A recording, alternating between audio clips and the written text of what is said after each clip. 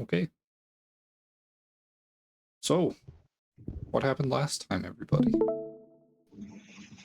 Things and stuff. Lady. We spent a lot of it just what's it called? Scoping out the Celeste family manor. Mm-hmm.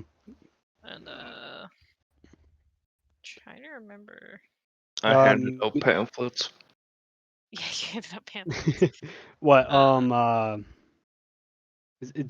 Zix was like scanning out the manor as a spider, if I recall, like for most of the session, and then Hatch and Sai Hatch and Sai went to the library, which then we proceeded to go to the community college to see if we could find anyone that might have known. I knocked the kid's candle off his desk. Yeah, I for whatever reason cannot remember names anymore. But because we went to the college to see if anyone knew who Miriam was, was, which is and the daughter of the Celeste family. Yeah, which turns out she's been graduated for a couple years, I guess. Yeah. And she barely goes outside. Yeah, or at least like a lot of her work is inside the manor, so not many people see her out and about. And then we did not investigate anything about Noah or really anyone else. I think Brangarn went. Yeah, I think Brangarn went down to the docks to see if he could find any information about their ship that comes in. And if I recall, you didn't really find anything. Yeah, they're 2 weeks out. Yeah. So we wait. And then we got jobs. And then I went fishing. Yeah. And then he went we got fishing. Jobs. Quite enjoyed it. At the end of the session, we got jobs like inside the manor, or we're going to go try and get jobs inside the manor so we can kind of scope it out better. What was it? It was like 2 cleaners, kitchen staff, and a gardener. And we had to go see Barnaby Cunningham. I'm gonna be a gardener. You're gonna be a gardener. Hatch with his big ass axe. First tree they need uprooted. Done. Don't even consider it. Pulls it. It's blocking my view. Absolutely just brute strength it. It just throws it across the yard. What else? Yeah. I think that was like the big things. Yeah, there was I had a chiller session last time. Where you guys didn't almost get one-shotted without me. We won't talk about that. Fucking creepy ass scarecrow. It's fine. Yeah. I think that's kind of where we left off, is we're gonna try to go get jabs. Yeah, I believe you guys are currently sitting inside the Twisted Vine Tavern. What would you all like to do? I would like It's to still head like out to middle of the Burnaby. day, right? Oh wait, no, I don't think you are inside the tavern because you went to the town square and looked at the job board. Right. Yeah, because your mother figure was like, Maybe. oh, there's job offers, or like the Celeste family's looking for. Oh yeah, she thinks the mayor is hot, so like that's a thing now. Fuck. I mean, a position of power. Oh. Yeah. Right. Yeah, and then we have to go find Barnaby, but I believe they said he's at the Celeste Manor, right? I think that's right. Because I recall he has meetings with them every once in a while. Yeah. Well, no, saying that Barnaby's at the manor for the job thing. Yeah, Barnaby should be at what? Yeah, I think he's over there. I say we head over there, and we go say hi. Good job. Say hi. Yeah. Good job. Do good. Good job. Maybe. Let Brand change out of his clothes. Hatch pulls off his wig, acts like it's just shaven head.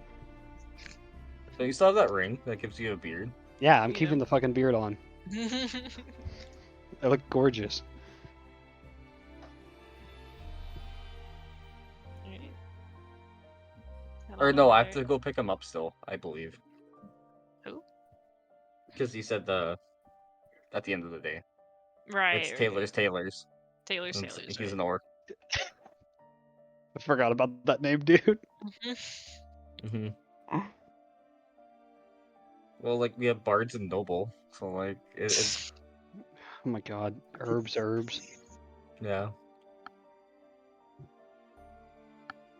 So yeah, the suit's probably not done being adjusted yet, so... Nah, Probably, not. I would imagine it takes like a day or two, right? Mhm, He said to come back at the end of the day. mhm. And it's, like, mid-afternoon, so...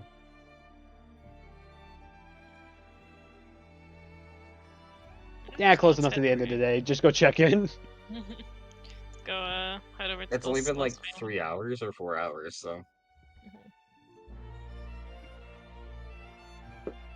Yeah, not I guess even, I'll- sweetie. Yeah, I'll just change in my traveler's clothes then. Yep. Or my common clothes. Mhm.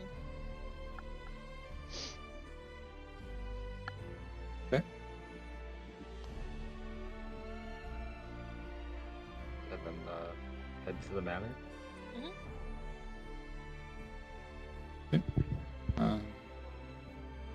Where are you changing?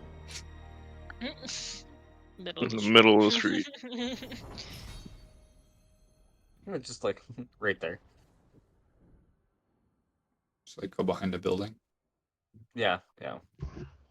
Okay. No shame. Everyone naked guy look! in the bush.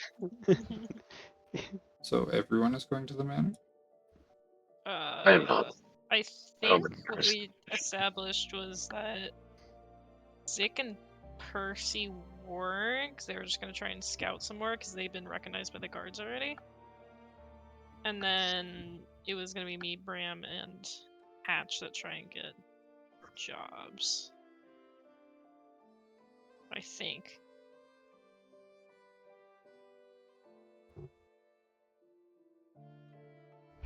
I don't remember though. Right? I think that's right? Yep. Okay.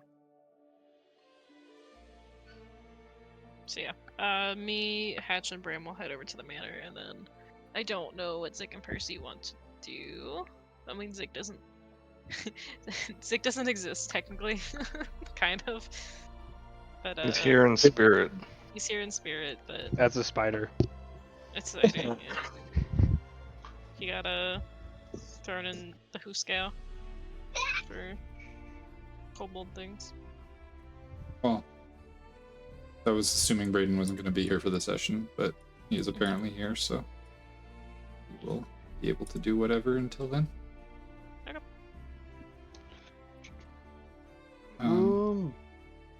So what is Percy and Zick doing then while everyone else goes to the manor? Are we just gonna go and scout it more? I think that's what we said you guys were doing. Could do that. Yeah. Someone else will have to kind of do the actual scouting for me. Mm-hmm. Also, where are you going to be to scout? Because you kind of exhausted a lot of your locations and stuff. That was as far as your familiar could reach in a lot of the circumstances. So, unless you have another idea for it. You wanted to do the second floor, right? Yeah, I'm trying to remember where the stairs were. I think they were kind of like middle right of the building. Is that somewhat correct, Colin? I don't remember. The middle, and middle right. I remember exactly where you had seen. You would have seen one set of stairs that was on the far, like, left side where that guy was loading stuff into the building. You saw one set of stairs that was there, and then you saw another one that was, like, on the far right side, kind of between like kind of like where the bathhouse was and the library. Okay. So you had seen two at the very least.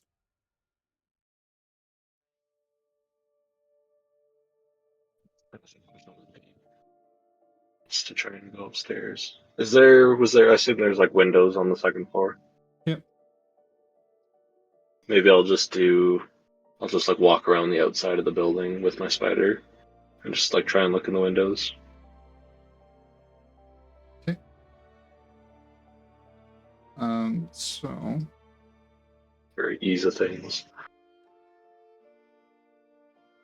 are you just gonna be standing in the same locations you were like last time, kind of thing? Yes, except for the place where we got spotted. Okay. So we'll go on like the north side behind the wall, and then by the university or the library or whatever it was. Mm-hmm. Yeah. Alrighty, and Percy's just going with Zik for all these again. Yeah. Just to protect him when he's as the familiar. Good map. Ooh.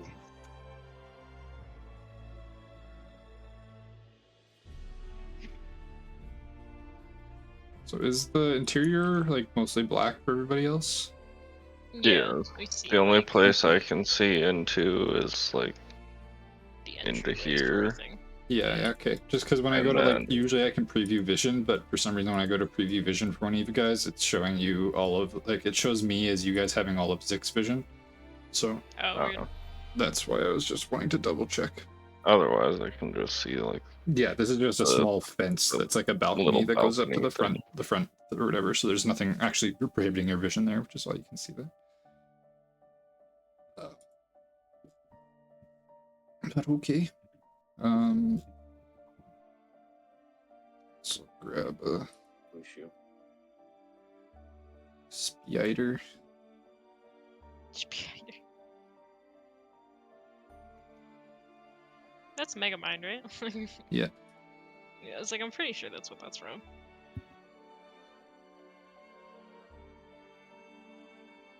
And spider is technically up to second floor, so I'll move him.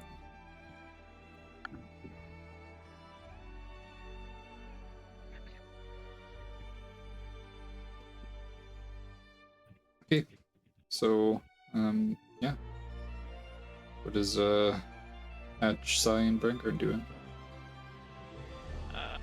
I'm assuming the job board basically said where to go in the manor, or just we can try just going inside. Be like, hey, hear about the job. There's two postings." guards here. We're not just gonna let ourselves in. Well, no, not that door. I mean, like the doors that are already open. Go up to the guards, and be like, hey, we're hear about the job postings. Where do we go? From From the board on the square. I forget what his name is. Barnaby Cunningham. Yeah. So like the front two doors are just kind of like almost like a wooden kind of like gateway kind of thing that's set into the fence that wraps around the balcony. It's not necessarily like a full-on barrier into the house interior or anything like that. Okay. But yeah, Who so wants you to do guys, the talking? well, Brangard makes his way up. You guys are standing on the outsides, I guess.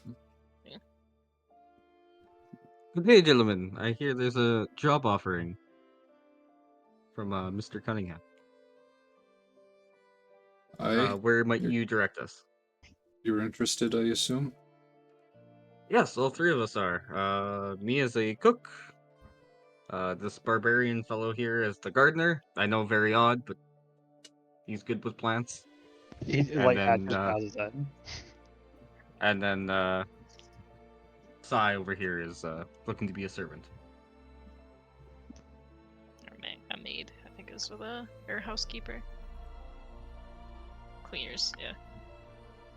Says, well, if you could leave your weapons with me, I will have my friend here escort you into the waiting room, and you will be arranged with a meeting.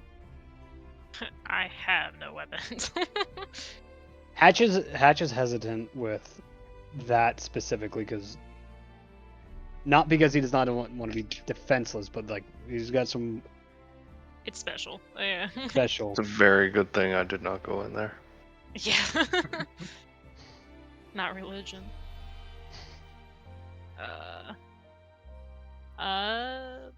Cue My the friend rogue here- where it's like, how the hell do you have all these knives? Yeah. It's like talk to the guy. It's like where just because I know that his is sentimental. Where are you keeping them? Just so we We'll be keeping them just inside at the front door. I kind of like pat his arm and be like, it's okay. Like we'll come back for it. I know. I just like the idea that that Hatch is just muttering inside. He's like, yeah, I know, but we gotta do this. I'm like, yeah. Well, they will search all of you guys Rude. to ensure that you are not hiding any It's weapons. the rules. We have to. Yeah. I like turn out my pockets and shit. Like, So yeah, they will remove any weaponry you guys have on you. Obviously, armor and stuff like that is still fine. They don't seem to care about that. But anything that could be used as a weapon, they will remove from your persons. I think I make my own. Or arm the weapon. would they like take Against my nature. potions and stuff too? What? Would they take the potions I have on me? No, probably not. Okay. I would say if you have a Just in case. Oh, you know what? I would say if you have a spell book or something, they will probably likely confiscate that. Ooh, you know what? That's fine. I actually can. I'm not gonna tell them, but I can actually make a new one technically with my fucking thing, the Awakened spellbook. Where is it? Or maybe I can't. I don't know. I thought I read that. Never mind. All right, I lied. Yeah. Yeah, I guess if I'm making Hatch give up his hammer, it's only fair. Hatch give up his Whatever. hammer? You Or mean not his hammer, hatchet? you know what his hatchet. Yeah. My big hatchet and two smaller hatchets. I'm thinking about Percy's because I was doodling him earlier. Like, Doesn't he have a mace? I have a it's warhammer. It's a hammer, Oh. yeah. Never mind. I'm wrong. Yeah. Point at me I and have laugh. my religion. I will not give up my religion. Will not give up my religion. Alright. I mean, Alright. fair. So if you guys all hand over your weapons, one of the guards takes them and brings them inside here, and as he opens the door and kind of goes inside, he says, "Follow me." Makes his way in, sets all the weapons off to the side, leaning them up against the wall, sets a spell book on the floor, that kind of thing.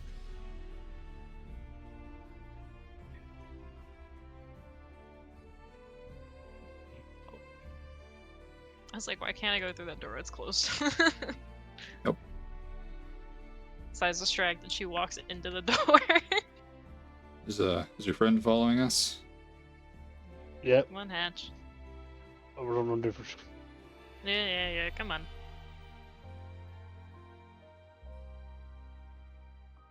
It was pretty in here. So yeah, you see a grand foyer sits at the front of the manor. Beautiful white and black carpets cover the floor around benches and planters that sit between large supporting pillars of intricately carved wood.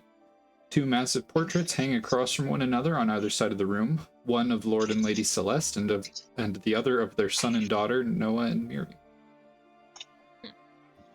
And he just says, right this way, please.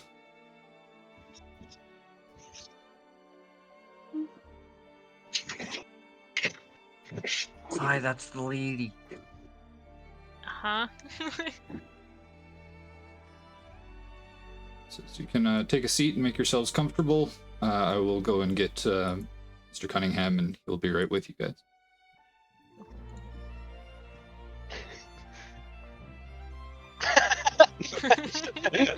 yeah, Brandguard. You want to sit next to me? You don't want to cuddle with Hatch on the couch. No. Or be soft. Yeah. A warm Soft. fireplace blazes at the back end of this greeting room. A rack of fine wine rests against the wall, and an arrangement of sofas sit around a square coffee table. Portraits of the Celeste family adorn the walls, and ornate statues sit in the corners of the room. Are the statues like of anything, or are they just like? They just seem to be like statues of like noble knights, kind of. They have like a shield resting on the ground and like a sword that's kind of like slid in behind the shield with their hands kind of like grabbing onto the handles. Okay. Yeah, if there's anything you guys would like to There's do some while good he is gone. vintages in here.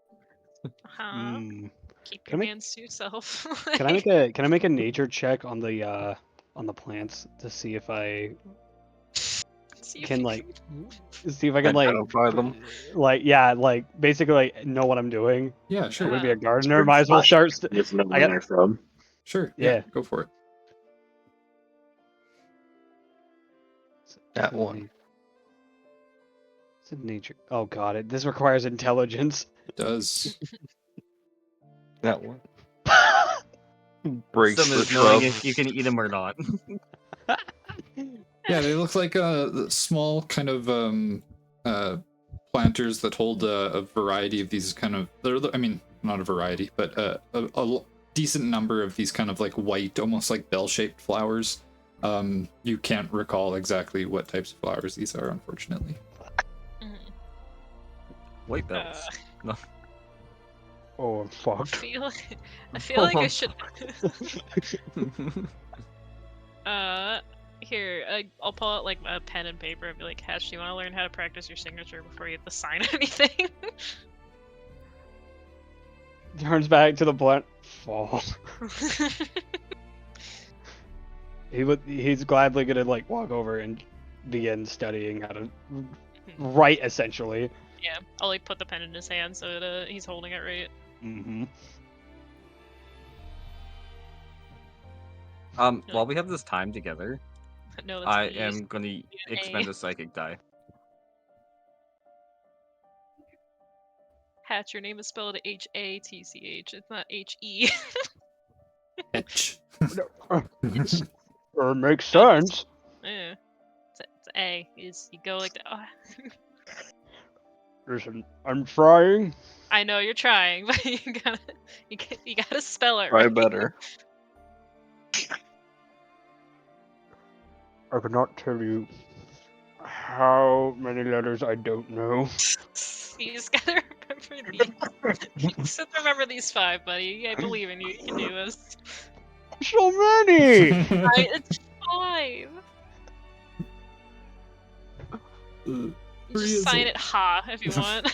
5 is a lot. Just draw a picture of a hatchet. Yeah. I can't even count that many letters on one hand. He holds up like 4.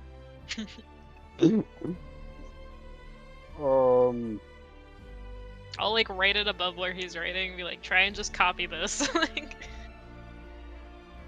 the problem is Sai's handwriting's like really it's like not quite cursive, but it's close. So it's like, I can't read this. Hatch just hurries and scribbles it, but there's just a giant H at the start. You know what? That counts. He did great, buddy.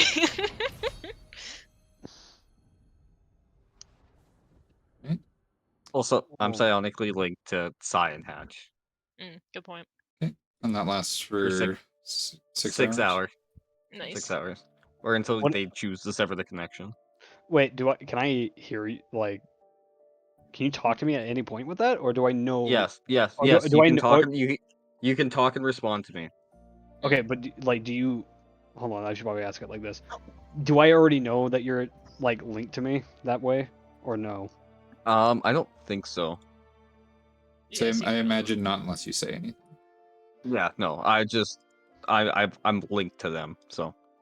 Okay. Why do I feel like Hatch is gonna like audibly talk every time? Oh, he's going to. gonna You know try exactly that. This is exactly where this is going. Is anybody else doing anything in their little bit of free time that they have here? I'm just looking at the vintages that they have. I'm gonna keep You want to practicing make me a nature check? scribbling. Worst case scenario, I do have that potion of diminution. I'm just Or looking for it. Wait, what? It's not good. Diminution? They have wines. Yeah, it's some sort of white wine. You're not sure what it is. That's so much funnier that I rolled better and lost a point, and I still did better. Well, actually, I mean, it says it. Sorry, it says a name on the label at the very least. It says Yeah. it's Tarma White, but you're not sure if it's a good I was wine, looking a at the bad years. wine, or anything like that. Yeah. But, Mhm. Well, Can I, like- assuming with the Celeste family like status, they're only gonna have good wine Like, yeah. or highly sought after. But Can I, that's like- probably like in the basement. But like this is probably something that they'd give guests or something, Mhm. so it's not gonna be awful. Can I like glance up and see what he's looking at and use my like tavern knowledge to see if I can see sure, what you it... make me a nature check with advantage Nice. Take those. to see if you recognize as Tarma Well, White. the first roll wasn't great. The second roll is good. Okay. Damn! So, as Tarma White, you do recognize it is a perfectly balanced, fruity white wine from Sunwood on the southern isles of Losora, which is the continent that is just north of Cyrilla. So it's from overseas. It's quite nice. It's not like a super expensive, crazy, ridiculous, rare wine or anything like that, but it is fancier stuff than you would find in most other taverns and stuff here. So. There's also a fancy, but it small ain't little that like fancy. side cabinet that has a bunch of wine goblets on it and everything like that. It's fancy, but it's not that fancy, Bram. Go back to teaching Hatch's letters. Okay.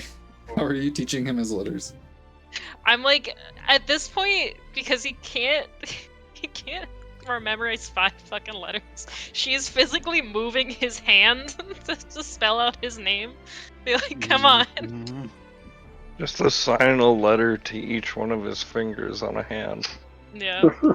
Can I doodle a single letter on each one of his fingers on his hand? So it'd be like, when you hold your palm up to your face, you can see HATCH. Like, Holds his hand entirely way too close to his face.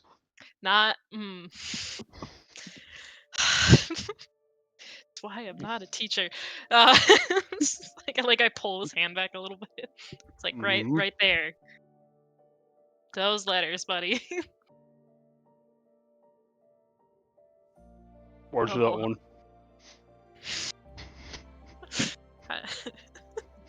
You hear like the sound of the door creak slightly while you're like attempting to teach him these letters on the tips of his fingers. You turn around Oh, and you see a man that is standing there with the guard just behind him or whatever, having he's like closing the door kind of behind him. You see the let's see. Yeah, so you see a man that has a receding black hairline that is slicked back behind his ears. His leathered face, dark crow's feet, and pristine black tailcoat give you the impression of a butler who has done his job for far too long. He kind of enters and sees you guys all sitting there. Are you like sitting on the couch next to Sai, kind of like trying to do this, or are you like? Oh, I'm definitely sitting down. yeah. Okay. We're both on like each corner of each couch, kind of like leaned over Gotcha. the table, Mhm. basically, or like whatever is in front of us. You see him kind of like turn to the guard and says, "Thank you. That will be all. You can return to your post." And the guy kind of nods and closes the door behind him and takes off. You see the man kind of step up to the edge of the table. He has both of his hands kind of folded behind his back, and here, probably give you guys a handout. Wait, do I have a handout for this guy?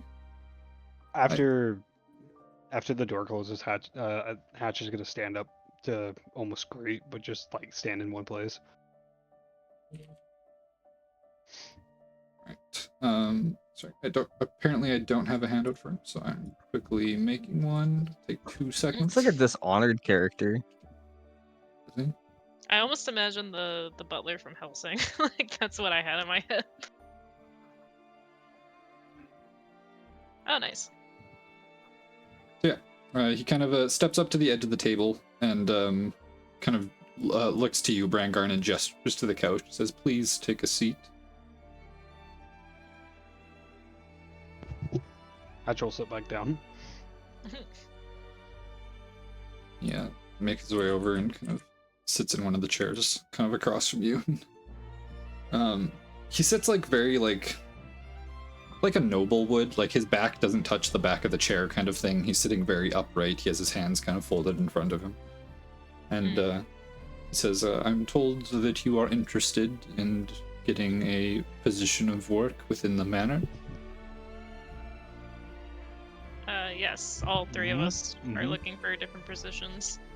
I'm looking for the cleaner position.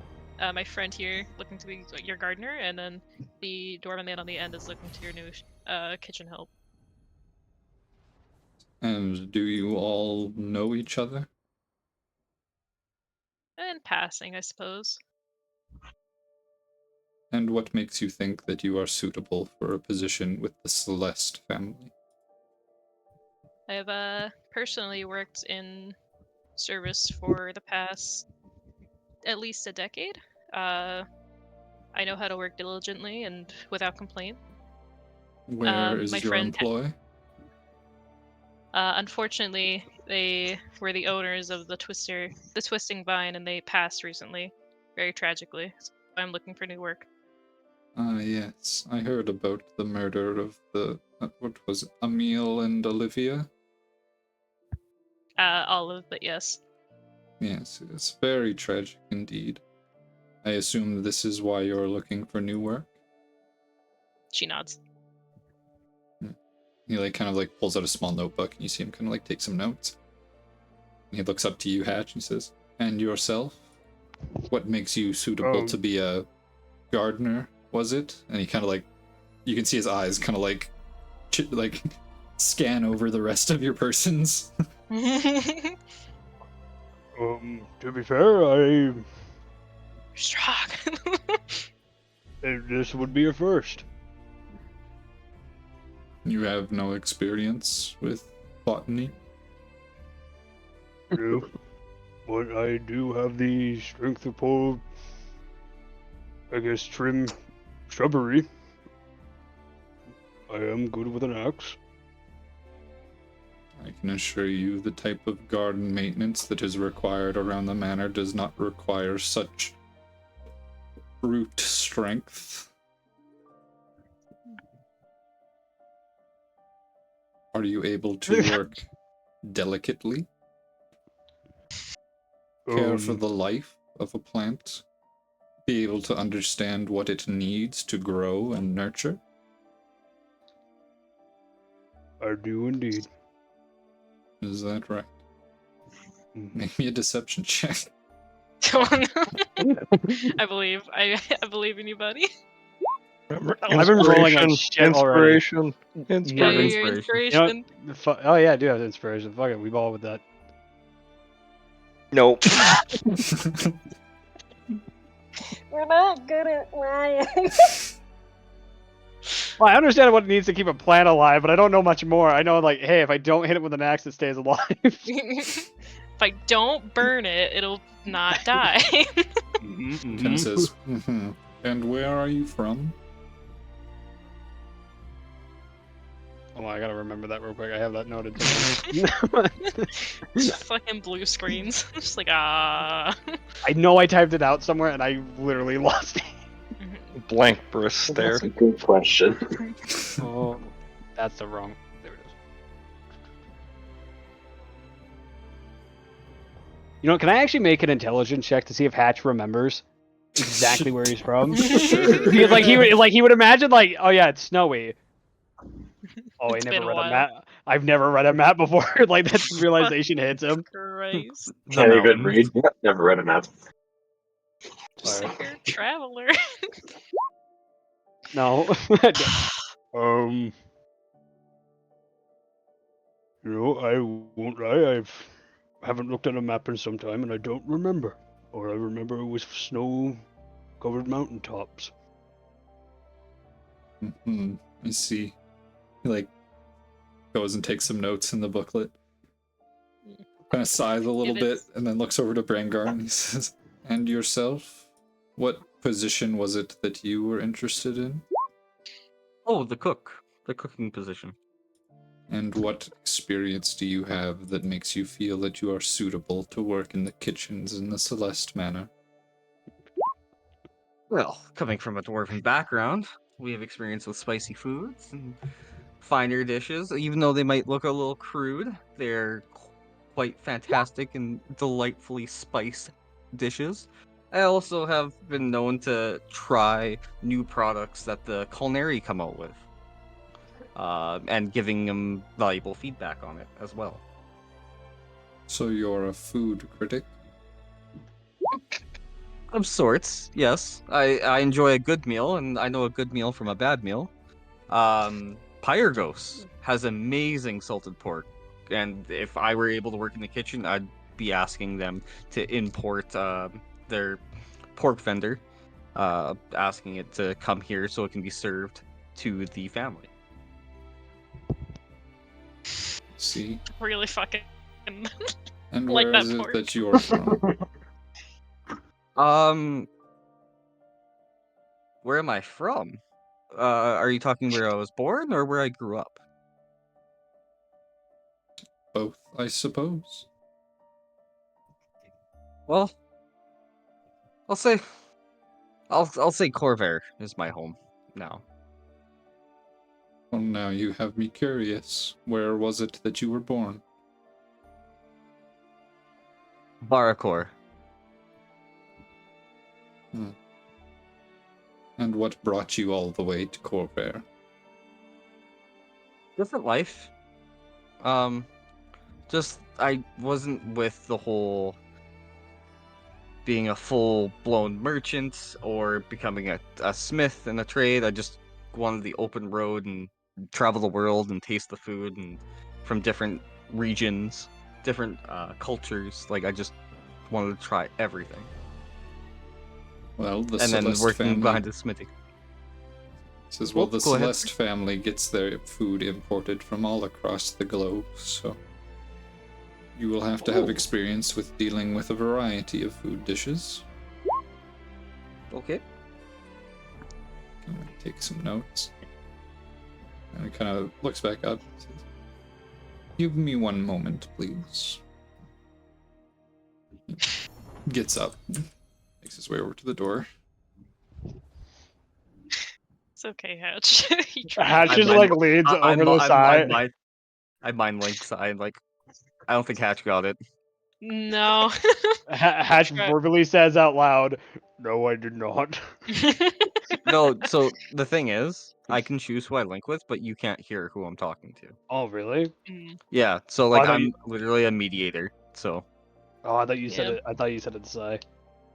I did. Yeah, I said mentally I said thought it I to could hear. Sai. I thought I could hear it. That's what I. That's why I said that. yeah.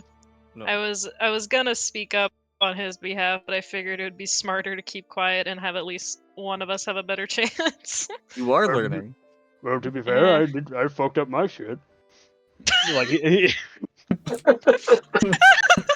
I mind like Hatch and it's like arson's always an option. Don't you forget. I'll respond Hatch, to Brangar Hatch and- like very, very, not very loudly, but definitely says that line. Like turns, looks straight to Brangar. And goes, "I'm okay with that." I mean, worst case scenario, I do have that I'm saying this like over the mind link of I do have that reduction potion in my bag still. So if we need to have someone scoping out the inside in a smaller Call way, me we short. have- No, I wasn't suggesting you. I'm just Just saying if heavily we need implied. just heavily implied. I'll have you know, I'm not that sneaky. Yeah, Graham honestly, kind of grabs his belly. I've been fucking sneaking better than you have, yeah. Yeah. forgot. Why did you grab your belly? Don't worry, buddy. It's It's gonna be a long day. I'm bulky. Mhm. Mm-hmm. I can see. You see, Barnaby makes his way back into the room. He comes over to you, Brangarn, and he looks at you and says, "Hold out your hand." I hold out my left hand. He reaches out and he places a mushroom in it. Mhm. What do you make of this?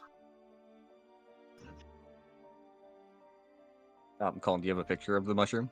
I do not, but if you would like to make me a survival check or a nature Oh, check, your okay. choice. Can I also do it, like, from just where I'm sitting? Sure. Yeah. Survival or Survival or Survival or nature. nature? I would- Nature is- Am I cool to do it as Oh, it well? was Because like I'm Sixteen. gonna use inspiration. Sure, if you would like to, Hatch, go for it. Hey, you got one, buddy! Oh, hey, buddy. You got over a 10. I'm proud of you. Yay! Good job. Mushroom identified. Oh, you know, it's. I'm like, that's a mushroom. I don't know what it is. Edible. Edible. So both Hatch I'm and assuming I'm Brangarn, sniffing it. yeah, both Hatch and Brangarn, you were able to identify this as a brown-shelled mushroom. It has a very hard kind of exterior coating on the outside of it, but the underside is still quite soft and kind of like a bright white. Brangarn, however, you are the only one that is able to identify that this is a potentially poisonous mushroom, but if cooked properly, can be quite delicious. But it is also very dangerous to cook because it has potentially lethal properties if cooked incorrectly or if served incorrectly. So the mushroom you've given me looks innocent enough, but if it is not prepared in the correct manner, it can be essentially deadly and could kill somebody. But There's it's. several fish out there that are the exact same way, and they have to be handled very delicately. Impressive. He takes the mushroom back. Kind of goes and sits back down in his chair, kind of setting the mushroom on the side table. Kind of pulls out his notepad and starts taking a few more notes.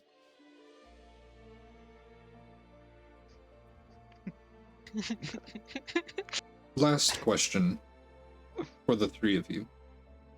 What is it that brought each of you to specifically work in the Celeste Manor as opposed to anywhere else? I mean, growing up in Corvair, everyone knows the Celestes. If I got the opportunity to work for such a prestigious family, I figured I might as well take the opportunity. And what is it that you know of the Celeste family? Well, I mean, they're the most, like, prestigious noble family in all of Corvair. They import and export all kinds of goods from across the worlds. I mean, they have that gigantic ship that's, I mean, it's not in the harbor right now, but it's somewhere in the ocean getting something amazing, I'm sure. Nods. Very good. Takes a couple more notes, and he looks to Hatch. And you? To be fair, I'm new to the area and I'm looking for a first job, and I saw the posting and thought this might be a good fit.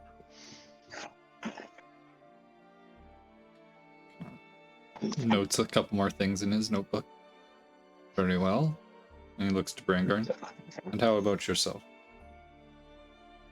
It would give me ample opportunity to prepare dishes using the most exotic ingredients that you have available. And being the Celeste family, being a merchant family, you have access and ties to probably spice traders, everything from, spice traders to, what are they called? Textiles to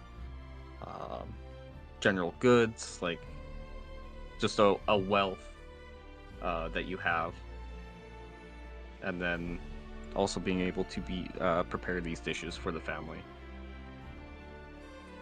So it's a win-win. I get to prepare food, and you guys, well, the family should enjoy a tasty meal every night, or however meals are required. Probably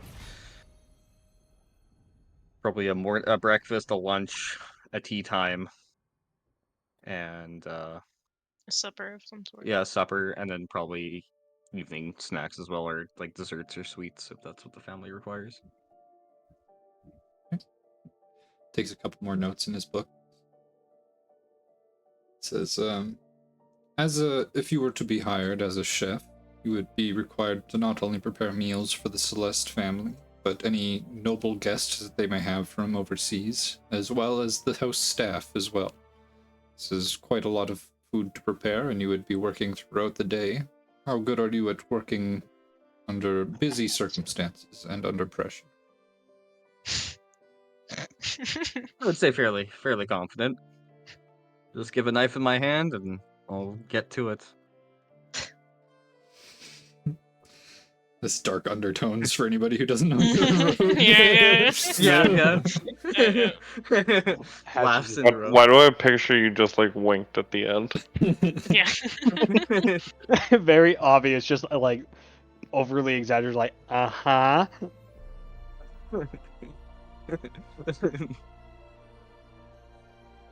So he sits there in silence for a little bit, kind of noting a few more things in his booklet, before eventually he kind of stands up and he makes his way towards the door.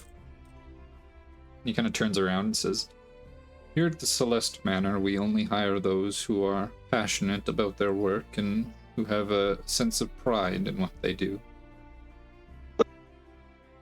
Sai and Brangarn, was it? Yes. Yes. If you are interested in working with the Celeste family, I will expect you here tomorrow at sunrise.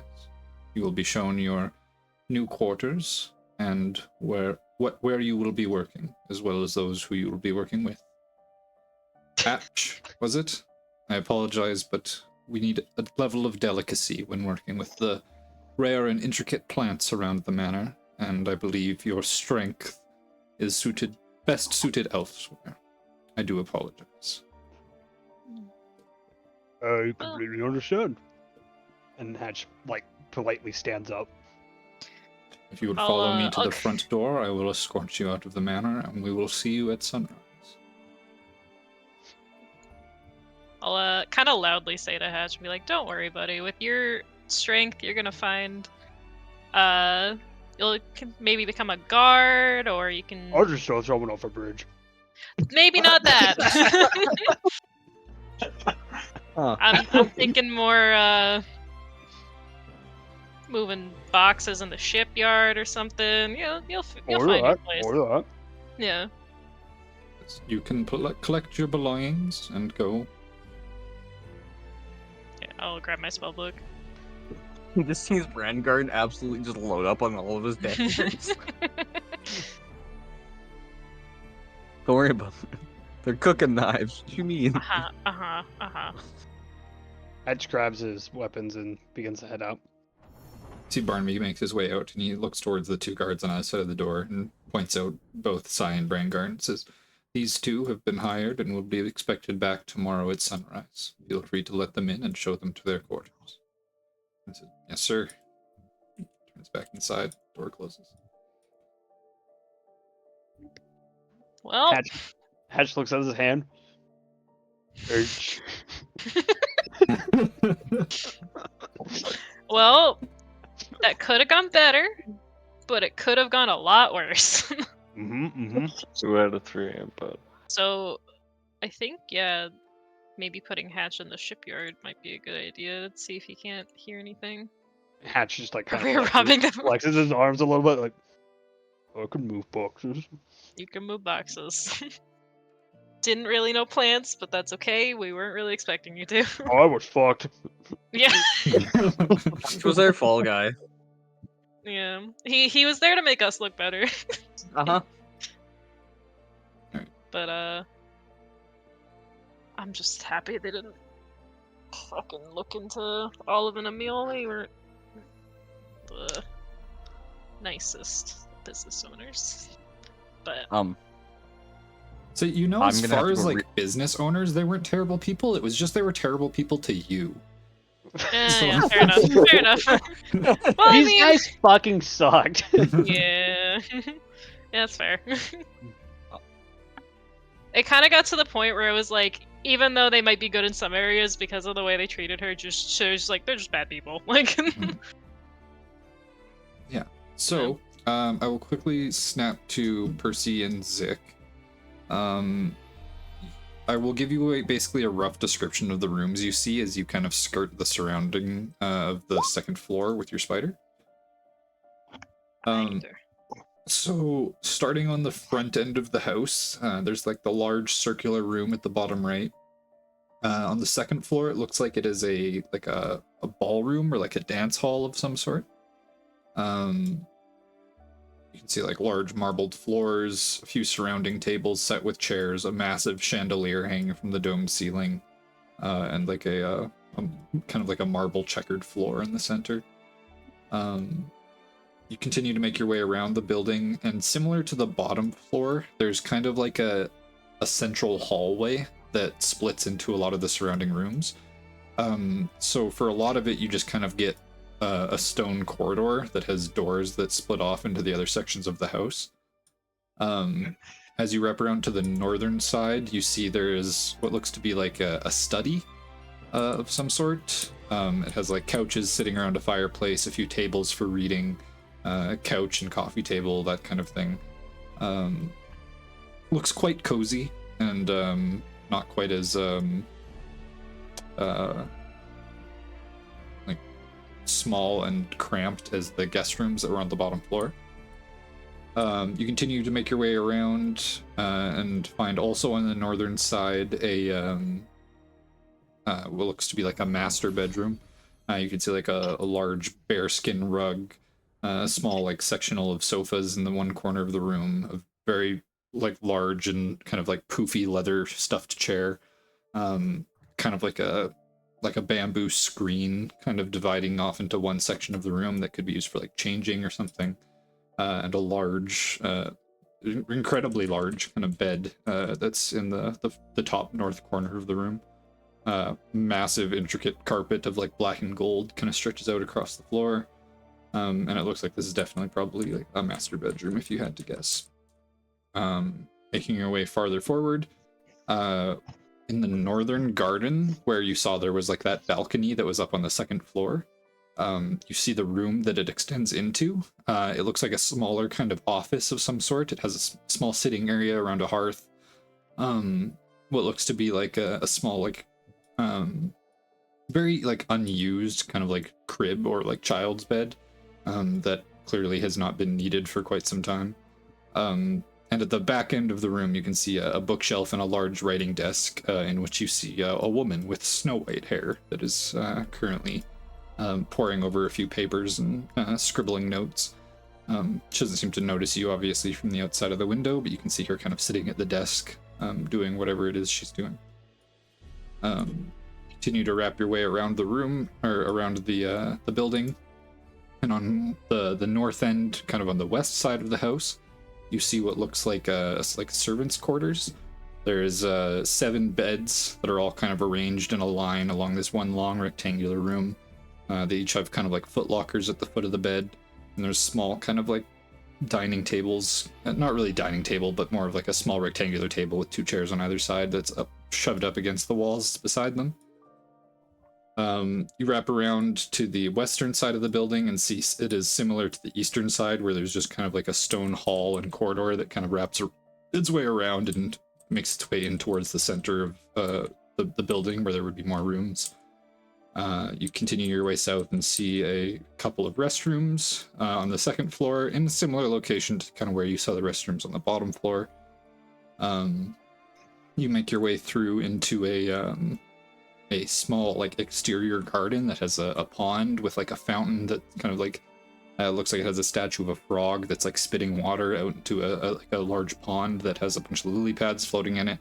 You can see some koi fish that are like swimming around at the bottom, and a bunch of these bushes kind of around the exterior of the garden that have these same kind of white flowers on them. Beside that, there are windows that extend into another larger room. This one I will actually give you a description of.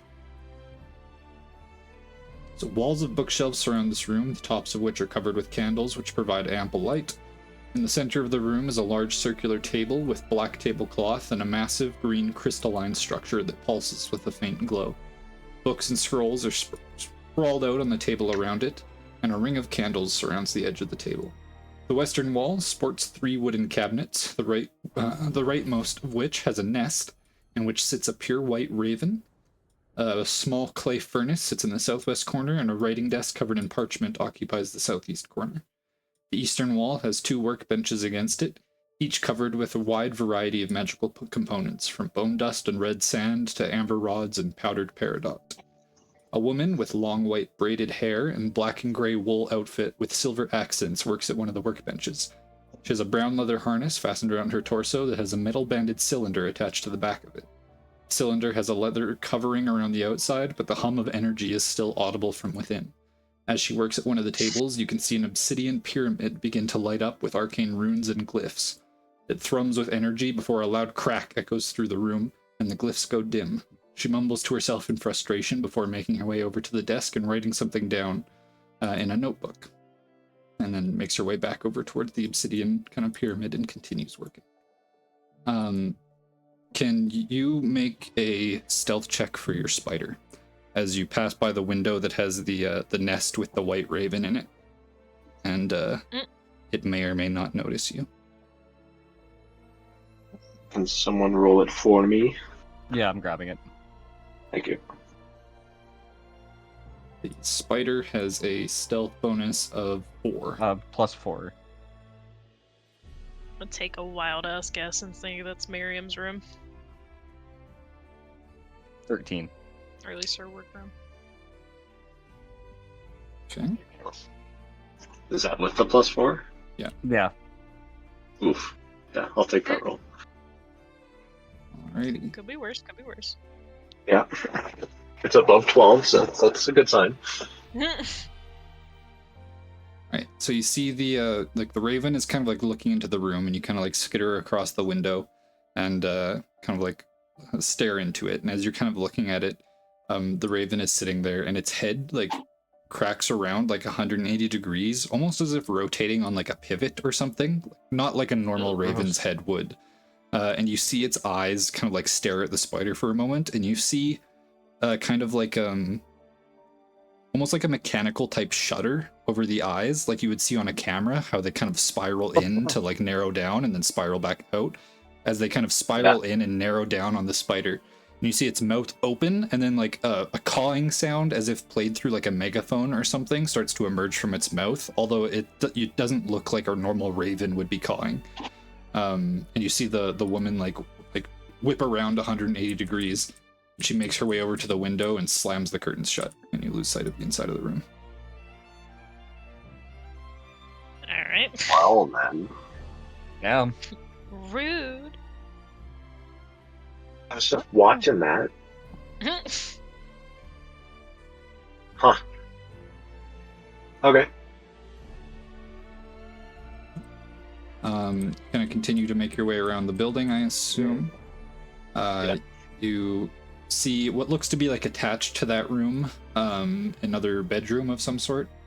It has like a sitting area, a writing desk, another bookshelf, and a large painting of the woman that you saw in the previous room with the white hair and kind of leather harness. And that kind of wraps around to the front porch of the house, which continues around, and eventually the next window that opens up shows into the kind of like the balcony that's on the second floor of the manor, if you were to go in through like the front doors. On those you can see there is the second floor balcony contains a variety of sitting areas, including one with a small hearth in front of it. The northern wall contains a suit of antique armor flanked by 2 braziers. On the southwestern portion of the balcony, a wine rack sits next to a small salad bar containing bread, salad, butter, pitchers of water, hand towels, and utensils. Across from it, an ornate sword sits on a basalt plinth with suits of armor and candles decorating either side of it. As you make your way around to the eastern portion of the balcony, you can see what looks like a gambling hall. It contains 2 tables for playing Hand of Fate or 21, which are basically like the fantasy equivalent of like poker and blackjack, and 2 tables for playing Tamora's Spinner, which is the fantasy equivalent of like roulette. Multiple seats around the table are decorated with black and white leathers, and a roaring hearth sits on the northern wall next to a bar. Other than that, it starts to wrap around back again towards where the large like ballroom or dancing hall is.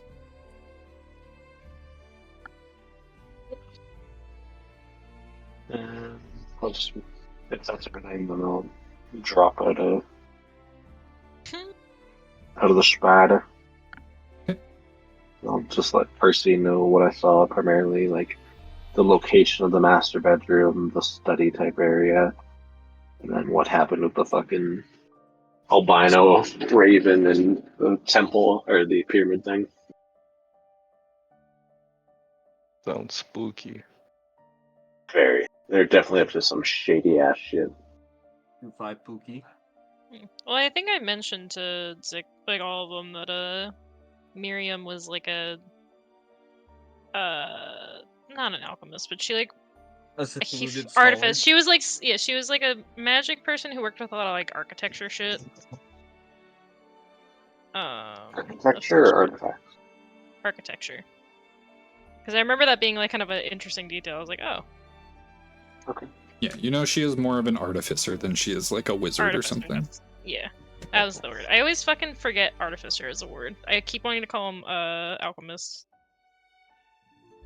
Mechanical wizard. Mechanical wizard.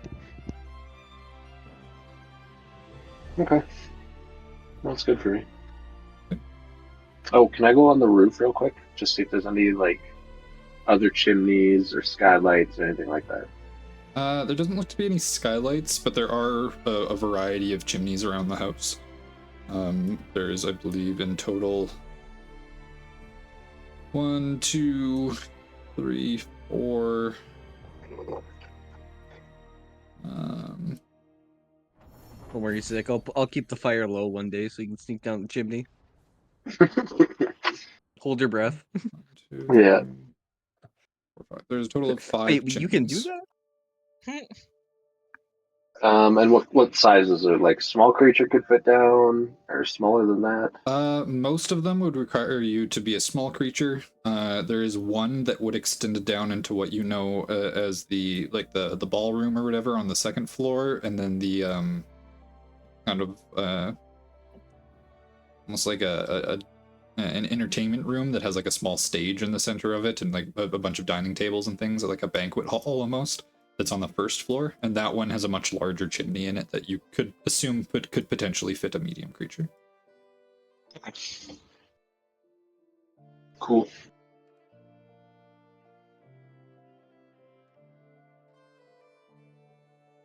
Yeah. I've done as much scouting as I can. I'm good to go wherever he wants to. Shall we go find the others? See how their interviews went. Brandgarden has to go talk to the boss. Yeah. I would assume that we're all just eventually meeting up at did we all come here together originally or separate? I would assume so. Probably in 2. You guys kind of like got to the front of the building together, but then Zik and Percy kind of went off to go do their scouting thing while the others kind of went to go apply for their positions, kind of thing. So. That's I just see so them. We'll sad. meet up with them. I No, fucking we'll meet sucked. at the bar or the tavern or whatever. The twisting vine. You guys all make your way back towards the twisting vine. Brandgarden's detour. Yeah. I was kind of like nod and be like, yeah, we'll catch up with you later. I'm still mind linked with you, so like, if Yeah, shit yeah. goes down, let me know. Okay. Where am I going? We're going to the tavern. Bram's gotta go do some errands. Mm-hmm. Anyway, Gotta go get a chef's knife. how was yours scouting going? We found a Good. spooky room. Spooky room. How so? It's a mechanical pipe. Well, I don't know if it's mechanical per se, but an albino raven. It Sounds moved like it's almost trouble. robotic. Yeah. If I know anything about artificers that sounds like Miriam. What the fuck? Sorry. That was new. I'm like, am I watching a TikTok? Scared the Sorry. out of me. It's okay. I forgot I had to fuck is adjust the the bar volume for doing? new music before. Oh good, oh good. I was just like, what the fuck? No, but yeah, if I know anything about artificers, that sounds like a Miriam probably. Did you see anything else in the room? A bunch of books, and then there was I think it was an onyx pyramid that she was fucking with. You can make an Uh, intelligence I check saw- if you want to see if you can identify what it was made out of. Sure, Can I give him guidance? Sure. I will take it. Abilities, intelligence. You get to Oh, I add thought that one was the to roll. whatever your roll was. I thought that was the roll. Bryn, do you need me to roll? 15 plus. No, he still has access to his character sheet. He just doesn't have access to the Okay. spider. Okay. 15 those of plus you you who turn the maybe- music down just Yeah, a yeah. little Sorry. bit more. 14. Yeah. There you go. For those of you who may be watching, Brayden is in a spot where he cannot access his computer normally, so he is playing from his phone, so he does not have access to the same things he would normally have. That's also why his mic quality doesn't sound as good as it normally is. What a Yeah. nerd! What a nerd.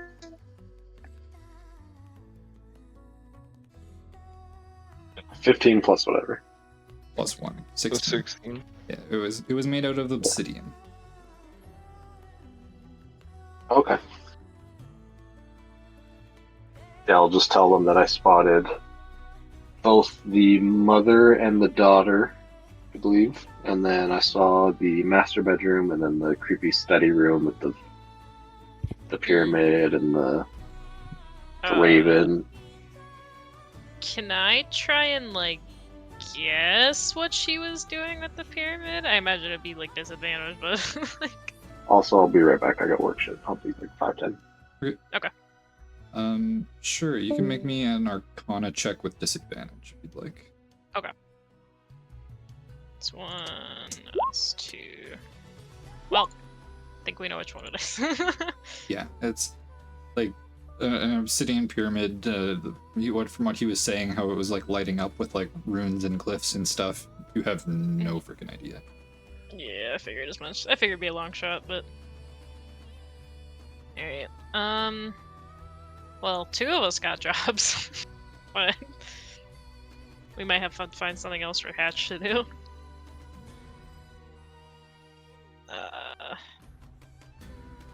Any ideas? Cause He's a dock worker. Mind He's blink. a yeah, I suppose. I could probably work in the dock as well. Mm. Well, that's assuming that there is work at the docks. I was just saying that the. I would assume there's always Yeah, true. generally There's gonna probably- be people needed to unload ships and stuff. He's a box Yeah. mover. I mean, I But, could probably walk up and just start doing stuff and probably wouldn't even care. Yeah. We probably want someone to keep an eye on what the sun is doing as well. No, is this the end? The captain of the guard. Yeah, the captain of the guard. That might be something that Hatch might want to try and do. Just be like a new recruit or whatever. Just keep an eye on what the guards have been doing for the next couple weeks. But we have to report to the manor at sunrise. Which means that we should get there before sunrise.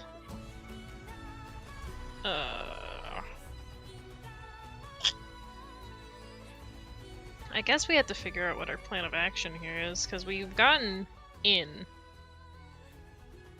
But how are we gonna, get what we need from them without causing like a huge fucking ruckus?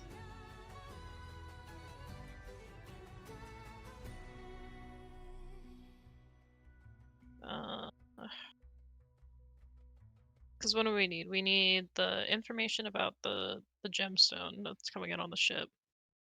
And then whatever the fuck they were doing in Pyragos. So focus on the Pyragos stuff for now and try and find because as a cleaner, I imagine I can go in and out of a decent amount of rooms. Hopefully run into some of the family members and not make an ass of myself. Get some information out of them. Also, you could plant one of the pins in one of the rooms that you're cleaning too. Well, I Be like, want to "Hey, hold look what on I to found." that. But I would like to basically see the family members first. So if you end up having to serve them food at all, just try and keep a eye out for anyone that's missing, like a pin or something, or like where they all wear theirs. But I'll also do the same. Because if we can identify who is in Pyragos, then it's going to make our job a lot easier.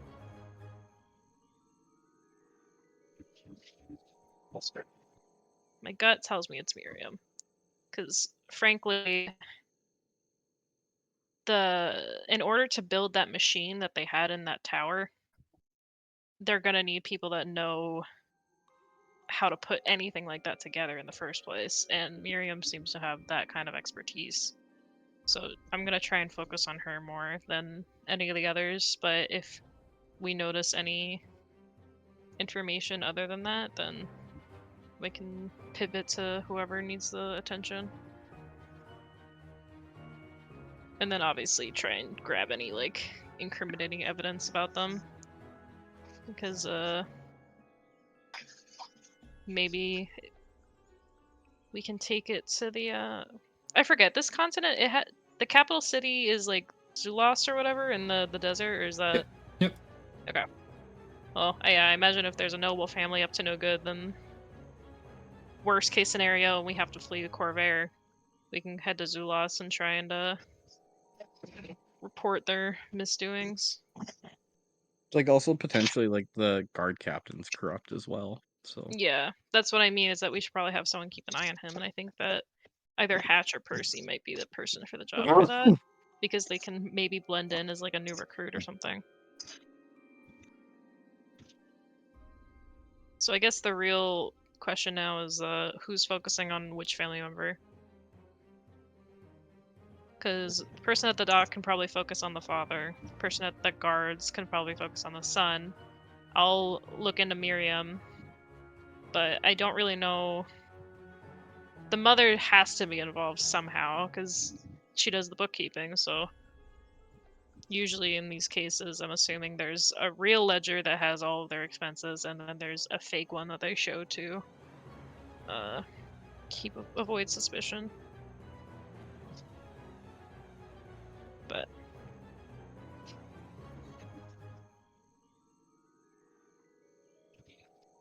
yeah. like I might be able to see shipping manifestos just Mhm. if I'm working in the kitchen. So Mhm. Yeah, shipping manifestos, and then if they're importing anything shady, they might hide it in some of the yeah, produce, but that would be something that would happen in the morning. So how involved do we think the butler is? Because he's probably works with the family for decades at this point, no? it was the Where's the butler butler? all along. Well, no. I'm more saying that does he know the extent of what the family is doing? And if he does he care? I would Oh, assume he you knows. like yeah, I'm assuming so. Mm-hmm. It's been like what the way Colin described him. It's like it sounds like he's been in with the family forever, like for generations. So Yeah, but that's going to be one of our bigger obstacles, because if we run into the family member and they catch us doing something, we can blame it on being like a new hire and not knowing where we need to be. But if we run into the butler, he's just going to fire us immediately. And if we lose positions inside the house, then we're kind of shit out of luck.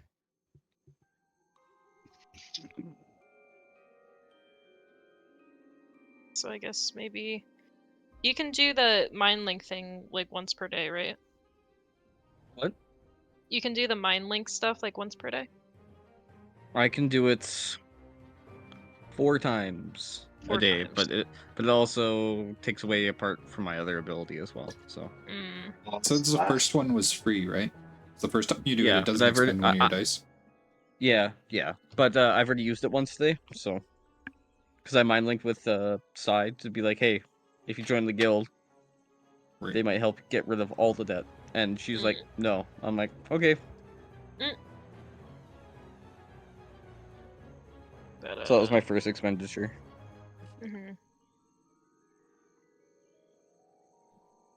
So, I mean, you're gonna have to have that up when we're inside the manor together, because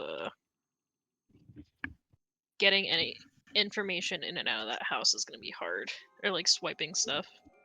I'd rather Bro, be careful for the first couple days. I can literally just I can watch Percy or Zick walking out through the door or out one of the windows. I can mind link them, relay information. Do you think they're gonna confiscate all our weapons and stuff again in the morning? Oh, 100%.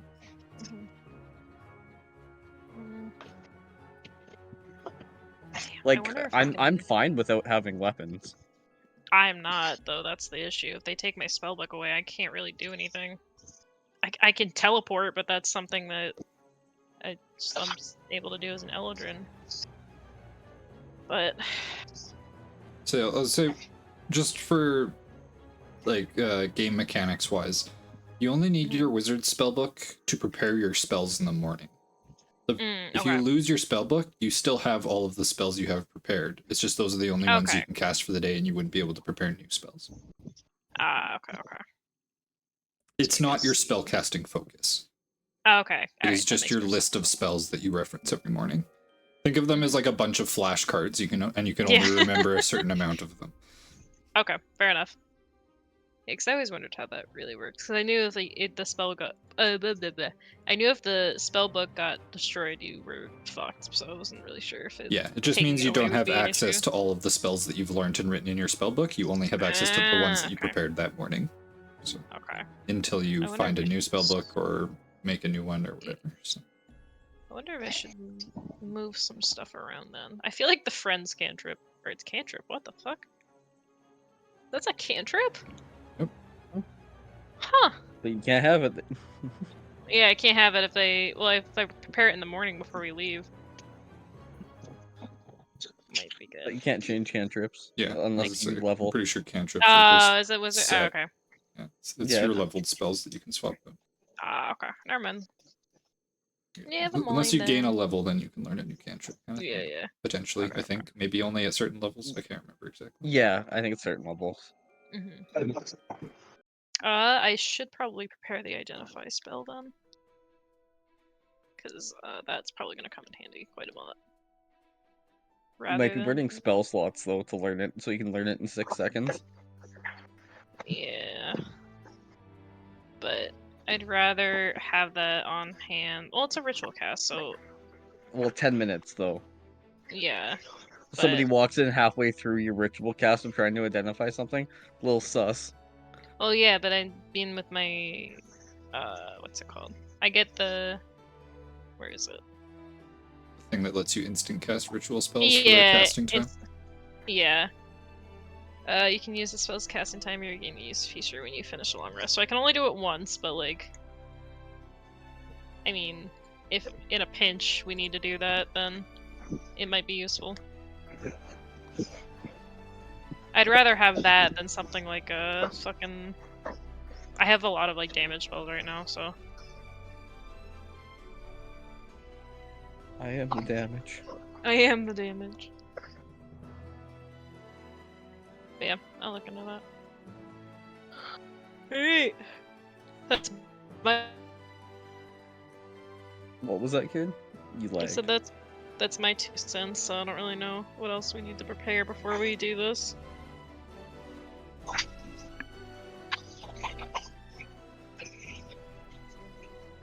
Colin, do I have a handler or no? I mean, or like, am I just reporting to the leader?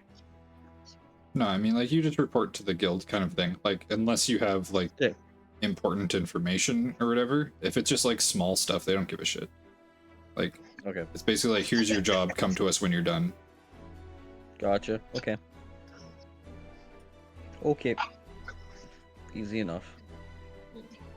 Yeah. Well, I guess if we have 2 weeks till it comes to port, I guess probably like on the 5th or 6th day, I'll come back with information, I guess.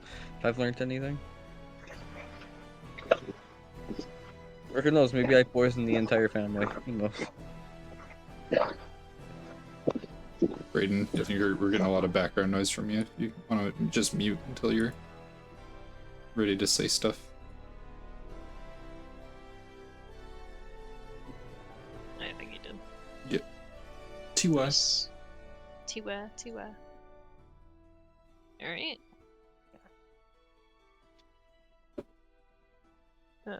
Is there anything else we can think of that we need to do today to prepare?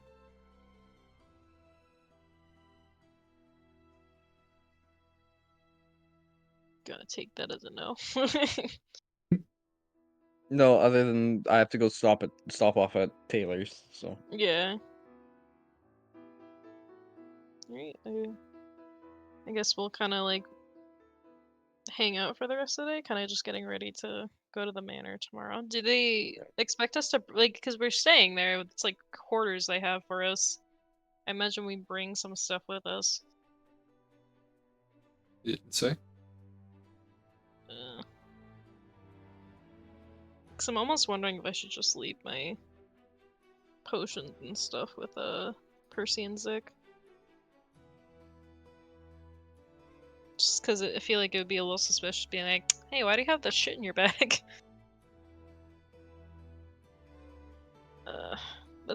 I'll leave my stuff with the just That's with the the other guild. thing. I think I should leave the pin outside the house for now. Because if they search us the first day, which I kind of feel like they might, because it's the Celeste family, finding that in my pocket's gonna be raising a shit ton of red flags. Mm-hmm. Thank you, Brayden. Might be useful. I'll give it to Hatch because he kind of knows I have something, but he didn't.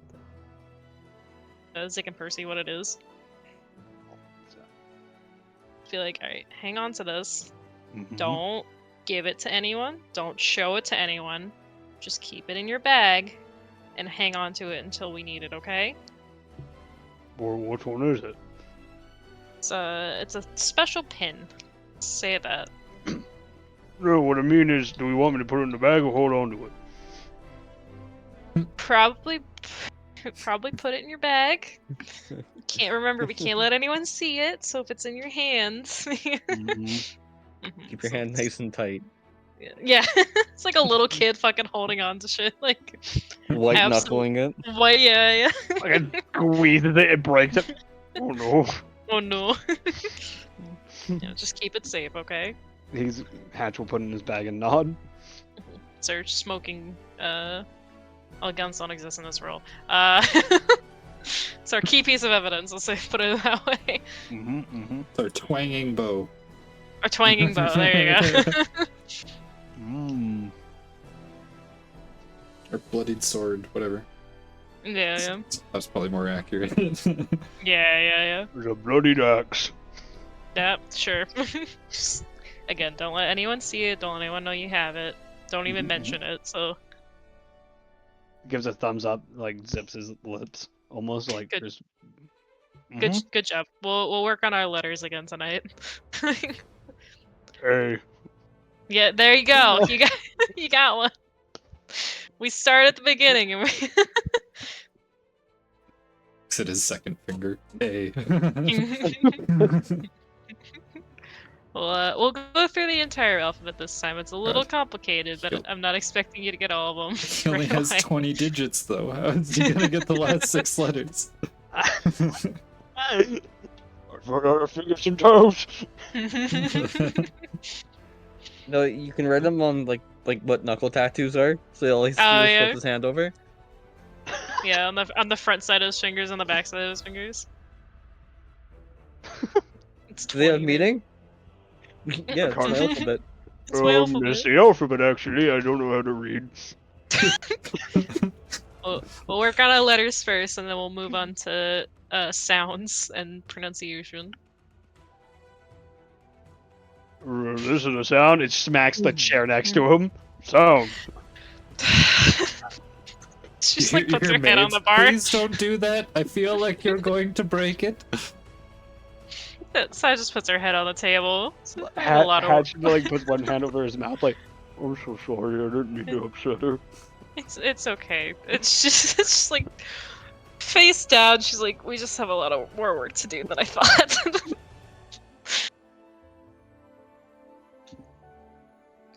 Someday, buddy, we'll get you to read.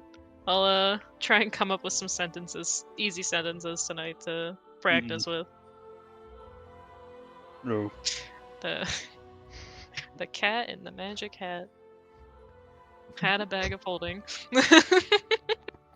You gotta now write an entire nursery rhyme just to get Yeah. Hatch to We'll understand. we'll go to the library on a day off and get some children's books.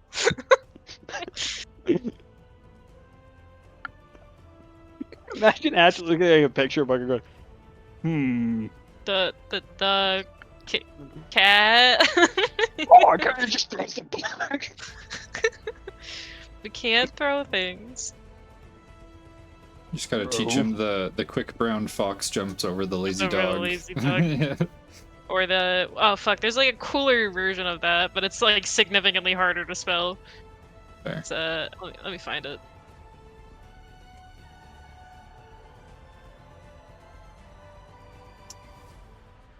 Yeah, it's a it's a Sphinx of Black Quartz. Judge my vow. It also uses all the letters in the alphabet, yeah. but is significantly harder to spell. What the fuck? Don't worry about that. We'll start with cat, and then go to hatch. Okay. Okay. Yeah.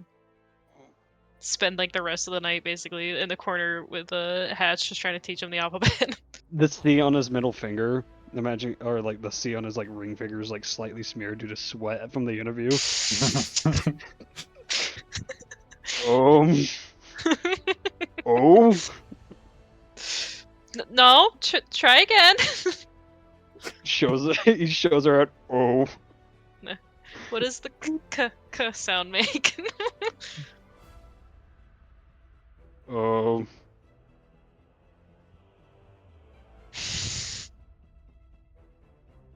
It's also hard because Hatch's name has fucking silent letters.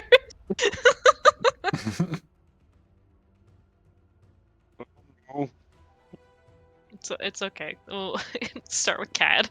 Hatcha. Hatcha. So close. See, some letters they hide in words, so you don't actually say them. Your T in your name doesn't make a sound, so you pronounce the HA and the CH. Hatch, make me an intelligence check.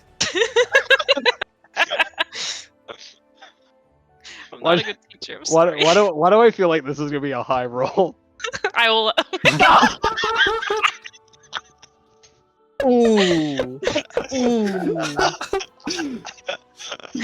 You sweat so hard trying to learn the letters that all of the letters written on your fingers sweat off and you can't remember any of them.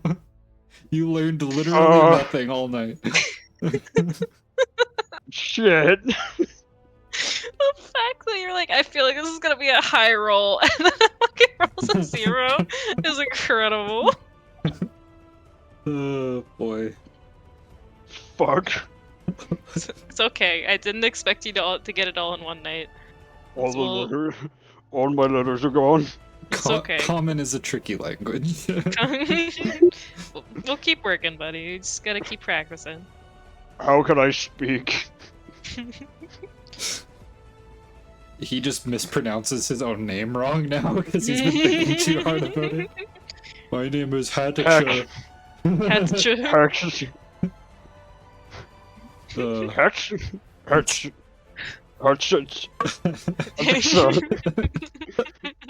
Help! It's gotten worse. Maeve comes over and brings you a free piece of bread. He's working hard. You're like, She "Bread she tussles delivery." your wig. Fucking love and bread. it, like shifts from side to side. You'll get there eventually. Ash is just eating the bread. It's like Oh. sniffling. Oh, You did. You're putting effort in. That's all that matters. Oh, my cheeks are sore from laughing. Fucking Zero is great. Can we call this one servants and spelling? Possibly, yeah. So, Brengar and Percy, what are you guys doing? Well, Sai is attempting to teach hatch letters.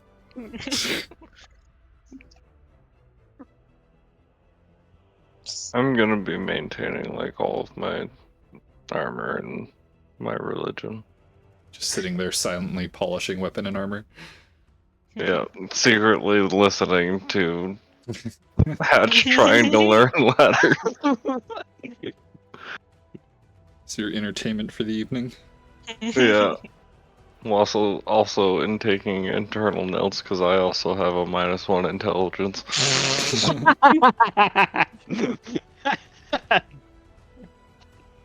That's amazing. If I don't look stupid, at least I can learn from the stupid one. You You only have a -1 intelligence. You're not even like that dumb. just can't spell. Just can't spell. And just is really bad at learning, apparently. Yeah, thought it was gonna be a high rolling. Oh, This is why God. Hash can't spell. He just does. He's just fucking ADHD. Hatch is neurodivergent. Yeah, right. Oh, dude, that makes it so much funnier that I actually have a hard time spelling in real life. It's all in character, right? Literally me incarnate. Yeah. And what is Brangarn doing? Since I went back to like the guild, I am going to see if they have any extra cookbooks and then sets of knives, like chef's knives. So you're basically just like staying in like the like you're not even going to like the heart of the guild kind of thing. You're just like going to the restaurant. Yeah, I'm going to the restaurant and be like, hey, you guys got any extra knives and an extra cookbook? Okay. So yeah, so you go and talk to here, hold on, what's his name again? I don't even think I have a name for it. No, I don't think you have a name for this guy.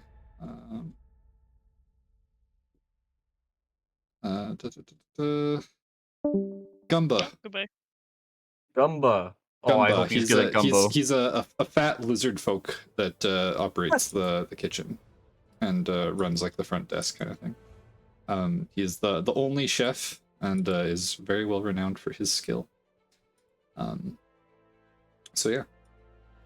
There's Gumba, and then there are two Kenku waiters who run the customer side of the restaurant, and their names are Pins and Needles. Nice. Yeah. So you go and talk to Gumba. Yeah. Gumba, how are you?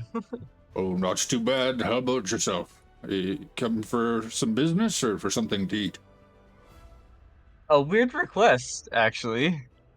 Is that so? We get an awful yeah. lot of those. What makes it weird in Yeah. this scenario? I'm somehow a chef in the Stellaris family household now. Solaris. Celeste. Celeste, sorry. Oh, the Celeste family. You're working for those Yeah. brats. Yep, somehow I figured my way into this situation. So I'm just wondering if you got any extra, like, knives, like chef knives. Yeah, probably just a chef knife and then maybe a butchering blade if you have any extra ones kicking around, and maybe a recipe book that's not releasing all your trade secrets, just to get me by with a little bit of extra pizzazz. I'm sorry, recipe book is far off limits. Have to get people coming back here somehow, you know. But That's fair. I No, suppose I I could understand. provide you with an extra set of knives. It's not gonna be anything fancy, but if I know the Celeste family at all, I'm sure they have something there. Why do you want to bring your own?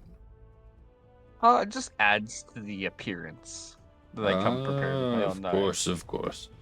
Let me go in the back here and see if I can find you something. Yeah, disappears off for a moment before eventually coming back with a small wooden, like it almost looks like a cigar box kind of thing.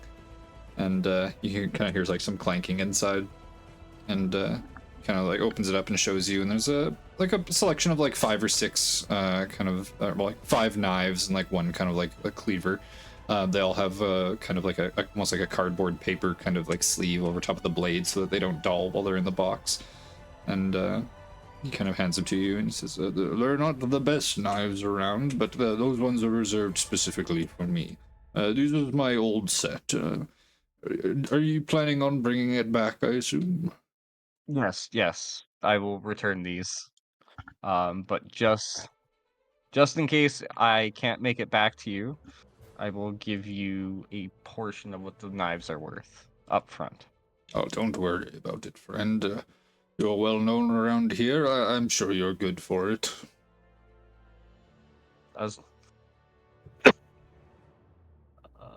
Thank you, Gumba. I appreciate it.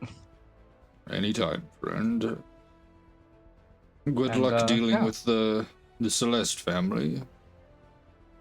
Yep. Let's just hope I don't end up dead. Oh, I certainly hope not. Not with your skills. Yeah.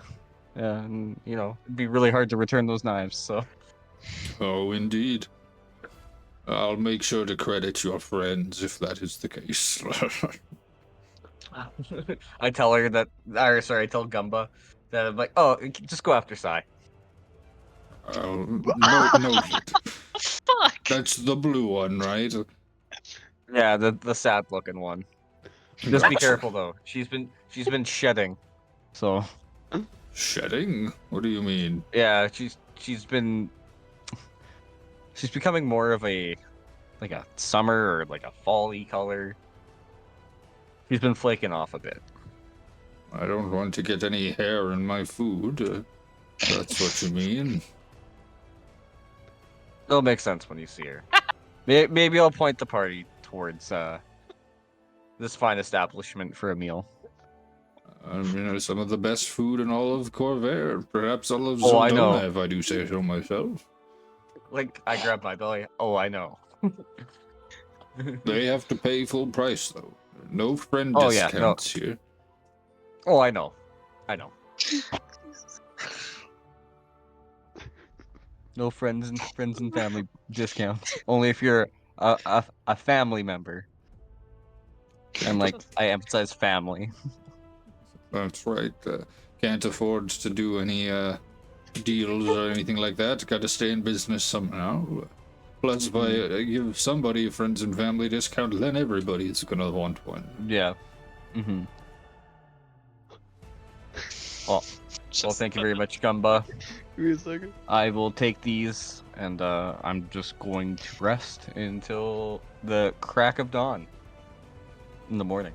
And then I will be out of here for a while, but I will return. Well, have a good night, friend. Good night, Gumba.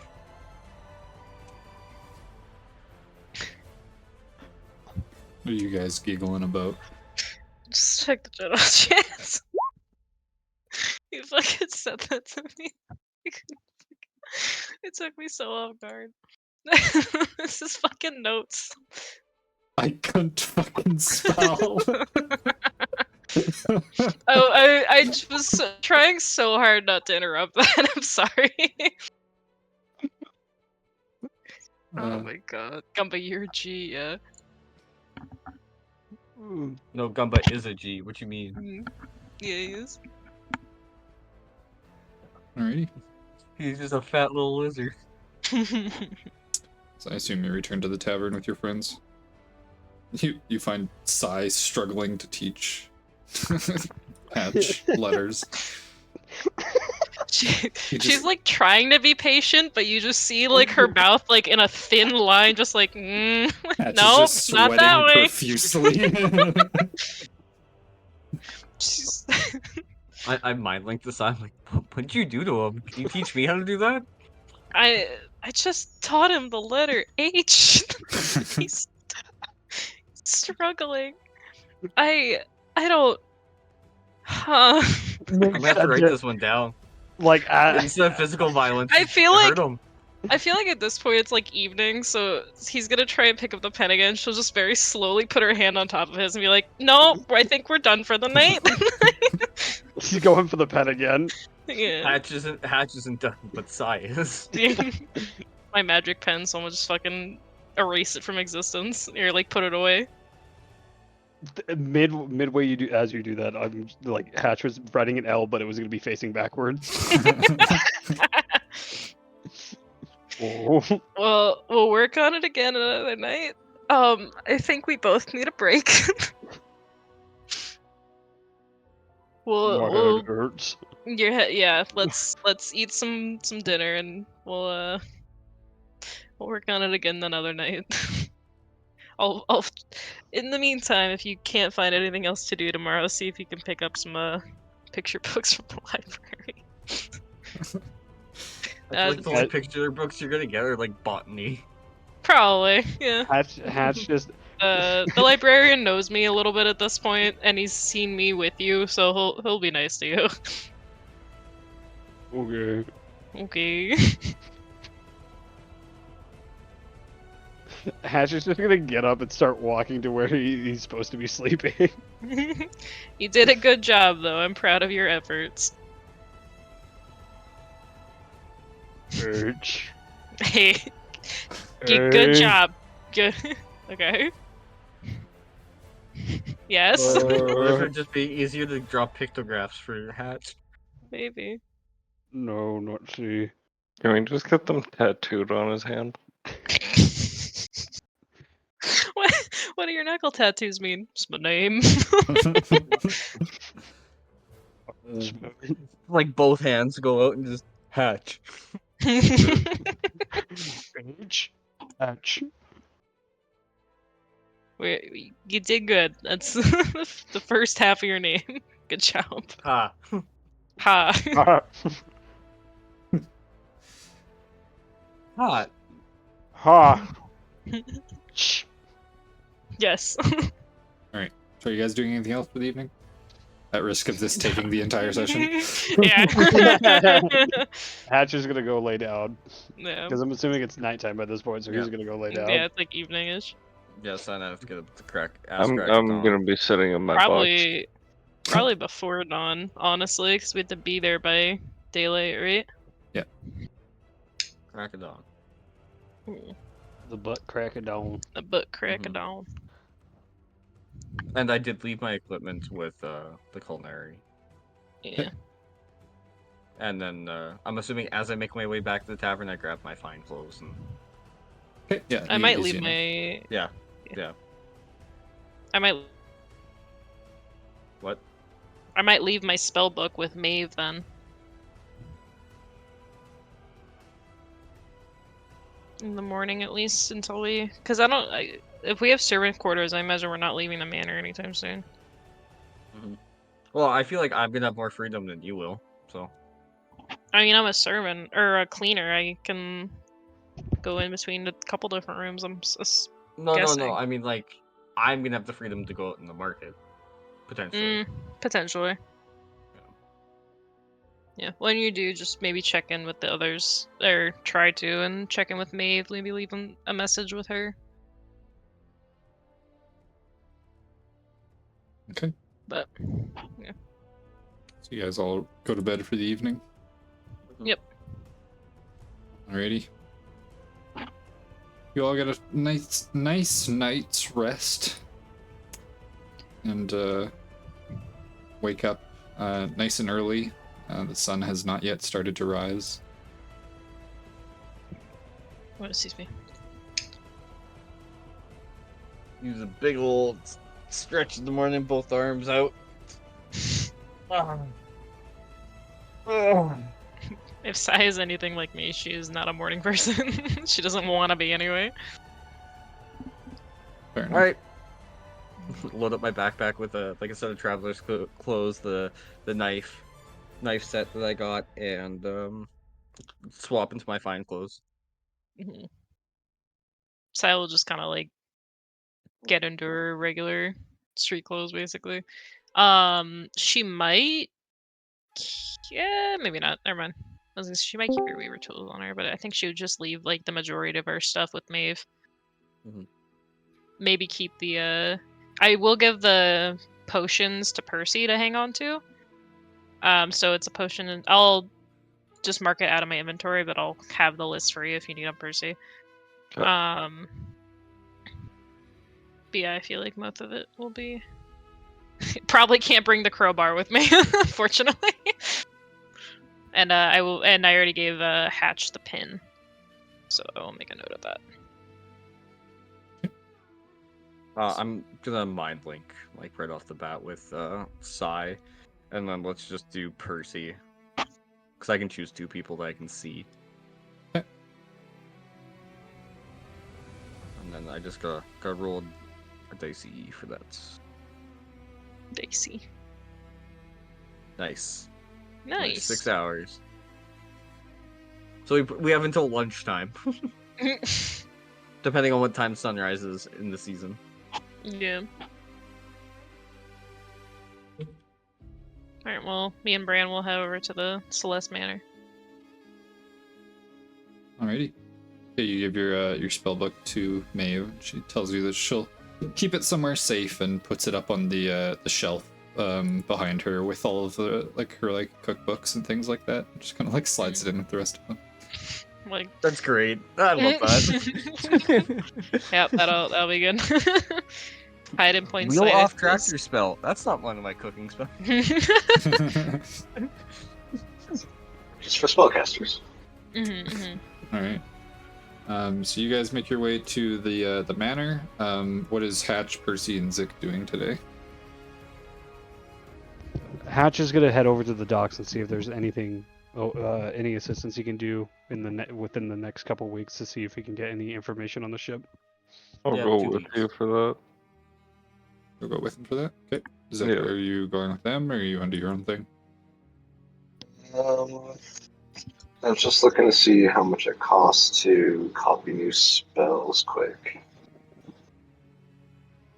I think it's like 50 25 for gold your per class. level. Yeah.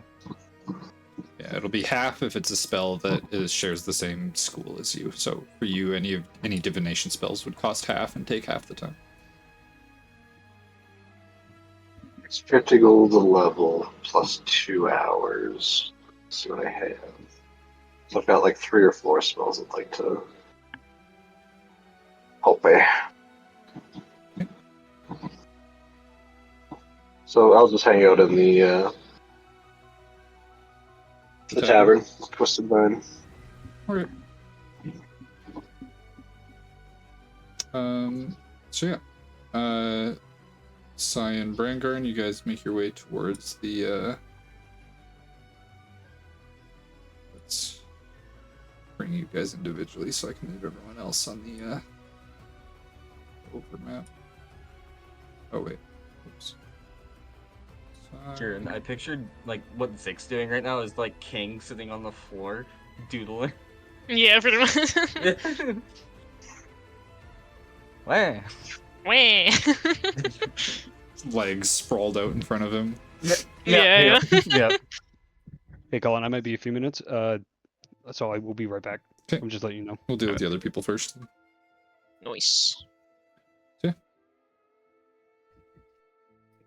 guys make your way up to the manor. You see the guard sitting there. They kind of see you and like they kind of like look out kind of and up towards the sky and says, "Early. That's good. Barnaby would like that. This way." And he opens the door. This way inside. Oh, he said this way. Okay. It says, same thing as last time. Search you for any weapons or anything like that. You'll have to leave them outside or just at the front here. No. Okay, we were told that we were to have quarters as well. Yes, so we'll show you to those and to where you will be working. So like I open up my bag and I show him like the Chef's knives, the chef knives and everything Gumba says. I was like, tools of my trade. He kind of like looks at me and says, "Leave them at the front for now. We'll see if Okay. that is allowed." Okay.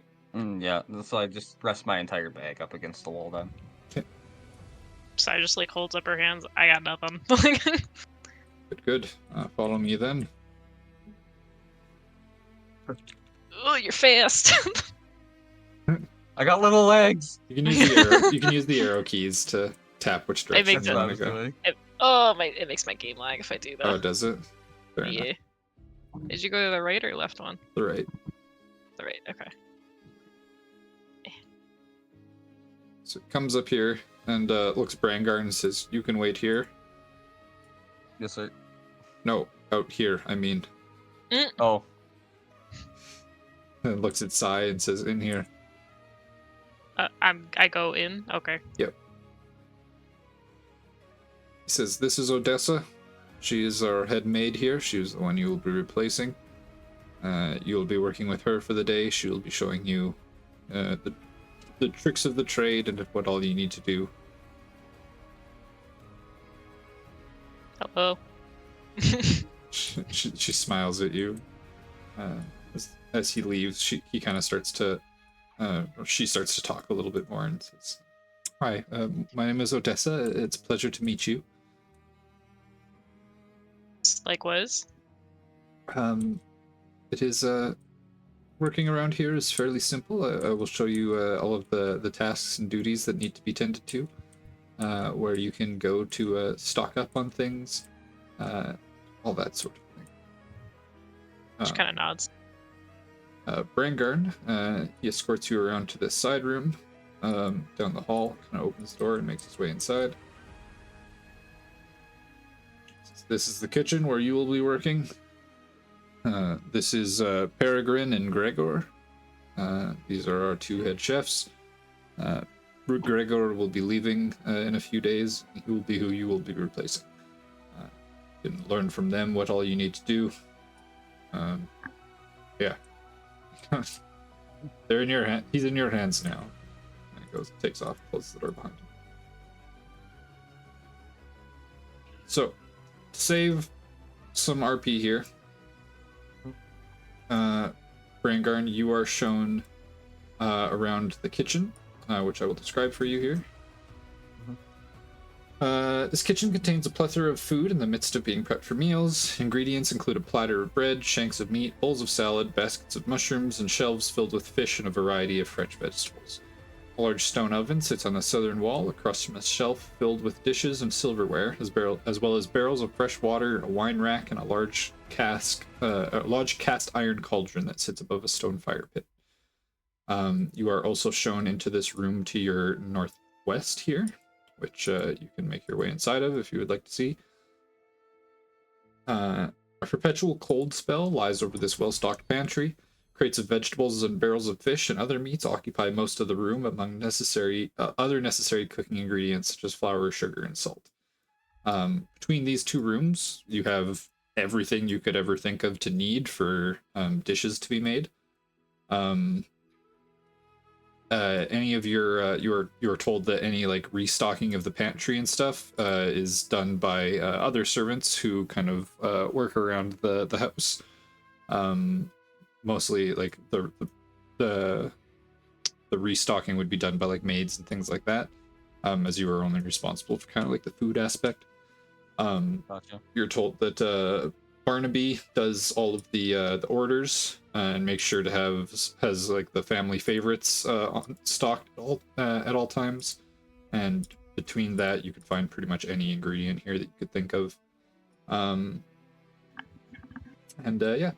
Thanks to some of Miriam's magic, the pantry stays at a brisk 35 degrees Fahrenheit or 2 degrees Celsius, cold enough to prevent most items from spoiling, but not cold enough to cause freezer burn.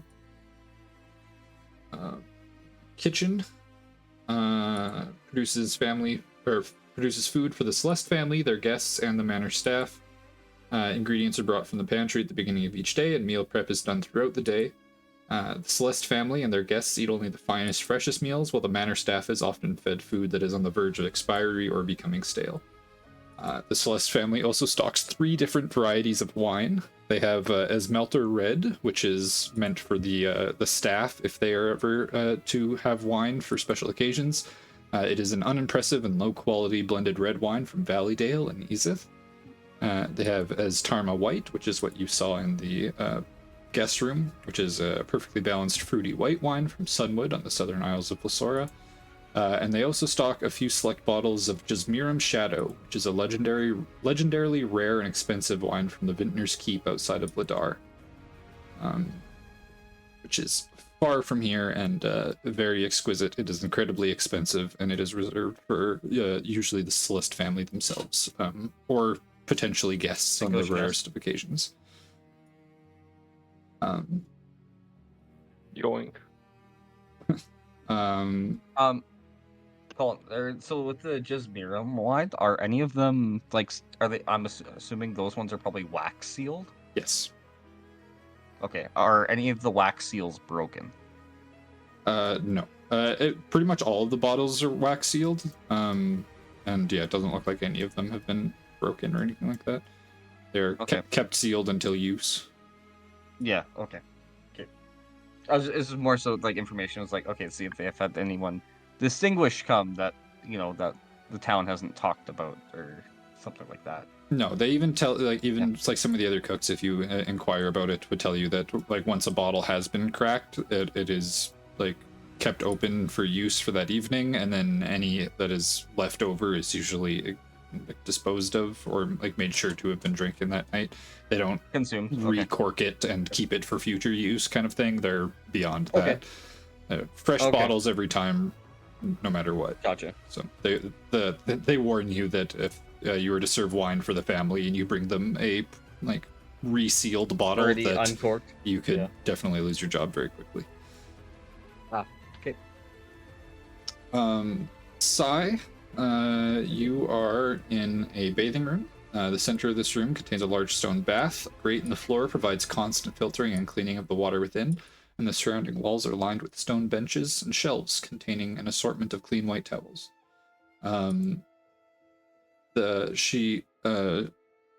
Odessa informs you that this room is for the Celeste family themselves. This is their private bathing area, and for potentially some noble guests that they may have come visit.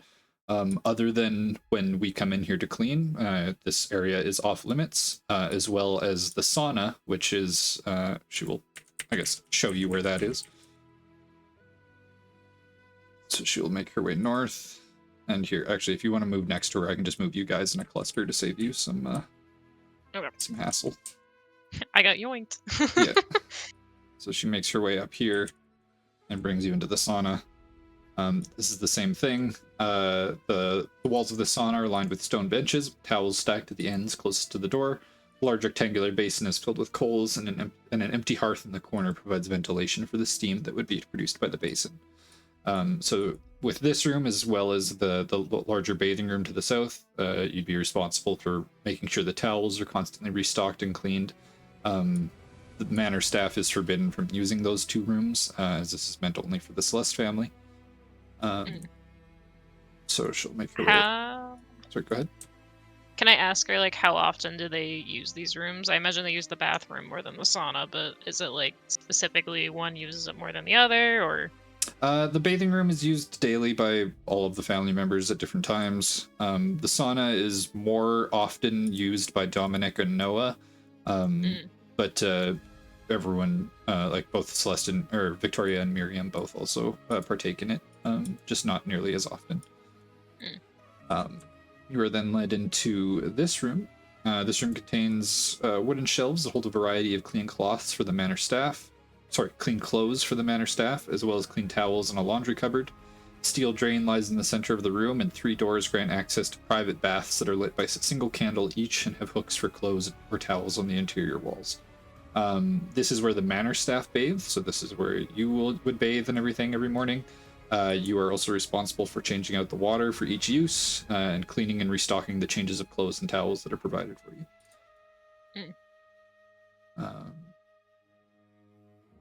other than that, do a quick scan around.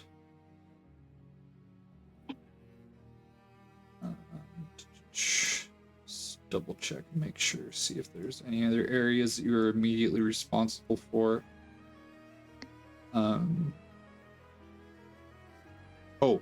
Brangarn, you are led up to the second story balcony. I will. Are you just gonna yoink me? Yeah, I will yoink you. So I will bring you to the center room here first. Sorry, Sai. Oh, I was like, and you are led up this set of stairs, which brings you up to the top floor here. What south? Cape. Yeah. Cape. Yeah. Just give you a sec to make sure you can find your Yeah, token. I'm there. Okay. And then you are led down to the south end of this room, where you can see there's like a small like salad bar basically. You are also responsible for keeping that restocked. This is for use for any of like the manor guard or manor staff. You are welcome to snack from it as you see fit, as long as you don't overdo it. There is just basically like your basic salads, bread and butter, and pitchers of kind of fresh water, and then utensils and cups that if you get hungry throughout the day, you can come by here to kind of stop for a snack or something like that. For you specifically, you probably won't be using it as much because you'll be working in the kitchen, so if you really need to, you can kind of eat from there. But this is more so for the people who have to like work around the manor and won't be in the kitchen all day, so you're responsible for restocking it for all of them. They will also show you, Brangarn, to the room across to the east here. This is the dance hall. It is not Looks really good, by the way. Yeah, right. I'm very happy with this map. I will note I did not make this one, so you were shown into the dance hall. You see a massive golden chandelier hangs from the dome ceiling of this extravagant ballroom. A large marble-tiled dance floor is surrounded by brass braziers and 4 round dining tables. 2 large high-backed chairs sit behind a statue of Zel'dona, and on either side of a roaring hearth. An ornate pipe organ also rests on the northeastern wall next to a massive portrait of Lord and Lady Celeste, and 15-foot tall stained glass windows surround the exterior, scattering rainbow light across the room. You are told that this is where the Celeste family occasionally hosts balls that attract nobles from all across Cyrilla and even from overseas.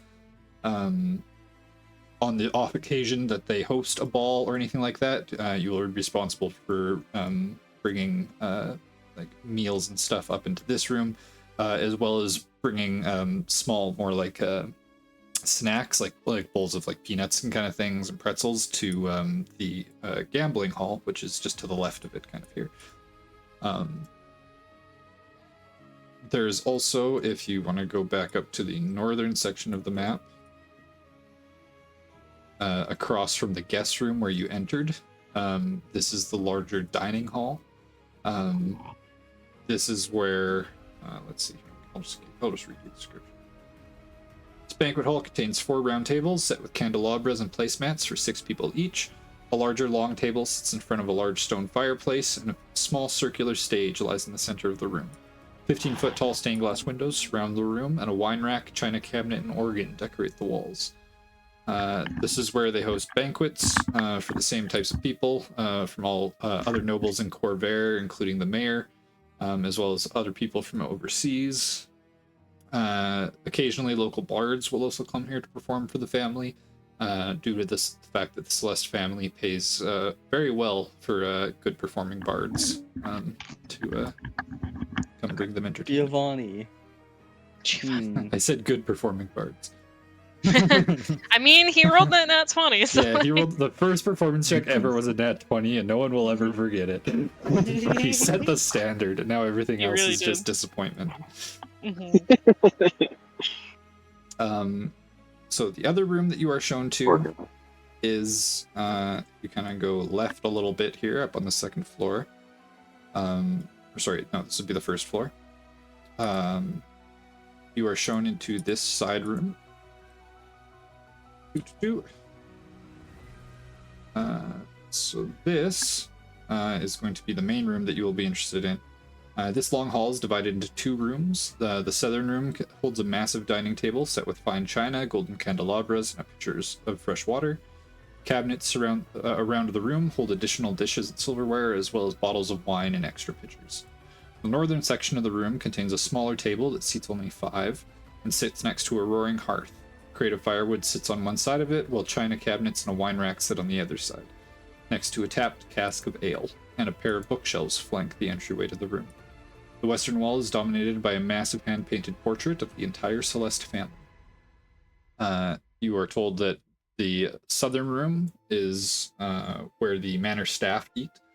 Half of the guards and half of the servants all eat first, and then when they're all done, the second half of each also come in, so that there's always like A and B. Yeah, so that there's always some sort of staff on duty. The northern section of the room is where the Celeste family and Barnaby Cunningham eat. They eat after all the staff is finished, so that they can have the room to themselves to discuss any private matters that they may need to attending to. And when guests are staying at the manor from overseas, they also eat in the southern room, but at the same time as the Celeste family, so as not to offend any potential clients. Gotcha. So when dignitaries are in, the meals are kind of split. Yep. So the staff eat later. So. Yep. So yeah. So other than that, for most of the day, you will be sitting here preparing meals for the breakfast, lunch, and dinner for both the manor staff and the Celeste family. So you will be busy from dusk till dawn, kind of thing. Yes, chef. Sai, where did I leave you? Oh, in the small bathing room. So you will have more free roam over the rest of the manor, as there will be quite a few rooms that you will need to do attending to. I will just drag you into some of these rooms so that you can see them. So there are guest rooms, which I will just drag your token into each one, so that way you have... Wait, do you have explore mode on? Yeah. Okay, Yes. whew, thank goodness. So Yeah, I'll that would just... have been bad. To be like, where am I going? yeah. So these three rooms are all the different guest rooms that when people come into the manor from overseas, this is where they will stay. They can support up to 3 fairly large families, and usually have specific rooms for each of them, depending on how many people are staying there, etc. You will also be responsible for restocking the bathrooms, or the restrooms. There are a total of, well, there are a few. So there's this one single one up here. There is another single one all the way down. Sorry, Brangarn, you're going to get dragged around a little bit. There's another single one down here. There are 2 more over here that I can snap your token into so you can have vision on them. And then on the second floor, there are some in similar locations. Just snap your token into each of them. There is one in the gambling hall. And another at the end. Oh. Now my own roll 20 decided to die. Oh no. Computer? Hello? Peeper, no. Oof. Oh. Yeah, I'm just gonna give it a refresh. Okay. Just came to a screeching halt and then everything lagged to high hell.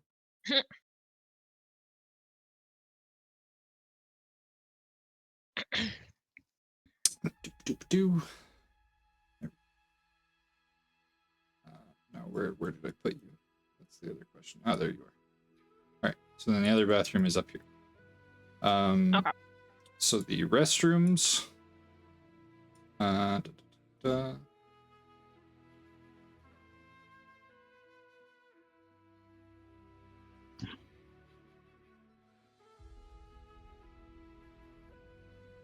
So each restroom is equipped with a small wash basin, hand towels, and lantern. You are basically just responsible to make sure that the lantern has oil in them whenever they are needed. The wash basin is filled with fresh water, and there are clean hand towels. The Celestes are one of the few families in Corvair that can afford plumbing. So thanks to this, their waste is piped out of the house and into the ocean north of town. So you are not responsible for having to deal with any of that, although if there's a mess or anything like that, you would be responsible for cleaning it. You are also told that in this hall here on the second floor, this northern room is the study. Actually, I can bring you into here. There is a small guest room here that often does not get used, but you were told that sometimes Miriam kind of like stays up late reading books and things like that in this room. So sometimes she'll like use the bed to just like sit, read kind of thing. But she often doesn't sleep there. You are responsible for going in to make that bed and kind of making sure that all this is maintained, fluffing the pillows, that kind of thing. But this room to your north is the master bedroom. You do not need to deal with making the bed or whatever in this room, as it is... Actually, no, you would. So I can snap you into there quick. So you'd be responsible with making the bed in this room. The room to your left, however, is Victoria's office. You do not need to go in there for anything. That is off limits. There's also Miriam's bedroom and Noah's bedroom, which I will show you. So on the second floor balcony, making your way up into this hall and kind of wrapping your way around to here. You can make your way into this room, which I will also read for you. This is a lot all at once, but you guys are kind of getting a tour of the place so you know what you're doing. This room contains a long table surrounded by 10 chairs with portraits of the Celeste family hanging on the wall behind it. The western portrait of the room has weapon racks that hold shields and spears for the house guard, and tables that have short swords, long swords, light crossbows, and shields on them. Barrels containing racks of crossbow bolts are in each corner between the weapon racks, and a hearth sits in the southeast corner of the room. You do not have anything that you need to do in here. However, the southern room is Noah's personal bedchambers, which I'll bring you into for a small second. You would be responsible for coming in here and making his bed in the mornings. You're often told that he'll spend most of his time out of the house, kind of working out with the town guard throughout the day, but usually he comes back around the evening. So wait a little bit in the morning for him to get up and do his thing and leave, and then you can go in to make his bed afterwards. Same thing goes for Miriam. You are led into this room, which has a similar description to the one that I read Zik earlier. Would you like the description again? No, I think I got the picture the first time you read it. Okay. It's like... So you're led into this room. There's a step. The Odessa is with you the entire time. As she makes her way in, she just kind of like gives a slight greeting to Miriam, but she says, I'm just showing one of the new hires around, showing her where your room is so that she can make sure to maintain bedding and sheets, things of the such. And she doesn't even like look away from her table. She's kind of like sitting there working. This is where you see, now that you're in the room, oh my god, roll 20, please. So now that you're in the room, this is where you can see the obsidian pyramid kind of in front of her on this bench. And she's still kind of like working away at that. She doesn't really like look up from her workbench too much. She just kind of like raises one hand in the air and says hi and kind of keeps working, for the most part ignoring you. You are then led south into this room, where you are, this is Miriam's bedroom. You would also be responsible for changing the bedding in here, the sheets, etc., fluffing pillows, all that good stuff. Other than that, don't think there's anything else. You were told Barnaby takes care of his own room, so you don't need to deal with that. Oh my god, roll 20. Why is it being so slow all of a sudden? Bathhouses, basically. Yeah, bathrooms, bathhouses. The bedding on the bedrooms. And then the Yeah, towels. bathrooms, bedrooms, bathhouses. Oh my. Yeah. Oh my. And then you are also led up into this room, which, oh my god, my Roll20 is being incredibly slow and laggy. It hates this. Why? There's too many rooms. Yeah, too much dynamic lighting reveals. It's just dying. Brangarn, you would also be led into this room, so I'm gonna grab you into here too. Oh my god. Okay, I'm gonna refresh again. This is killing me.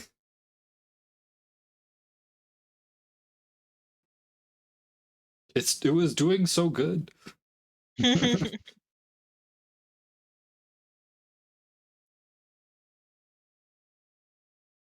Because the last room that you guys are shown is your guys' personal quarters.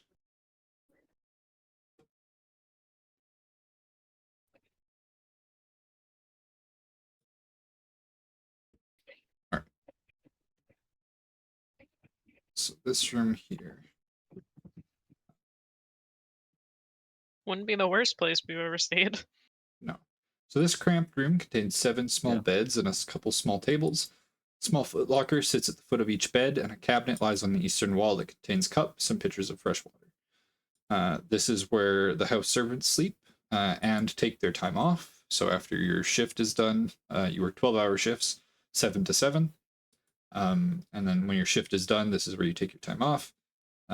Footlockers have a spare uniform for you, and you are both given a uniform when you come in, so that you'll have 2 that you can kind of switch between. And it also has a pair of pajamas that you can use. Nice. Are they footy pajamas? Sure. Please no. Yeah. Frank cut the feet off of those. So yeah, so you're both shown into there. The only other thing is that Brangarn, this room to your south, same one I described earlier, to Sai, the one that has this Porch of the Celeste family hanging on the wall. The western portion has a weapon rack that holds shields, spears, all that kind of thing. This is where the house guard eats, as where the long table in the room on the first floor is where the servants would eat. This one is specifically for the guard. So this was where you'd also have to bring food for them. There is a staircase right here that wraps around to the main floor, and kind of cuts down right to where like the pantry and stuff is. Okay. It's the servants' hallways. Yeah, basically. So that makes it easier for you to kind of navigate around and get food to the respective locations. Yes, they have a massive fucking house. So yeah, so other than that, I think that is pretty much it. I guess, Sai, you would be told that the room south of the master bedroom is Lord Dominic's office. There is couches in there that shouldn't need any sort of maintenance. Nothing else really in his office would need maintenance, and he's a fairly busy man and usually doesn't like to be disturbed too much. So it's not necessarily off limits, but like you shouldn't need to go in there for anything. Other than that, I think that's pretty much all the rooms that are relevant.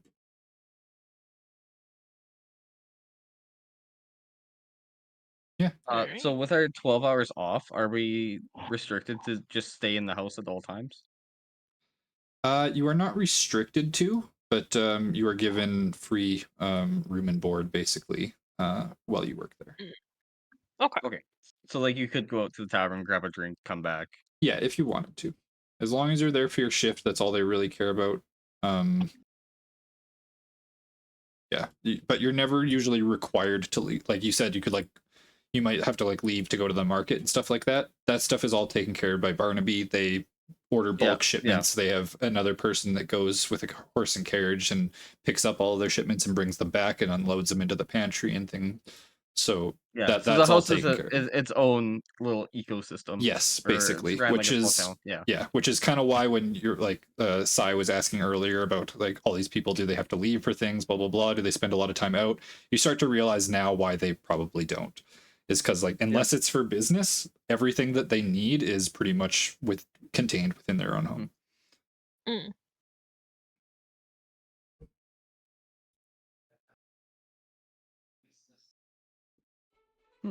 Okay.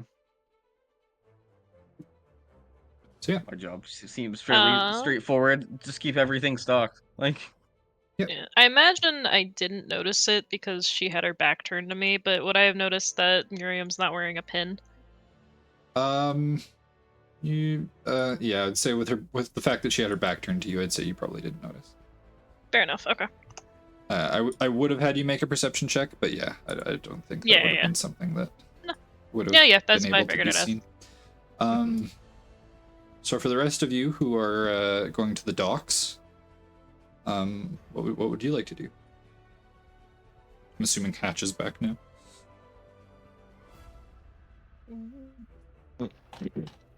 Hatch? Is there like a dock master or something? Let's say there's not necessarily like a dock master, as like there's no like one building that runs all of like the ships coming in and out. It's more of just like a public use dock, and each individual ship would have its own like kind of head that would run its own business. A lot of them are like smaller fishing ships. Like pretty much every other ship in Corvair is just like a fishing ship. That's where Corvair makes a lot of their profit, is fishing. It is a fishing town. The Celeste family is the exception with the Ilma, and their massive cargo ship being a lot of like overseas deliveries and things like that. So, By any chance, do I see a fisherman with a rapier? no. You do see a fisherman with a really sharp fishing pole, but no rapier.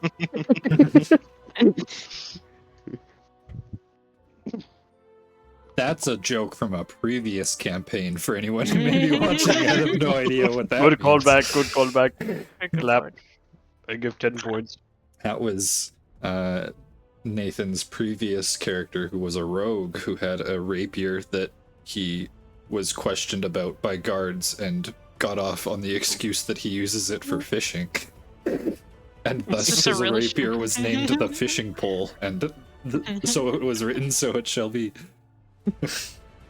Nat 20 persuasion checks are a hell of a thing. Yeah. So yeah, The so one time I've rolled good when it counted. yeah, good old Graydon rolls terrible when it matters edge. Anyways, so Hatch, Zik, and Percy, what would you guys like to do? I'm at the tavern. Oh yeah, right, you're at the tavern, sorry. Hatch and Percy, what would you guys like to do?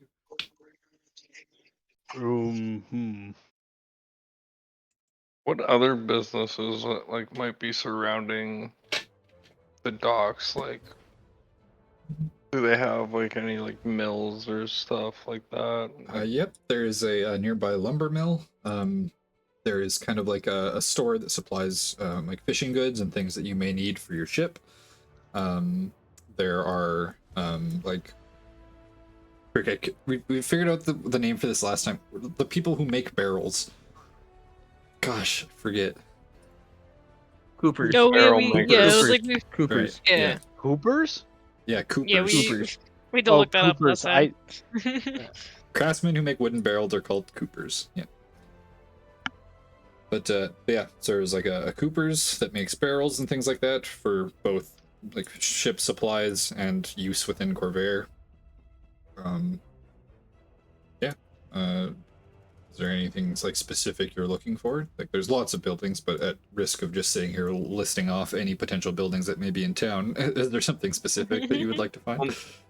I was mostly just seeing like if we couldn't find like a specific job like working on the docks, like finding somewhere close by to the docks that you could like to keep an eye on the docks and be able to eavesdrop on people. I mean, like, there's a good amount of people that are like loading and unloading things from like barrels of fish and stuff like that from the ship. It's usually only like when they pull up,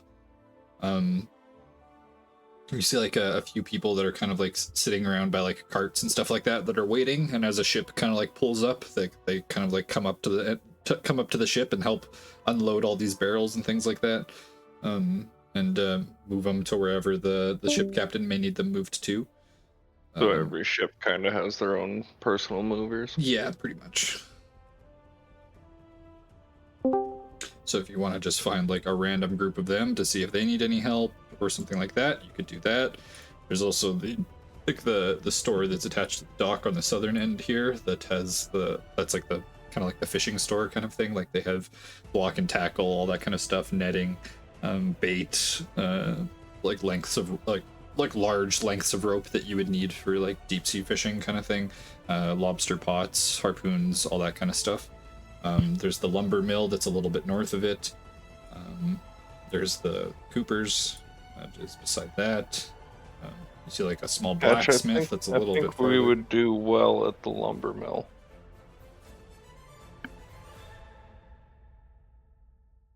Patch. Sorry. I'm gonna follow you around, basically. I think we would work well in the lumber mill. You both know how to swing. Yeah. Swing well, big arms. I guess we'll go to the lumber mill and see if they're looking for anything. I'll let you do the talking, honestly. I didn't do well last time.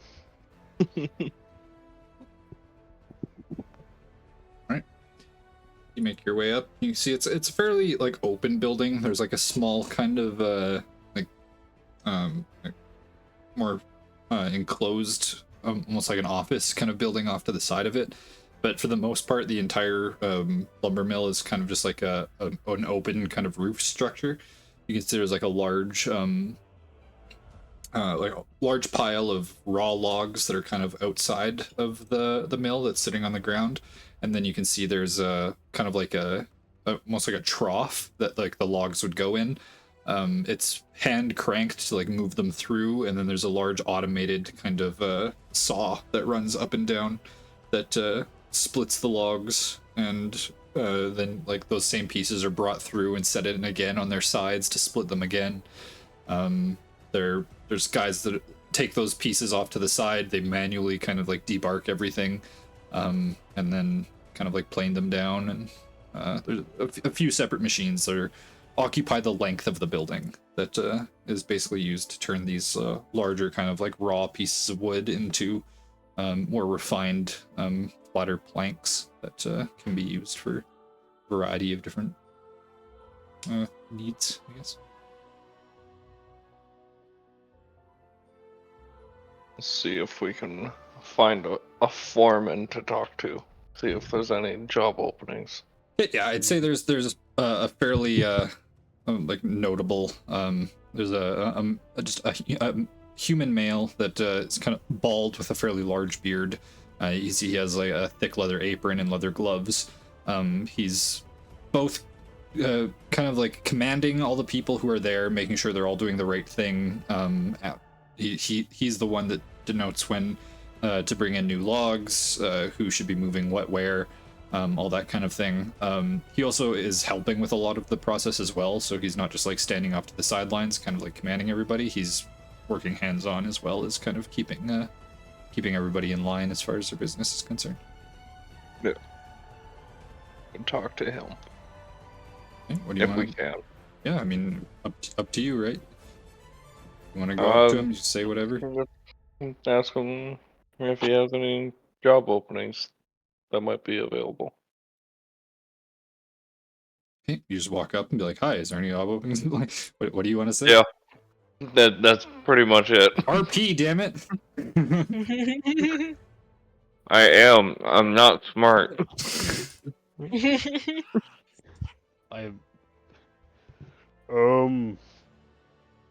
Fuck it. And I'm gonna walk up and excuse me. Excuse me. Do you have any job openings for the lumber mill?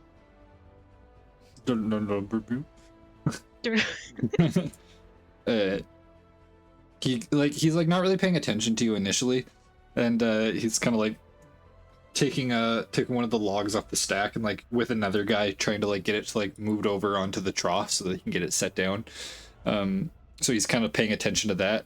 And he's like, I'm sorry, we don't have a lot of positions open for people. It's a very difficult work here, and we only hire those that are. And he kind of like turns over and looks at you and sees like your guys' stature, and kind of like gives you a quick look up and down, and then is like, you think you can lift? Fuck yeah, I think I can lift. Just flexes. Do you even lift, bro? God damn it. He looks over at the guy across from him that's holding like the other end of the log, and he just says, "Drop it." And they both kind of like set it down, and he kind of like stands back and he looks to you guys and he gestures to the log that's now on the ground. He says, "Take this log, lift it up, bring it over onto that trough there, and set it down. Don't slam it down. Don't want to break anything. If you can do that within, let's see," kind of like looks at like the clock up on the wall, says, 15 seconds, you're hired.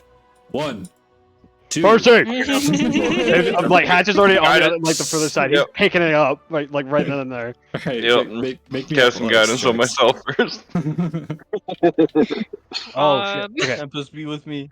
If I have proficiency in it, so Yeah, if you have proficiency when you roll for the athletics check, it'll automatically add your proficiency bonus. I got 12. I got 14. Okay. So you guys pick up the log. It is incredibly heavy, much heavier than it looked while they were moving it.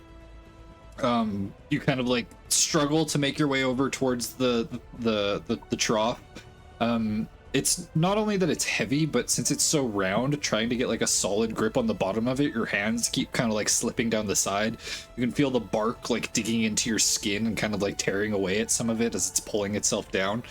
You guys power through though and are able to at least get it over to the trough. You kind of do one last heave to kind of like lift it up at least to like waist height so you can get it up to the height of the trough and then set it in.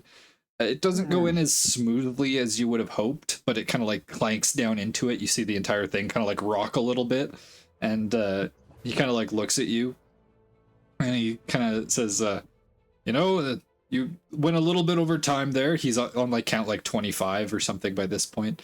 He says, but all things considered, it wasn't that bad considering you guys, weren't wearing gloves and weren't using the proper tools. And he kind of like gestures to these like metal kind of like almost like tongs that they're using that like go around the log and then lift from a handle so that the tongs kind of like squeeze in on the log as you lift it.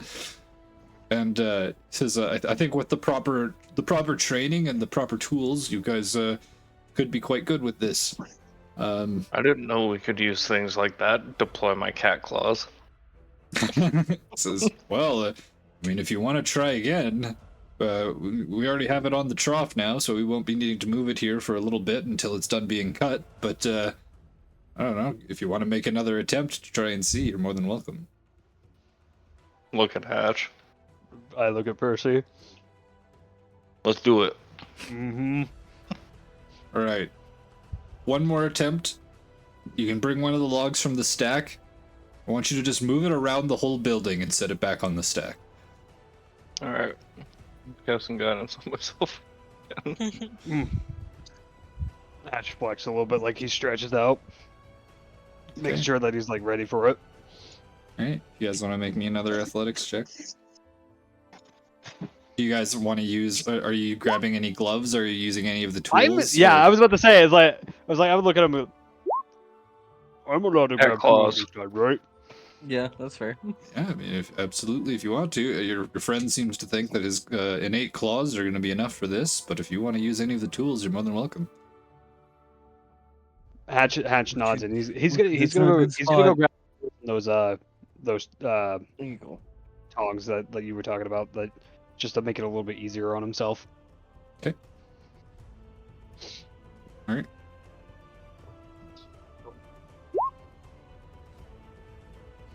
Alrighty, very nice. So with Percy's claws extended and with Hatch using some proper tools, you notice it's much easier to kind of get a grip on it, and you're able to kind of utilize your muscles quite a bit easier when moving it. You guys are easily able to lift it up to about waist height and keep it there as you guys make your way around the building. It's a long, unnecessary walk, but he watches you as you guys make your way around, bringing it finally back to the large stack and setting it down on top. And he kind of gives you a soft round of applause and says, "That was pretty impressive. How long were you guys expecting to be working for?" 2 weeks. The next foreseeable future. About 2 weeks, as far as I'm concerned. Couple weeks. Mm-hmm. All right. Well, we have a pretty big stack to get cut through before our next shipment arrives. So, yeah, I think we could probably take you on. A couple of our guys have been complaining about being overworked and said they could use a vacation. So if you want to replace a few of them, I think that could be arranged. Sure is where to start. Well, I mean, he says that they're already here for the day, so we probably won't need you today. But if you want to come back tomorrow, we could get you working and probably keep you busy for the next few weeks at least. Perfect. Great. Have you heard of Tempest? I'm not much of a religious man. Okay. Okay. What was your guys' names? Percy. Hatch looks at his hand real quick, Just smeared ink all over. My name's Hatch. They're on the hands that are under your gloves, by the way. Yeah. I did not think of that. Here. It's just a visual reminder. It's like if I look at my hands, I remember my name. He's trying to spell it out in his head, God, imagine him losing his hand. no. Oh my god. What's my name? What's my name? No, it's just Nob. It's just no. Match to know. So what do you We're say? going to... What? What do you say? He asked you your name. Percy said Percy, and then he looked at you. Name's Hatch. Okay. Just making sure. Says, well, it's a pleasure to meet you, Percy and Hatch. My name's Tamsin. I guess I'll be your employer for the next few weeks. He kind of reaches out and gives you guys, shakes you guys' hands, or paw, in this case. I'll retract my claws and give him a firm handshake. He nods. takes I up. appreciate it. Hatch takes off his gloves and reaches out to shake his hand. Is that ink all over your hand? We were trying to teach him to see how to spell. Oh, what a coincidence! Freaking Geralt over there has been trying to read for the last 3 weeks. And he points to one of the guys that's sitting there working on one of the planners. No shit. Thanks for calling me out in front of everybody. Thanks for calling me an idiot. Buddy. And dumbass also can't read. This is... Well, if you guys want to come into the office here, it'll get you to sign a couple contracts, provided you know how to write. Fuck. Choose a thumbprint. It's good enough. It'll just be... Can an ink thumbprint suffice for him? Let me at least try. Give me a spare piece of paper. I suppose so. You can see. Says if you want to come, we'll sign. It'll just be for temporary work. But we pay 1 gold, 5 silver per day. Mm-hmm. And he Okay. leads you guys to the small side office. Brings out some temporary kind of contracts that he had already pre-written. And he signs them each himself, and then he slides them across the table to you guys. Hedge very nervously, very slightly writes the starting H. Make me an intelligence check. God damn it. I believe in you. Come on. We worked on this. Can I just It's better. It's can I better. just rub his shoulder and guidance him? Sure. I don't think it's gonna be much better, man. The fuck? Fucking 0 to 1. It's technically an improvement. Yeah. There we go. A 2, a 0 to a 2. You get the first H down, and then your nerves kick in. You start sweating. You can't remember how the other letters go. Scribble, scribble the rest. So you got H, scribble, scribble, scribble. It works. Kind of like looks down at the signature a little bit as you hand it back to him, and then looks back up to you and kind of shrugs and says, "You know what? It's good enough." He's learning. Hatch feels proud of himself because he said it was good enough. All right. Well, I'll see you guys tomorrow, and we'll get you all What acquainted with time how are we starting tomorrow? we usually start at sunrise. Sounds good. All right. Hatch gives a thumbs up.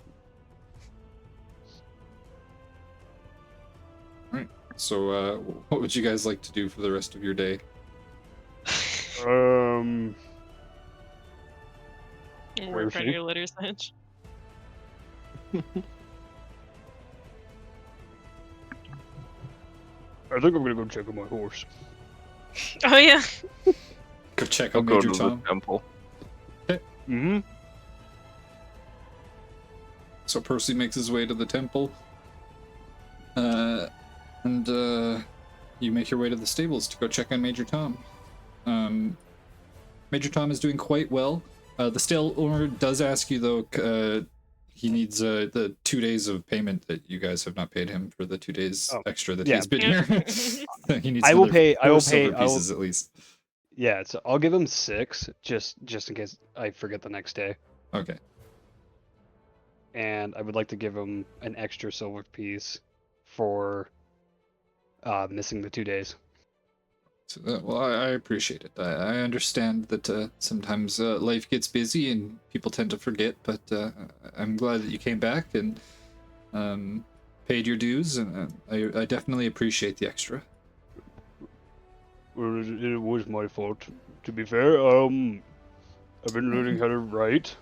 It happens. It happens. I mean, it's not like you were gonna like leave or anything. I mean, if you leave, then I get your horse.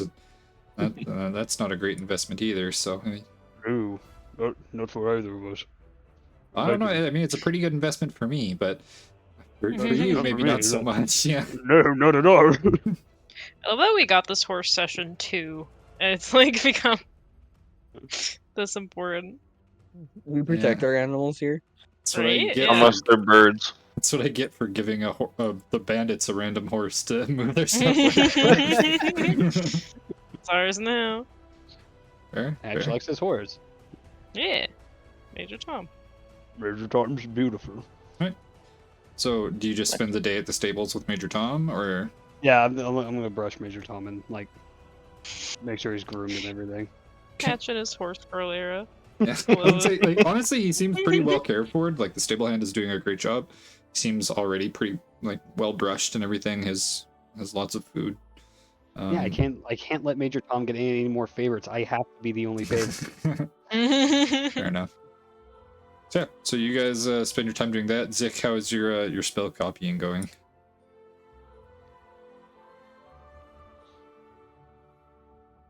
He's still muted. So he might be working. Yeah. We'll come back to him. So, Manor staff. What's this?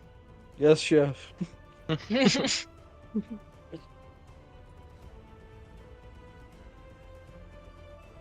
So, guess it's early enough in the morning that we would have to do our actual chores first.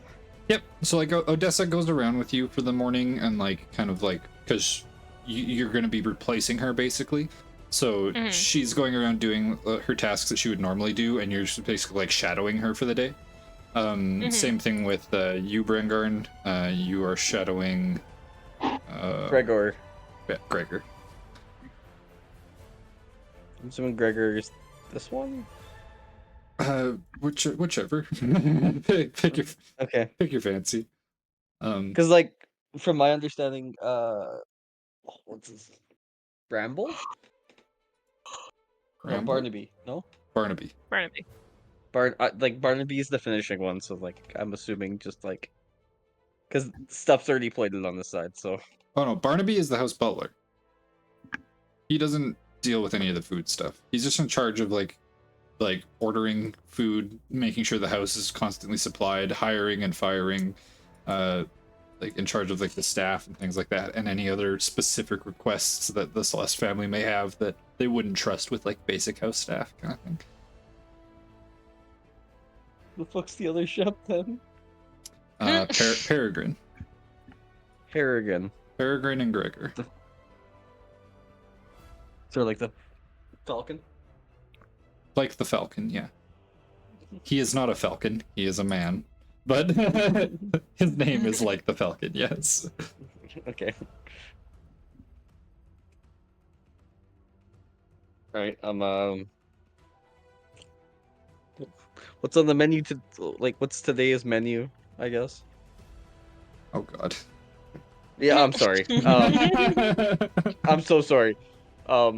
I guess I'll just start prepping like the basics. Probably scrambled eggs with some sort of like actually scrambled eggs or no, probably scrambled eggs for the regular staff, and then probably like some sort of like pancake or like a sweet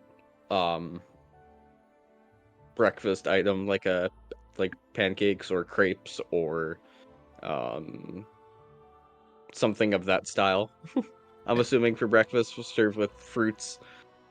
I don't So know if they would you don't have have to yogurt. worry about detailing it too much. Okay. There's enough meals that you have to make over the course of the day. I'm not going to make Yeah. you name every single one.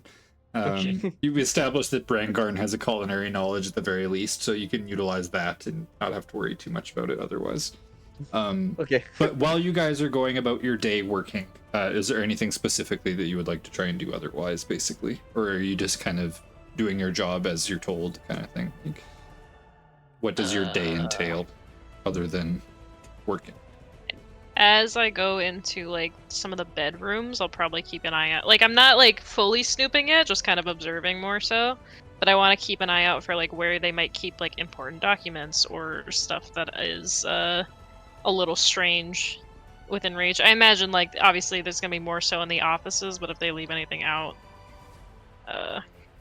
just keep an eye out for like where that might be located so I could find it easier. Okay.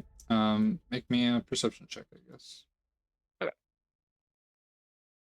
That was almost persuasion. That's a 2. That was almost a nat 20, but it was a 2. Yeah, so I mean, like, you don't see anything of like in particular value, I guess. It doesn't look like there's a lot of stuff left out. Like in some of the bedrooms, there's like a sitting area or something that has a book on like a small end table, but it more just looks like a storybook or something like that. It doesn't necessarily look important. There was some writing desks in some of the rooms as you were in there temporarily, but you didn't really get a good look at anything that was there, so you're not necessarily sure if any of it's... yeah, kind of. Well, a lot of the ones Zick saw were in the guest bedrooms, and they were just empty. Like, it was just like, if a guest... Like when you go to a hotel and there's a desk there or something like that. It's a desk that you can use if you needed to use it for something, but it doesn't have a bunch of stuff in it or on it. It's just an empty desk for you to use if you need it. Like, when you go into, like, like, I guess you would notice that, like, the master bedroom that the Celeste family had, that didn't have a writing desk in it, but you could assume that Victoria's office probably does. You can assume that Dominic's office obviously has a writing desk in it as well. You saw a couple writing desks in both Miriam's workshop and her personal bedchambers, as well as Noah had a writing desk in his personal bedchamber as well. But with that perception, you were not able to see if there was anything necessarily important, on any of them, but you're able to at least find where they were for the most part. And then, because I said I would probably keep a better eye on Miriam, can I try and just, like, take note of, like, exactly when she would be leaving her room? Or, like, her work room, anyway? Sure. Make me an investigation check. Investigation. I like passed over that like 3 times. That's a nat 20 though. So you notice throughout most of the day, she tends to stay in her room working. You know that she leaves for breakfast, lunch, and dinner, in which she goes down to the large family room to eat. You also notice that around the later portions of the evening, like closer to the end of your shift, she disappears off into the study on the second level to either relax or read or whatever it is that she may be doing. Oh, so like after dinner, she would go up there. Okay. Yeah. Okay. And then I feel like after Zik kind of told me what happened, I could surmise that the Raven thing probably keeps watch over her workroom. Yeah, it seems to like just sit. It has its own little kind of like nest built on top of one of the like these like it's a fairly like tall cabinet, but it kind of sits in its nest up at the top of the cabinet and kind of like looks out over the surrounding room. You notice it being like fairly still, like you don't really see like moving a whole lot or anything when you went in. You also noticed that next to the obsidian pyramid that she was working on, there was the skeleton of a cat. Or well, no, it was a regular cat. It wasn't a cat with wings, in case you're trying to relate it to Cosmo or something like that. It doesn't seem to have the same sort of... Okay. Boy. Interesting. Don't let Percy see that. But okay. Yeah. And as a wizard, you would probably be able to determine that, like, between the two workbenches that she was at, there was pretty much any magical component that you could think of. Like, she has a wide variety. Think of like when you know in like churches how they have those kind of like the stands that hold like a crap ton of candles. They're almost like tiered. It's like those, and they all just hold like bowls of various different alchemical components and magical components. Okay. It's like a lazy Susan, just of all the fucking like everything you could think of. Kinda, yeah. It's like a bunch of, it's like a like bleachers kind of thing. Like it's long linear shelves that are like fairly small, but all kind of like stacked on top of each other, kind of like cascading downwards towards her, and there's a wide variety of magical components.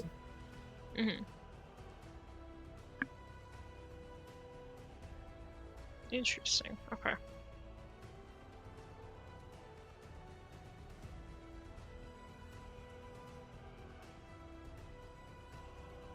Yeah. So is there anything else you guys wanted to do during your shift, or just for the most part? I think for the first day, should kind of keep more of a low profile than anything else.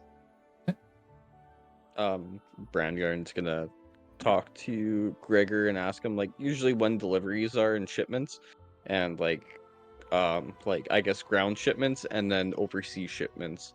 What can we expect when those come in? The local shipments for like things that are supplied within the town are usually like done once a vegetables week. and all that. Yeah, they're usually done about once a week. They send somebody out with horse and carriage to pick them up from town and bring them back.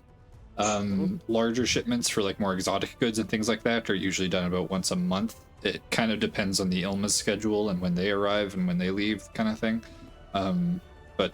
Yeah, they are fewer and farther between. Okay. Okay. I'm happy with that one. We're just like Brandguard nods and like okay. And then when it comes to dinner time, are we actually do we serve the Celeste family, or does the head butler serve them and then join them? You bring the food out to the appropriate tables, and then you leave it, and then when you leave, then the Celeste family comes in afterwards, usually to eat. If there's anything specific that is needed, usually the head chef, in this case Peregrine, would be the one to deal with any of that. As you are only replacing one of you're basically like replacing their sous chef. Gotcha. Okay. But yeah. Okay, so that takes out the thing of me overhearing anything, but yeah, they specifically note that like the staff eats at a separate time from the Celeste family so that they can have their privacy if they have any private matters to attend to and discuss, kind of thing. Gotcha. And then I guess I'll ask like is there any like of the Celeste member that tends to talk to house staff, or are they all pretty secluded in their own ways and they just keep to themselves? They talk to Barnaby and Barnaby talks to them. Gotcha. Yeah, he is the one that is trusted with most of like the underling stuff. He is their servant, and everybody else is his servant, basically. It's like you guys serve the Celeste family, but you answer to Barnaby. You're also told that his office is just north of you. You can probably see him through the little like kind of like grated interior windows or whatever. But he sits in his office dealing with a lot of like paperwork and stuff throughout the day, and then if he's called on by any of the head family members, he'll leave to go attend to whatever he needs to attend to. Okay. So I guess while I'm doing my rounds, I'll see if I can hear any of like the other house staff, or is it only just Sai and the other head maid, and that's it? No, there is a total of 7 house staff, not including you two, as you will be replacing 2 of the staff, and then there are a total of 10 guards that also, they either have points where they are stationed like permanently, usually on the exterior of the building where you would enter the estate, or if they're not stationed in a permanent position, then they have patrols that basically kind of like patrol the interior hallways that connect all of the other rooms of the house.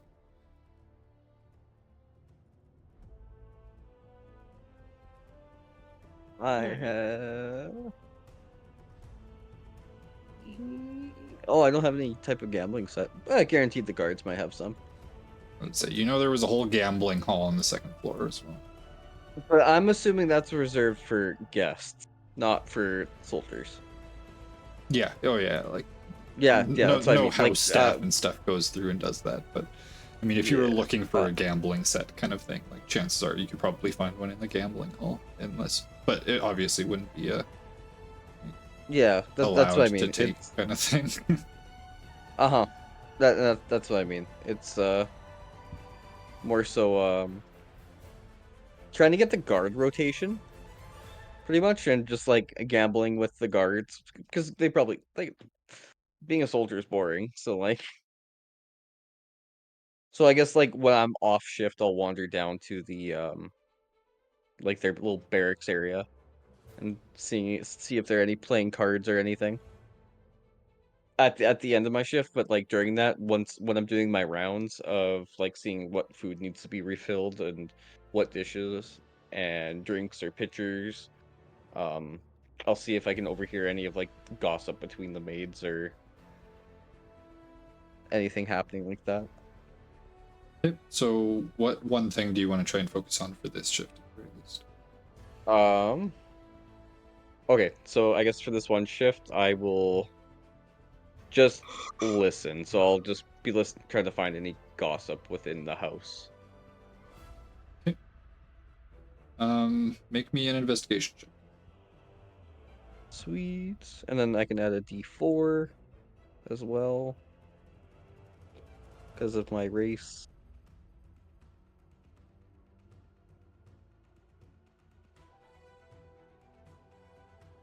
Just looking for the D4 here. 8, 9, 10, 11. Okay. You don't get anything particularly important. Oh shit. Too late. You already told me, so. Yeah, so you'll have many shifts if you want to attempt more. Because like I can use my psionic die as well, because I'm proficient in that too, which allows me to roll a D6 as well. Well, I mean, but if you want to add it, you're welcome. Okay, so I'll say so much more. Like, yeah, again, nothing that's like super like hot gossip or anything like that. Yeah. We'll just say that you hear like one of the gardeners that's going around tending to the other plants has kind of like stopped and is talking with one of the other housemaids, and they're kind of like talking about how like Lord Dominic spends a lot of time in his office, how he's a very busy man, and he must have a lot on his plate, kind of thing. I can't imagine how stressful it is to run an entire business like this, blah blah blah. Okay, so probably like a high-end botanical garden that he has, and he probably sells rare plants to overseas or to other customers. It would be like kind of my hunch at this point. I think they're just talking in general about how much time he spends in his office, not necessarily about anything that they have to do, but they're just stopped in the hall for a moment to kind of chat, and that's what you overhear. Gotcha. So yeah, that's pretty much all I'm going to be doing for today. Is just watching and listening, and not kind of stepping on the line yet. Okay. Well, if there is nothing else, you guys go through your 12-hour shift and are able to finally kind of take off. The other half of the staff comes in to kind of swap out for you, and you're all able to go and retire to your respective bedrooms. Actually, sorry, there is not a second half of the staff. For the servants, they work just during the day, 7 to 7, and that's it. The guards are the only one that have a half swap that comes in to cover A and B. Yeah, they come in to cover a night shift. You also are able to discern at least that the guards don't live in the manor. They live in Corvair and they swap out. So they don't have bedding and lodging for the 10, or I guess 20 guards in total that are in their employ. 10 at a time kind of thing. But so when their shift is done, they leave and go back to their respective homes, and then another 10 guards show up at 7 p.m. to cover the night shift, basically. But during the 7 p.m. to 7 a.m., there is no house staff currently working, unless there's like an emergency or something, in which case you are known that Barnaby will definitely come and wake you up if you are needed for something. Yep. So yeah. So you guys are able to return to your quarters. Then I guess I'll mind or psionic whisper to Sai, so we like I'll be laying in bed, and like as soon as I see her enter, I'll just mind link so she doesn't actually have to say anything. She can just kind of crawl into her bed and just kind of sit there or lay down and get comfortable and be like, oh, she's going to bed kind of thing, but we're having a conversation. Right. We'll also say that they bring in 2 like cots and set them up against the southern wall of the servants' chambers, because until the 2 people that you guys are replacing leave, their beds are technically occupied. So you Again, still not the worst place we've ever slept. yeah. Yeah. True. Yeah. Listen, fucking spooky ass lumberjack house with a killer scarecrow. Yeah, I think that's probably Yep, number 1 yep, on the yep. list. Takes the cake. Yep. Fair. Yeah. So, did you learn anything? I know Miriam's schedule roughly. But Okay. the problem is she does have something like the bird thing's watching her office, so I don't know how easy it's gonna be for me to snoop in there. But I Man, have an idea, but I don't know how well it's gonna go. Man, we really needed Hatch, I think. How so? Well, just from like Dominic, like just from the house gossip, Dominic seems almost overworked, and I heard the gardener mentioning like botanicals and like just flowers, and how he's having issues as well. So like, I'm assuming it's exotic plants that don't grow here. Would be my guess. I'd say the gardener never mentioned that the gardener is having issues.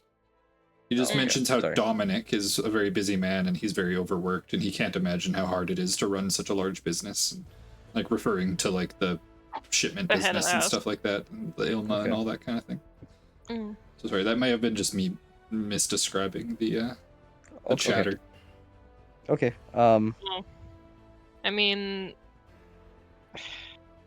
we're too new to try and strike up a conversation with anyone in the household. Mhm. So it would but I mean, I could try and flatter Miriam at some point and try and use some of my arcane knowledge to get her to blab a little bit, but even then, because I don't know, her office is kind of incredible in a weird way. It has so much. I haven't seen any, like, it has like everything you could ever imagine you'd need for spellcasting in there. Mhm. And but it's that bird that bugs me, because I don't know if she's away, if it would like alert her, or if it like can report back to her. That's the part that makes me nervous. Because if it sees me snooping around there and it's like, hey, don't let this chick in your room, then I'm gonna get fucked over. Axed. Yeah. But she's Metaphorically and or working. physically. Yeah, she's working on something in there though. And she seems pretty involved in it. I guess I'll have to see if the bird ever moves out of the office at all. Are you able to like get, or sorry, is her room on the second floor or main floor? The second floor. Are you able to get underneath that room and then detect magic underneath of it? I feel like if I detect magic, the whole fucking floor is gonna light up. Well, it might give you a little bit of insight on what's Yeah. she's like, what type of magic she's focusing on. Yeah, but in the same vein, detect magic only goes so far, and judging by it's a rich person house, I imagine the floors are pretty thick. So I'd rather not burn it if I don't have to. I'm kind of limited in what I can do here. That's it. The floors are about 15 feet or 20 feet tall each. I guess for now, if you ever spot any of the family members, just take into account if they're wearing their pin or not. Yeah, I don't know. Okay. I'm trying to see like when the next shipment's coming in, so I can maybe get a name of the delivery driver, or who handles most of the deliveries as well. Okay. When I clean their rooms in the morning, I'll see if I can't spot any documents they may have left out. But what we really need is someone to come in when they're at dinner or something and get into the offices. Well, not the one with the boombox crow. Not the one with the boombox crow. But I imagine that Or White Raven, sorry. I imagine the boombox crow's good. I imagine that when they're out of their offices though, they're probably gonna be guarded. So it's gotta be maybe like invisibility. I mean, we have that reduction potion, but that only lasts for so long, and with the amount of ground you need to cover. But it would be better if the two of us were still seen around while anyone else goes into the office. I'm gonna try striking up conversation with the guard and be like, getting to know everyone. Get to know the guards, get to know their rotations. I think the more information we have, the more answers we may be able to find. But it's just maybe gamble with them for a bit.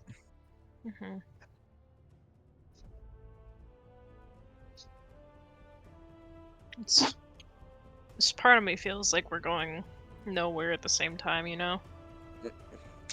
That's the whole thing about gathering intelligence. It takes time, and it feels like you're just grasping at straws until you actually get something. But yeah, let me read something really quick. I mean, the good news Did they take your book? No, I left it with Maeve.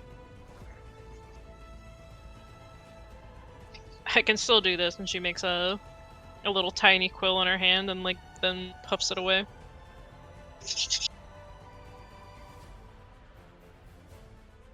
I don't even... Bram's not gonna toss his psychic daggers.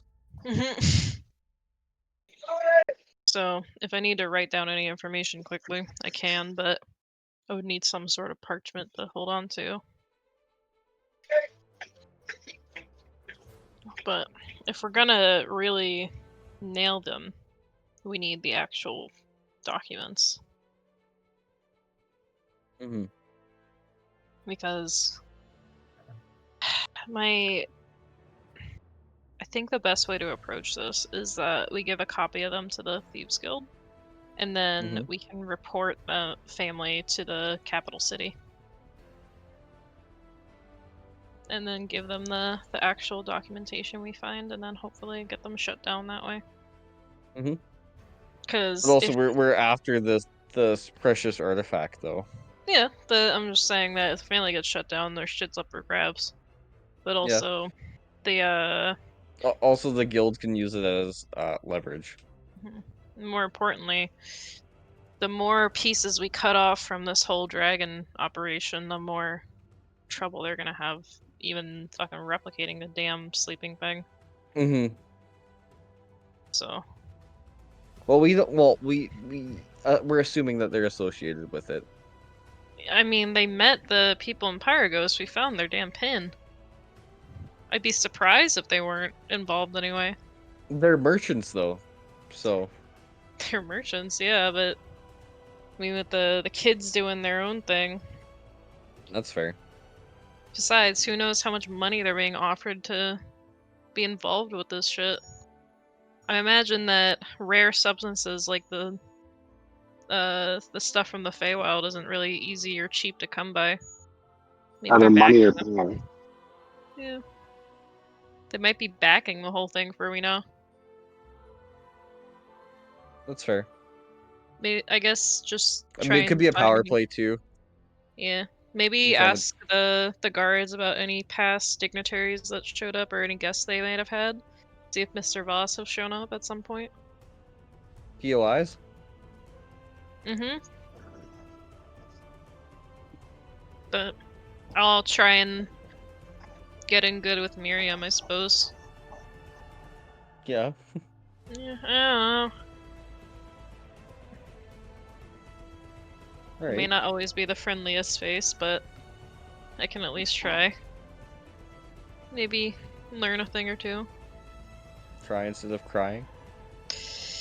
Yeah. I don't know.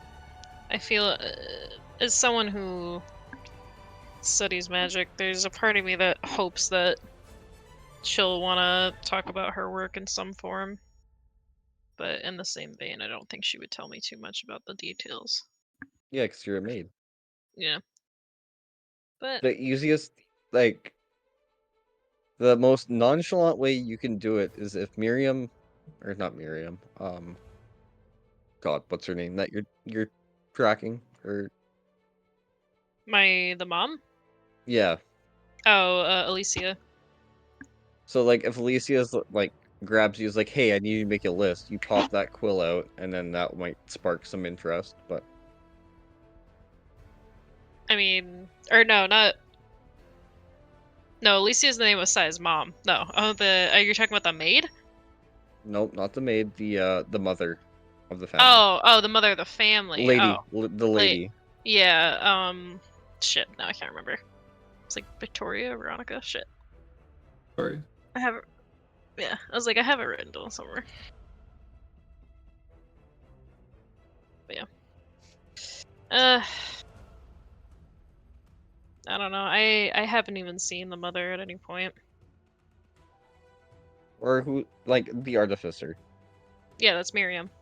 Miriam? Okay. So yeah, but the artificer, if she's like, hey, I need you to go get this, this, and this, you pop that quill out, make a list with it, and then spark it away like nothing happened, like you didn't even think twice about it. Mm-hmm. It might I pique her mean, interest. Suppose, yeah. I know she hangs out in one of the spare bedrooms at night. I might be able to pretend I'm replacing some cleaning product or something in there and be like, oh, I forgot something, and like write it down on a piece of parchment. But even then, from what I learned about her at the college, she's already kind of a prodigy. I don't think she'd be very impressed by that. But it's something, so I can give it a try. Or you can.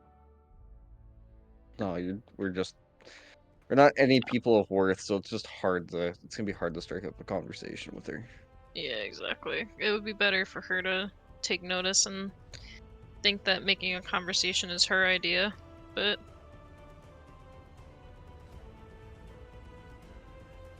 yeah. I'll give it a try. It's the best idea I have right now, so. Alright, I'll keep listening.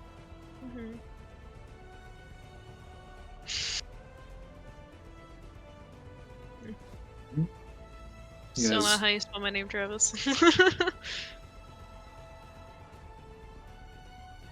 But yeah. But I think that's kind of where it will turn in for the night. Alrighty. So you guys find rest for the evening in a strange new room, but not horribly uncomfortable. You all eventually wake up as the sun rises.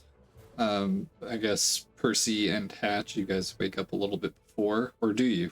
Are you one of those people who show up just on time for your shift, or are you gonna show up a little early, or are you guys late on your first day? Or... I'll show up early. Nah, I'm fucking showing up early. Okay, fair enough. You guys make your way down to the lumber mill and get started early, replacing a couple of the guys who wanted to take some days off.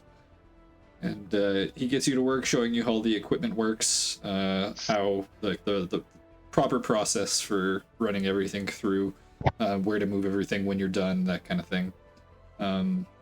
It's physically demanding work, but as you guys have proven, nothing you guys can't handle. I'm not going to make you roll for it every single day, kind of thing. But That would be awful. yeah. So you guys spend your day working at the lumber mill. Is there anything you're wanting to do during your guys' shift while you're working? If I had to take a guess of like what me and Percy are going to be doing, like we're probably like me or Hatch personally is gonna probably just maintain like just working normally and see if we can build kind of like a friendship with a couple of people and see if they have heard anything from the docks. How do you want to go about building a friendship with some of the people? Oh God, I gotta make friends. Yeah. Make friends with the illiterate one. You know, that's how we'll start. Well, that's who we'll start with is the guy that can't. That's your breaking point. Your icebreaker. I can't read. Ask him if he wants a study buddy. Where would he be located right now? What is he doing? Like do you? Remember he was planing he works on the planer. So after you guys take the larger logs and kind of debark them and cut them down to a fairly thinner size, he runs them through a machine that basically makes sure that they all come through perfectly level. It has a bunch of rollers basically and some incredibly sharp blades on the inside that continually shaves off portion after portion until you have an even plank at the end, kind of. Well, they definitely don't sell to Home Depot. No, they don't. Not at all. Home Depot does theirs by hand. Assuming by looking at like how does he still have a lot of planks to go through? Yeah, I mean, like it's his job, and you guys have like a massive stack of logs. Your guys' job is to move like the raw logs onto the larger machine that cuts them down into smaller sizes. There's another guy who debarks all of the logs afterwards, and then there's the guy who runs them through the planer and everything like that and cuts them down to proper size. If they're larger planks that are meant for shipbuilding or smaller planks that are meant for barrels or planks and houses and stuff, like depending on their use, they're cut down to different sizes. But there are a few different people that do a few different things, and his only job is to run the planing machine. So you guys do your log work and everything, and then he runs the planing machine. So until you guys run out of that giant stack of logs, which according to the foreman will take a few weeks until your guys' next shipment comes in, that is all he does. I gotta think of I wonder if we take breaks. I wonder if this is a worker-friendly environment. Yeah, it's not too horrible. Yeah, you guys. Union. Yeah, you guys stop occasionally. There's like a lunch break, and then like a closer to the evening kind of like you get 2 15s and a half hour. You know, it's your standard union. That's great. Yeah, That's really great. I only get a half hour. Yeah. You also do work 12-hour shifts for the most part, so it's a little bit longer. I demand an extra 15. Don't push it. Taking up pipe smoking. I'll probably wait till the lunch break to like start chatting with him then, because realistically, I don't want to first day. I don't want to fuck up his work. Because if he gets, sitting there not Gets working, fired just 'cause you're talking to one of the distracting other him. guys. Yeah, exactly. Not the I best don't know how start. to make friends. All right, fair that's enough. just lonely. So you make some small talk with one of the workers, or specifically that guy, on the course of your lunch break and your 15s. So my friend, she showed me that if you write H on your thumb, A on your index, Fuck. I forgot the middle. I was gonna say, is he actually gonna remember all 5 letters while he's explaining it to someone else? C and then H spells hatch. I forgot the middle. So, Oh, it was T. this is and is that your name? Yeah. Yeah. That's hatch. About it. No. To be fair, I have a really hard time spelling, so that's how I've been able to spell it recently. Oh, well, that's an interesting trick.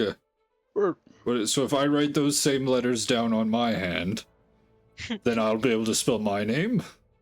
no. See, that's my letters. Well, My what, letters. what are my letters? I personally own them. What's your name? Benjamin? Oh no! It's I 5 don't know letters. those letters. know it's 6 letters. 6 letters. And none of them are in Hatch's name.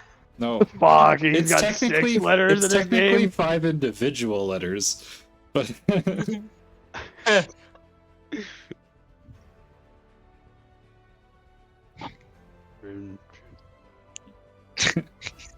I so bet we can hard. figure it out.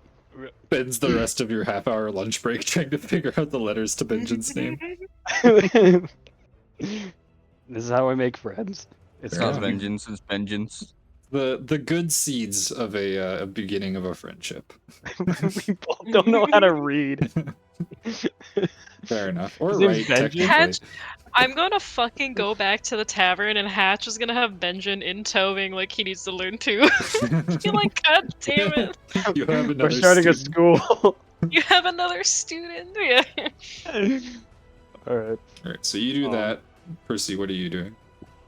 I would like to take all of my breaks outside and watch like the comings and goings of the docks. Okay. Is there anything in particular you're looking for? Just like routines of like people who are working on the docks, like when they're coming and going and stuff like that. Kind of like I said before, you see there's like people who are like there to kind of like help unload a lot of like the fishing trawlers. They kind of just like sit around and wait for a ship to show up, and then they kind of like when one shows up in the dock, they go over and they help kind of like unload it and everything like that. Bring it to wherever it is the person needs it brought to, and are paid for their efforts.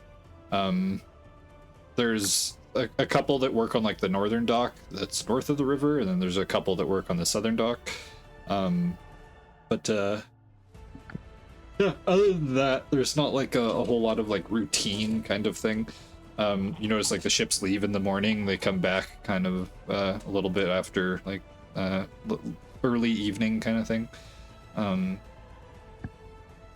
Yeah. If anyone walks like within arm reach of me during my breaks, I want to hand them a pamphlet. You still have pamphlets. Yeah. Okay. Make me a persuasion check.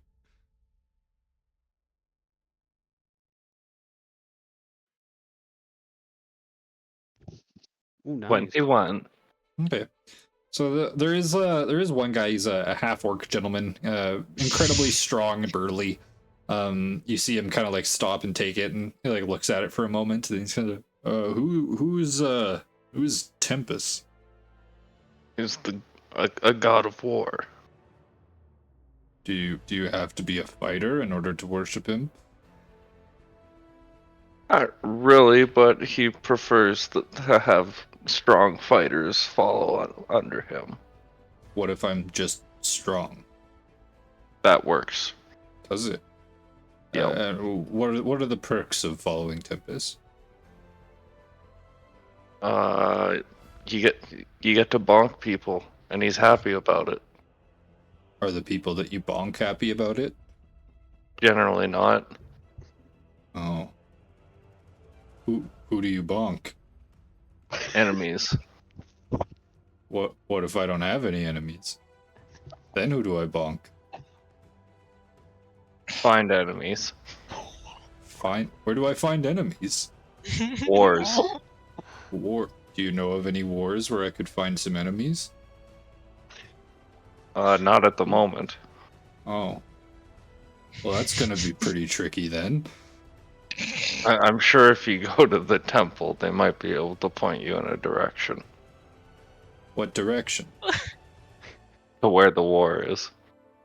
What the fuck? What temple? What's the name of the temple here again? It's the Temple of Valkyr, which is like sailors and naval kind of combat. Which you know that they don't necessarily have like a whole lot of. But it is more so praised for his fishing aspects kind of thing. Yeah. It would be like praying to Poseidon or something like that. Yeah. The Temple of Valkyr could point you in a direction, or you could go talk to some people like on the boats. They might need protection from pirates. Oh, yeah, I've heard about those.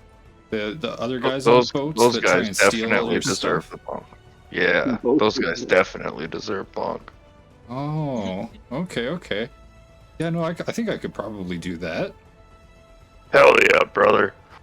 Yeah, okay. I'll go talk to the Temple of Valkyr after work today and see if they know of any water wars. Sounds like a good idea, brother.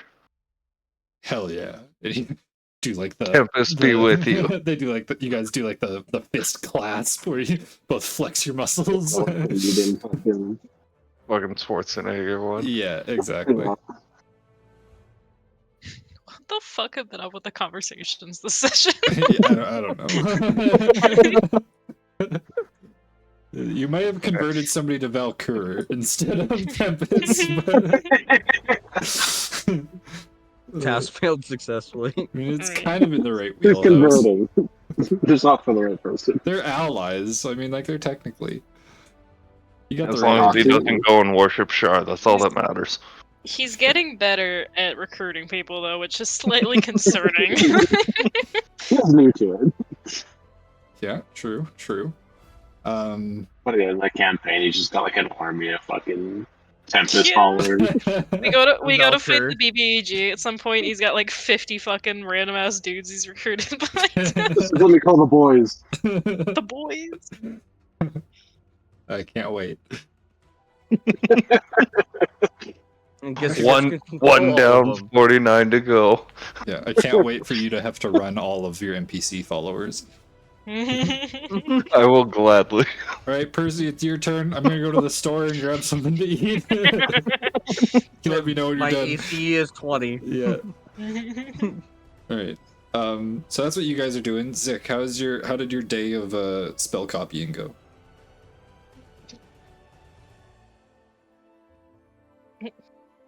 It didn't. It didn't. No. Do you just not have the money, or what? I do, but I can only do one, and I didn't think it was worth it. The one I wanted to do is level 4, which I don't even think I can do anyways. Oh no, until you I have to unlock have the level spell 4 slot spells. for it. Yeah. And then my other 2 spells were. It wasn't anything crazy, so I was like, I'll just wait for now. Do you have to spend like a spell slot to copy a spell? No. Oh, Just you costs just have money to have and that time. spell slot. It's just if you want So to I could've copy in a 4th done- level, you need to have a 4th level spell slot. Kind of like you need to know 4th level spells basically in order to copy a 4th level spell. Okay. So I could have done. Fuck, I can't even do that one. I have a level 4, a level 2, and a level 4, so I can't do any of them. Wait, you don't have second level spells? Surely you do. I don't Yeah, think we so. should have them. We should have second level spells at this point. Yeah. Yeah, we 100% do. Well, then I could do. I still have enough gold for second level then. It's 50 gold level, and I only have like 75. Okay. So, so No spell copying. Zick had a bad day in his room discovering that it's actually quite expensive and difficult to copy in all the spells that he wanted to copy in. You hear a lot of frustrated bought "aw colored man's" pencils instead." coming from upstairs. Wah. Wah. So what would you like to do Also on day above 2 Lord, then? that would make sense. So what would you like to do on day 2 then?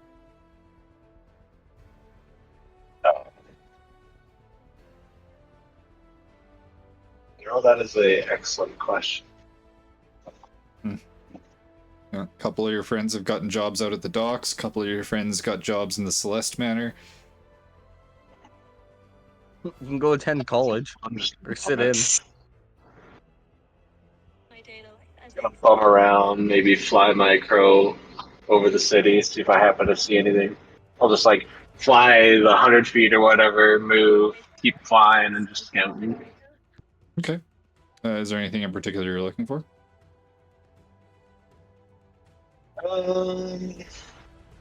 No. Just if I Red see any light. like shiny objects in my crow form, I'll try and grab them. Hey, make me a Typical perception crow check. stuff. Okay. Oh, I haven't rolled portents. I'm gonna do that. 'Cause True. it is a new day, I Yeah. believe. It is. It is. Okay.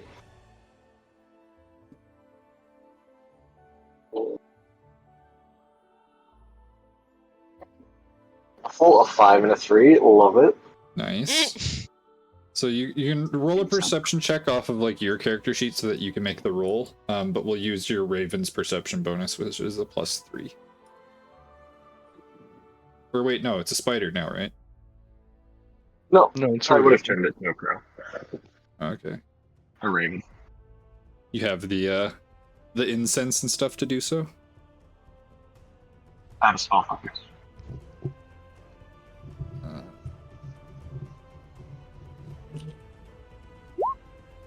Doesn't a spell focus?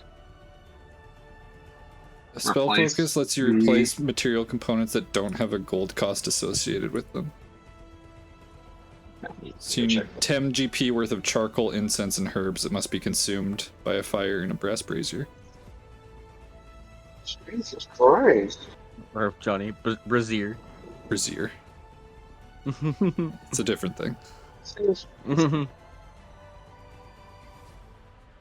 Where the fuck did... That's a simplified book. Stop it. Little menace. Yeah, it is. I don't just assumed it was kind of those things where you could just ritual Change on the cast go? and do.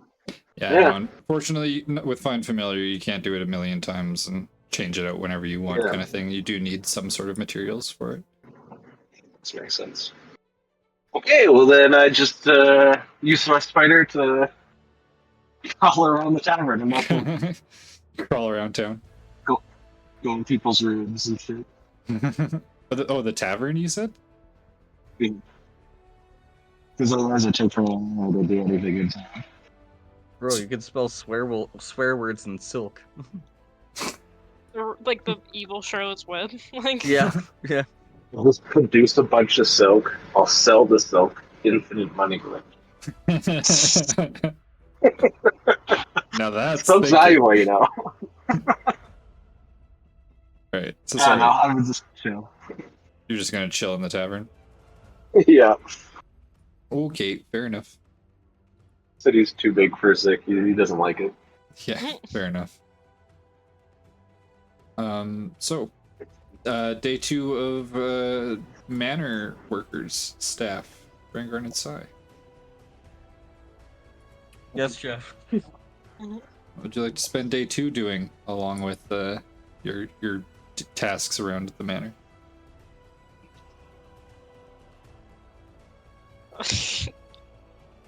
just just... I don't really know how to do this. And if at any point you guys just want to be like, I'll just spend like the next like week or whatever doing this, we can do that as well. So we can just kind of time skip forward so that we don't have to go day by day kind of thing. But if there's anything in particular that you want to do, just let me know, and then we'll make sure to stop for that kind of stuff. Yeah. I feel like so I would just kind of look for like an opening to maybe see if Miriam would be even like willing to talk to her, but like even then it would just kind of be more observing habits and such. Okay. Like specifically just like what habits of Miriam? Yeah. Like if she, I don't know, like so it's like dumb stuff, like something that might give her a reason to talk to her, like if she drinks a specific like tea in the afternoon or something that she might want, and so I could be like, oh, like I brought you this because you were working hard, whatever. But Okay.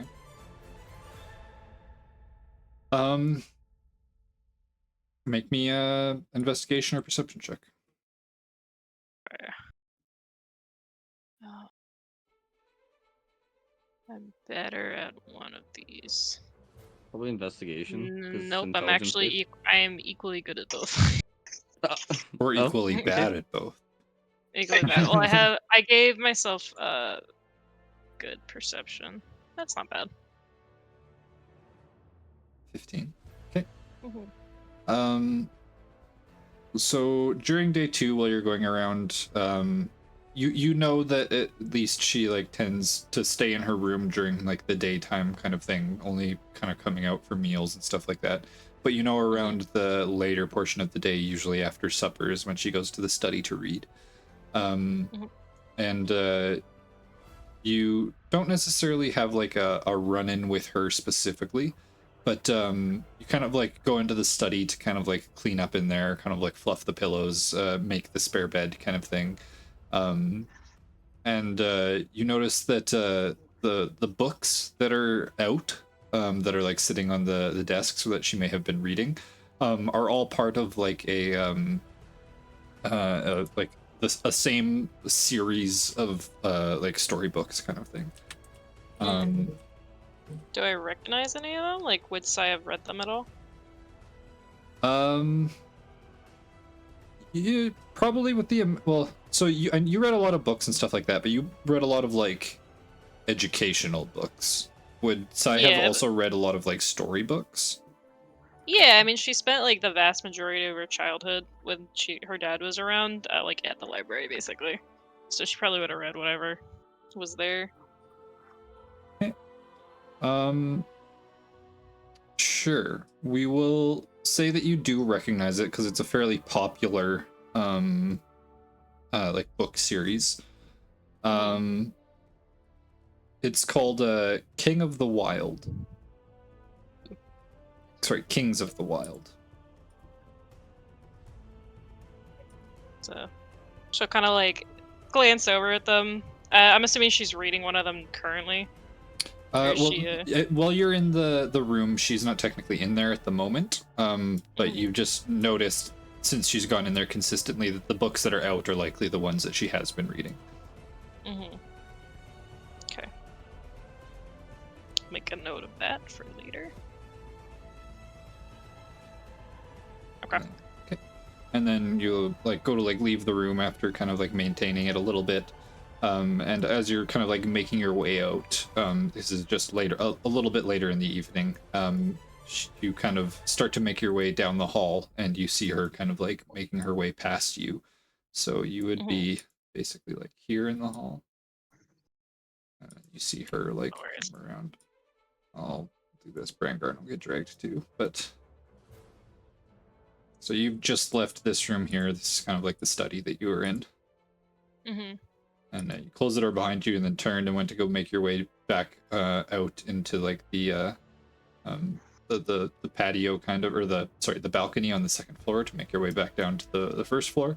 And you see her kind of like turn the corner and start making her way down, kind of also making her way towards the study.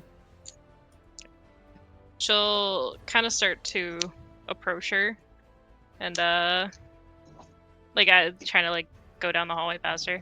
And as she's like, go. Oh, Sorry, you cut out a little bit there. Oh, okay.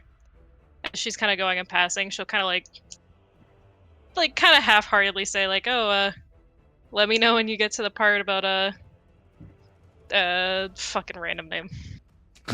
Like, yeah, I don't know, like Matthew or whatever in his character arc. It's my favorite part. And she kind of nods and keeps walking. You definitely kind of like get her attention. She kind of like glances over, and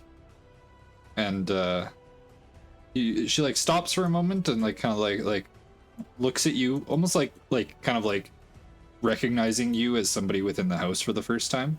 She doesn't necessarily say anything, but she kind of like looks at you for a moment and kind of stops walking before she kind of turns and starts to make her way back towards the study. Something. Would you like to make me a perception check as well? Sure. Oh, for the pin. Yeah. Because I assume you're keeping an eye out for it. You mentioned it a few times. So. I'm gonna use my inspiration for that one.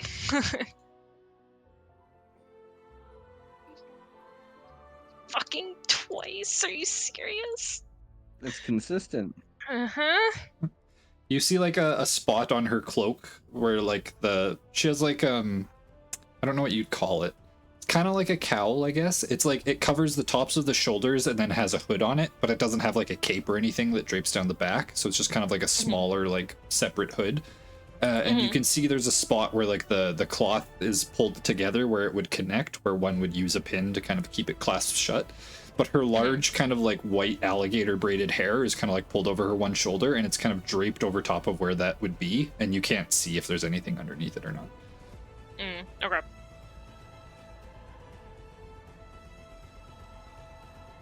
Okay. That's information.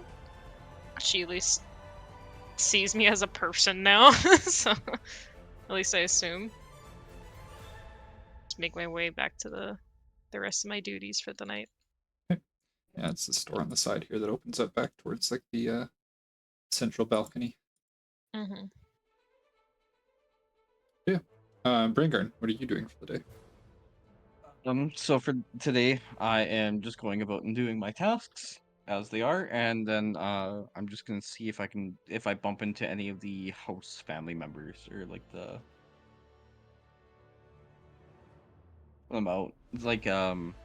Donovan. See if he's wandering the house, I guess, when I'm checking all Dominic? the areas yeah, Dominic, sorry. Okay. And if I run into him, I'll just if I do, I'll just bow to him and then ask him if he requires any different type of dish or something specialty delivered to his room. Okay. If I pass him. Yeah. We will say that since you know they all kind of like make their way down towards like the dining room at certain times for breakfast, lunch, and dinner, you can kind of try and correlate that with when you know they will be arriving. So like you've gone and delivered your, we'll say it's like the lunch to that room for the day, and have already made your way out, and you know in a while that they will be coming to make your way down towards that room for lunch.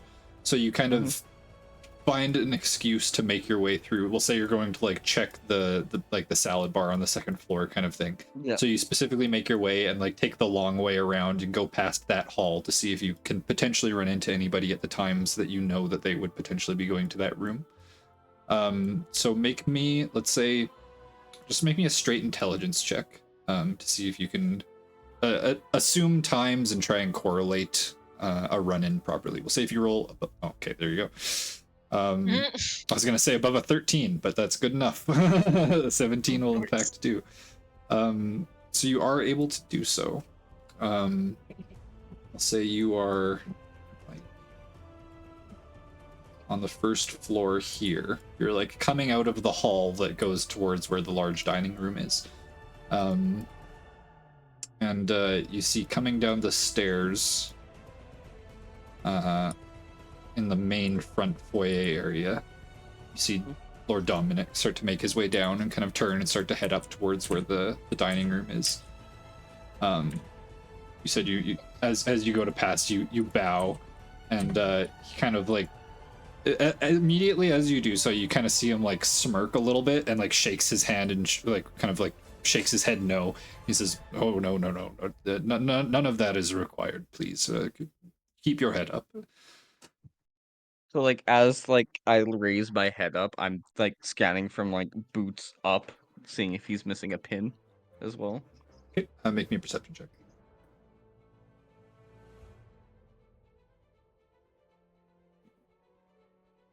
Woo! Never mind.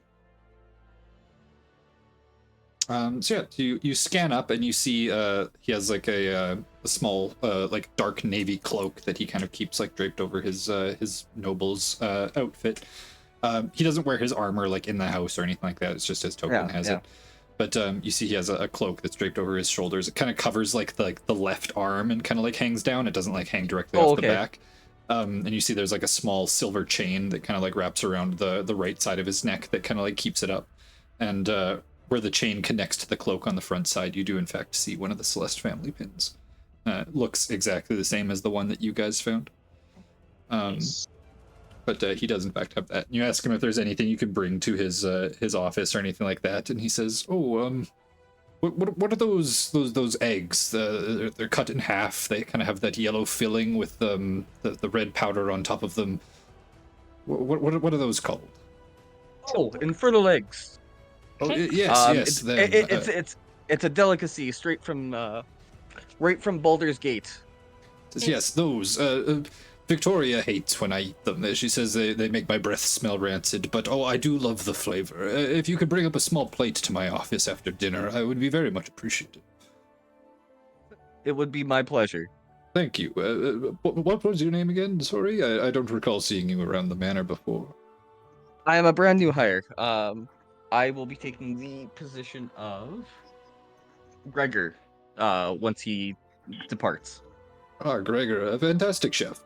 In that case, I would have you make the infernal eggs yourself. I'd like to see what you're capable of. All right, sir. I trust you will not disappoint. I do not intend to. And then, like, I take a step back and just let go on his way. Yeah. He disappears off. So yeah.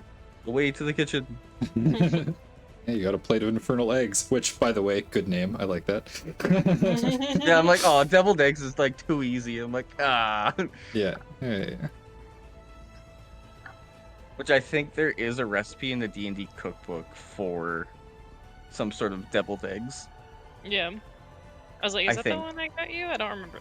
No, I got you Skyrim. I think, but like it's very much on par. Nice. Yeah. Yeah. Let's see. So what would what would like a cooking check be? Sleight of hand? Well, like make.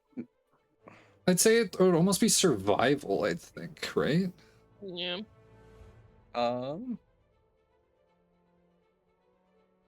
Follow tracks while game, guide your group through frozen wasteland, identify signs of owlbears live by, weather.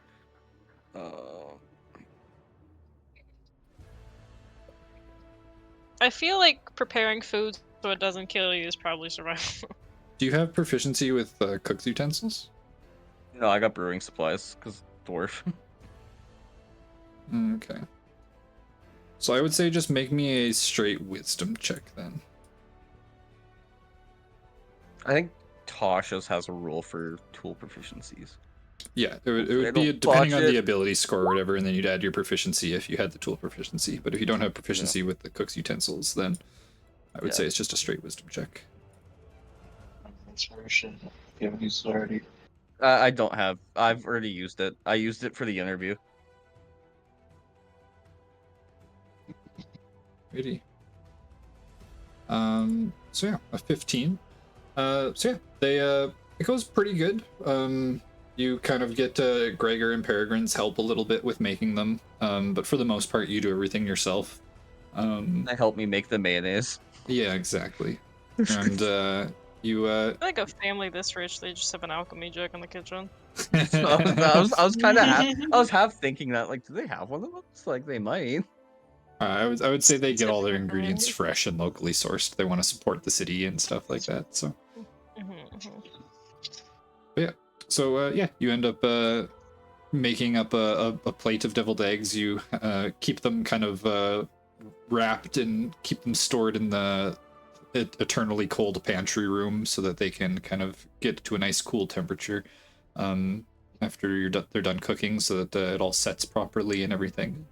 By the time dinner is finished and an hour or so passes, so that you know that his food has had time to digest and stuff, or maybe 2 hours even, where he might be hungry for another like after dinner snack kind of thing. You feel like now would probably be the appropriate time to bring them to him. Gregor, where are the microgreens? I need the microgreens. They're on the shelf in the kitchen. On the shelf in the kitchen. Third shelf. Third shelf. That's the pantry. Where are you going, Braygarn? They're microgreens. They're supposed to be kept cool so they can stay bright green. Oh, those ones. Yeah, no, I think they're in the pantry somewhere then. Sorry, this is why you're replacing me. I don't work well under pressure. My man, you get replaced. Alright, and I'll grab I'm assuming there's probably a chilled pitcher in here somewhere. Yeah, probably.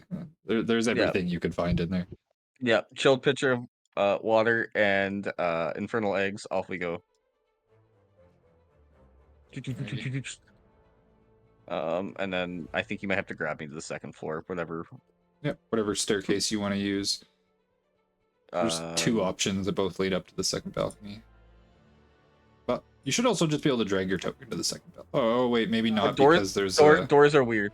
You should be able to open the doors. I think it's just the walls, because they technically have lighting barriers on them, so it won't let you move your token through them. So yeah, you're right. I don't think you can move to the second floor without me dragging. Yeah. Did they actually tell me where what room he was in? I'll say no, but you run into Sai, and I'm pretty sure she was told. Yeah. That way. Convenient. Yeah.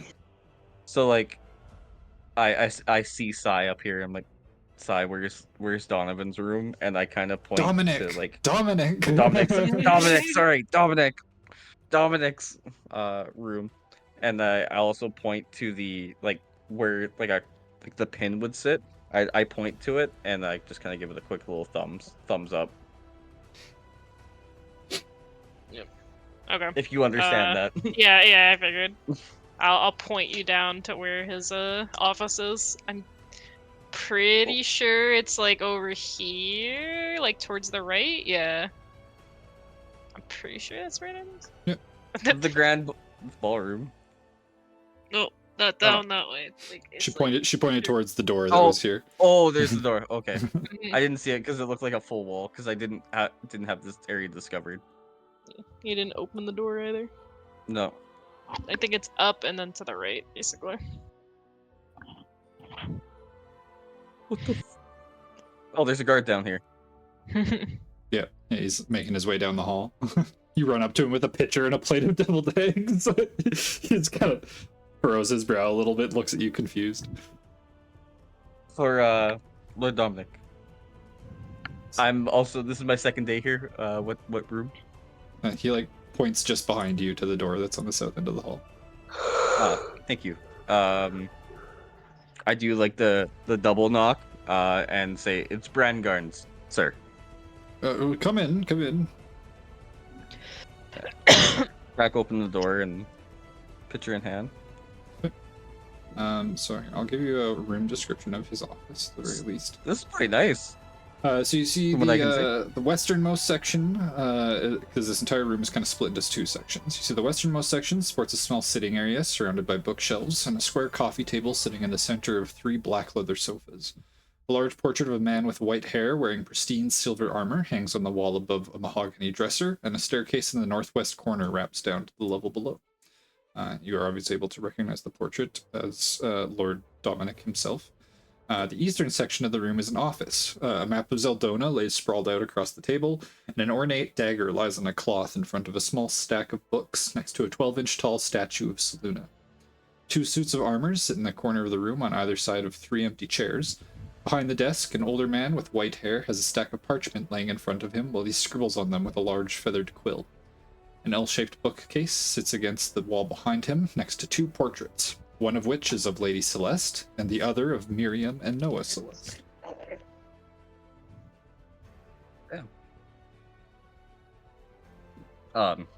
Sir, where would you like me to place these? Oh, he kind of like goes over to the one of these like the side desk here and like clears off some of the letters. You can just set them here, thank you.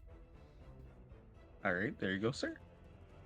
And then, as I'm walking by, I take a glance Says, at the nope. dagger. Don't leave just yet.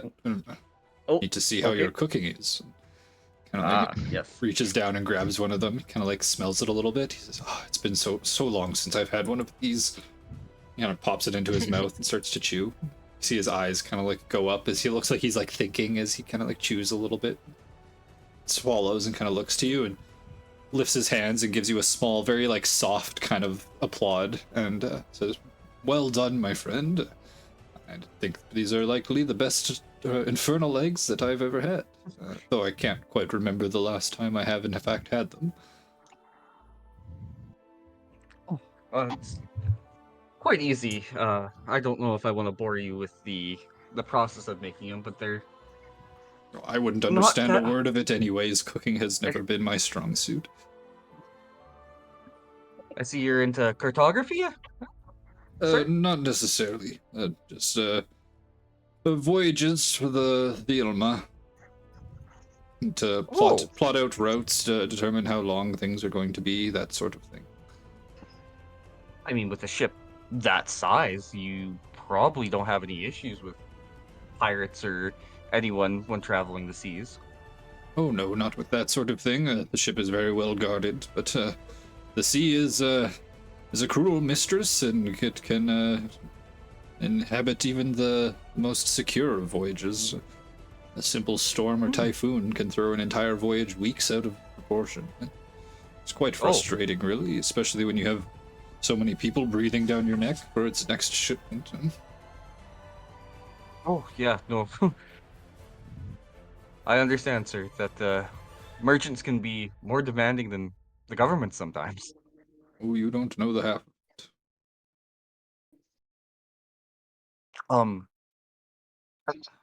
Also, like, on your table, I noticed that's very intricate dagger that you have there. Is that of dwarven make? I'm not 100% sure. It was given to me by my father.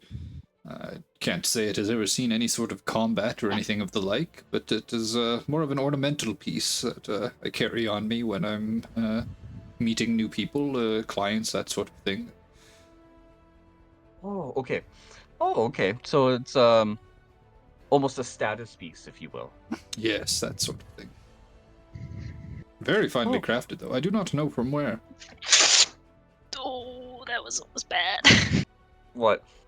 I've absolutely just chucked my Sodi. it's my That was a computer. Sodi. No, it was my phone. Oh. Oops. Oh, okay. I noticed that most of the family members have like a pin on their chest. Is that just strictly to identify yourselves as family members? I'm still trying to, as you will, know the lay of the land in this household. Yes, it is a family crest that is given to all of our direct bloodline. It's a symbol of our status and as one's position in the Celeste family. I'm assuming you're the head of the family, and I'm assuming your crest is probably the most, I don't want to say flamboyant. Flamboyant is the wrong Prominent. word. Yeah, most prominent, like with maybe like a reef around it or something like that. Oh no, all of the crests are the exact same. Just simply our family crest, made with only the finest silver. We do not flaunt status over other members of the family. We are all equal. I do run the business, so you could call me the head, but everybody takes their own jobs and Roles. goals within the family, Okay. and everyone is responsible for their own business. Okay. Well, sir, I see that. Well, you are a very important and busy man. I will leave you be, and if you have any other requests, you you can know where to find me. And it's been a pleasure, sir.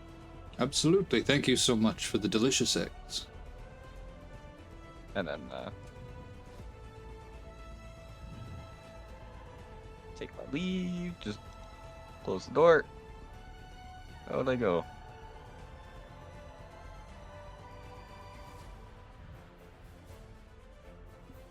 And then, as I'm walking by, I'll use my psionic die or psionic whisper to sign like, sigh. Yes. The Lord of the House likes me. Good job. Yeah, and he See still me- has his pin. Okay, well, that's rules out one of the four, I suppose. Yep. Just keep And your eyes peeled for the other three. I tried getting a look at Miriam earlier, but no luck. okay. And then from She, there. Oh, what? Go ahead. she kind of like half laughs to herself and's like, I can't tell if I made an ass of myself or she's intrigued by me, but we'll see. It's probably the latter. Yeah. Um. And I will proceed down, and I will head to the. Cause this is after supper, so I have a 12-hour shift, so 7 to 7. So I probably have another 3 hours on shift. This is Probably. like an hour and a half even after supper. You kind of waited a little bit so that he had time to digest his food and stuff. So yeah, you're nearing the end of your shift. Pretty. Okay, so then at the end of my shift, I'll go down to the, or I guess across the hall. The fuck is the door? There it is. The guard barracks. See if I see any of the guards sitting like on their break or whatever. Not at the moment. No. Okay. It appears So to be empty. they're. Yeah. Oh, hello. He just kind of nods. All right. Just make his way around on his patrol. Yep.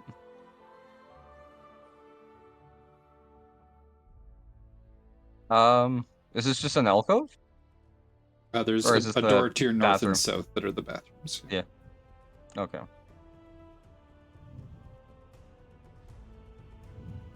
Is there a potion of true shot in here? Ooh. Booing yourself. Checking the table. Yeah, looks like everything's in line. And then I'm just gonna go back to here, pretty much to end my shift. Yep. Left all the doors open that you passed through. Wow.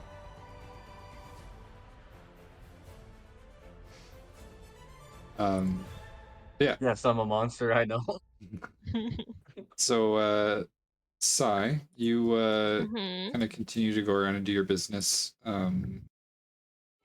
As you're wandering from one room to the next, you see that Miriam starts to make her way back towards her chambers for the night, kind of thing, crossing over the balcony. She kind of like starts to walk past you or whatever, and starts to make her way kind of south down towards where the hall is, where her chambers are, and then she kind of stops.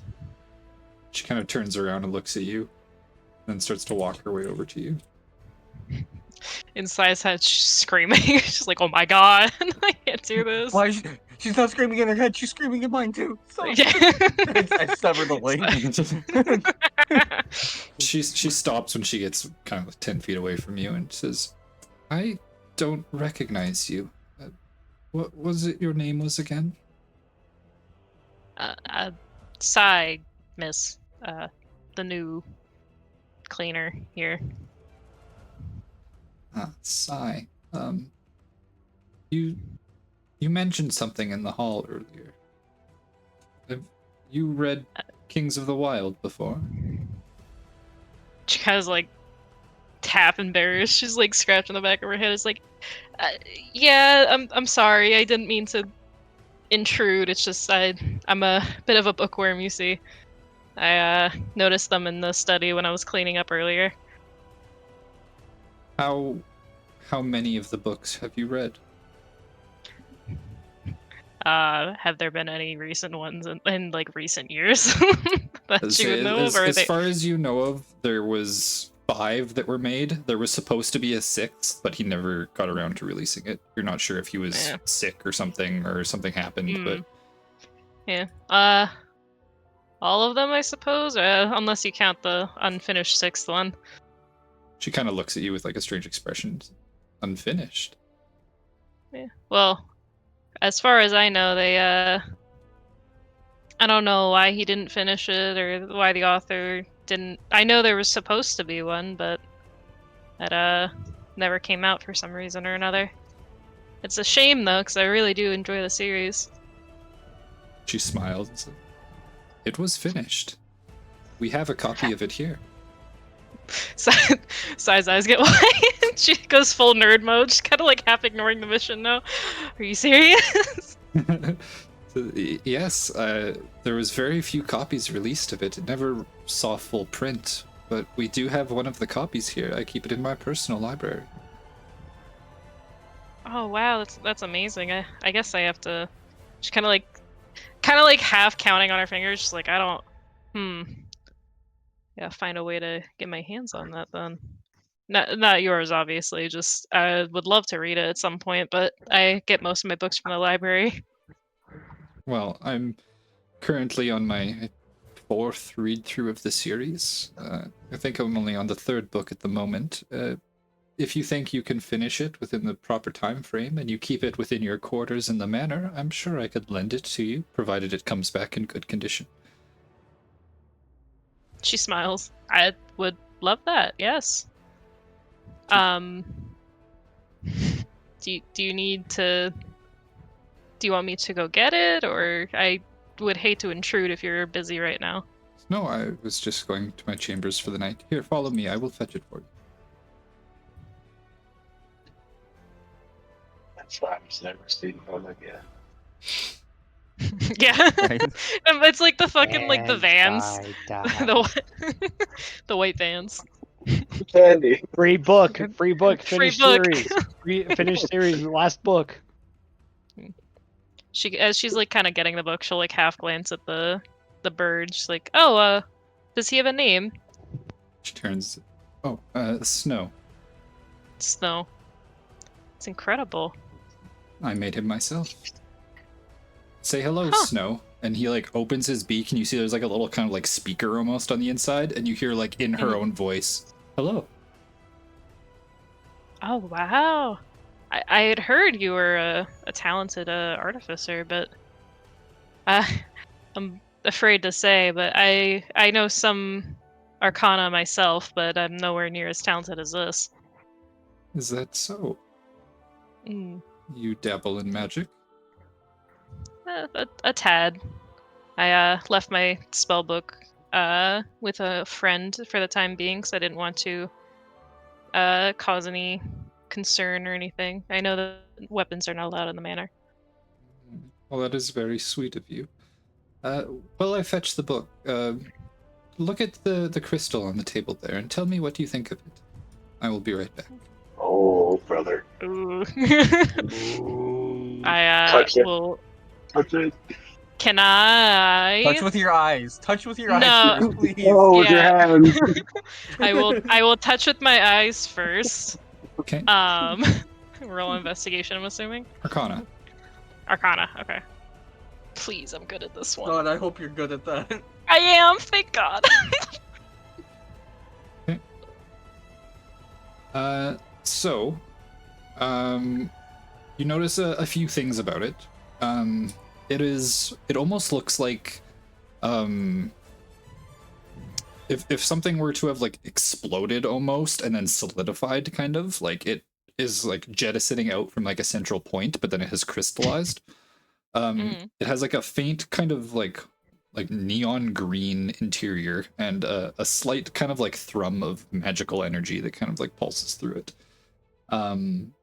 You notice a kind of acrid smell coming off of it, and an incredibly like all the edges are incredibly like sharp and like not necessarily like they were cut or anything like that, but just like Yeah, the just the jagged. natural forming edges are very kind of like not Jagged jagged and as in like sharp, sharp. like if you'd like cut your finger on it, but like they are all very flat and kind of like spiky. kinda, yeah. Yeah. You also notice what looks like a faint kind of like movement of like liquid or something and like inside the core of all of these different spires of crystal that are kind of jettisoning off of it. With the acrid smell and everything else that you were able to see from it, you were able to identify this as crystallized acid. The fact that it is sitting on a tablecloth and not causing any damage to the surroundings means that it is likely safe to the touch. How it was created and how it is contained, you have no idea. It would require a very delicate touch to form something like this without like causing it to explode. You can assume some source of impact or something like that could cause the entire thing to rupture. And even a small portion of it could cause like a good amount of damage if it was like thrown at somebody or something like that. But in its crystalline state, it seems safe and honestly looks quite beautiful. She eventually comes She's back like- out of the room with a book in her hands. Huh.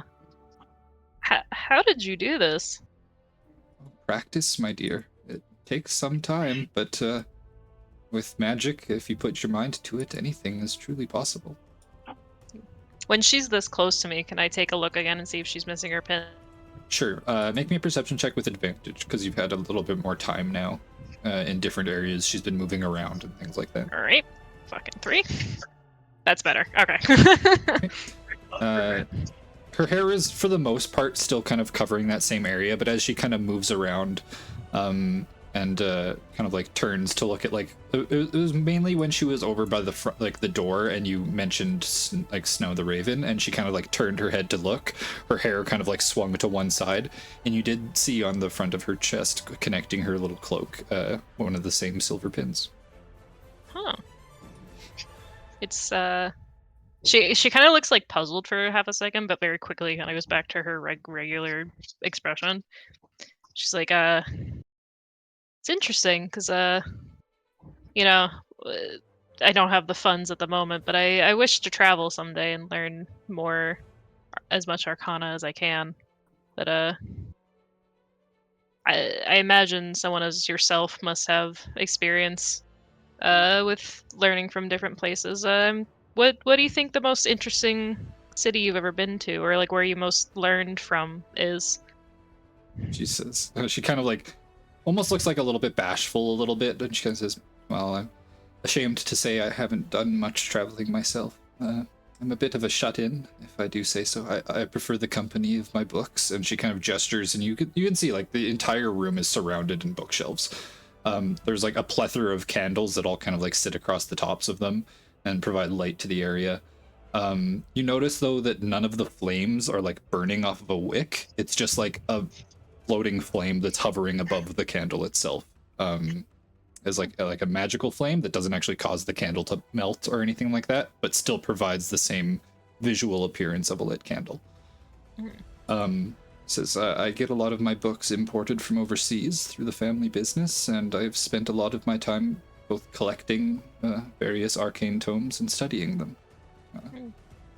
Does the rest of your family do a lot of traveling, or?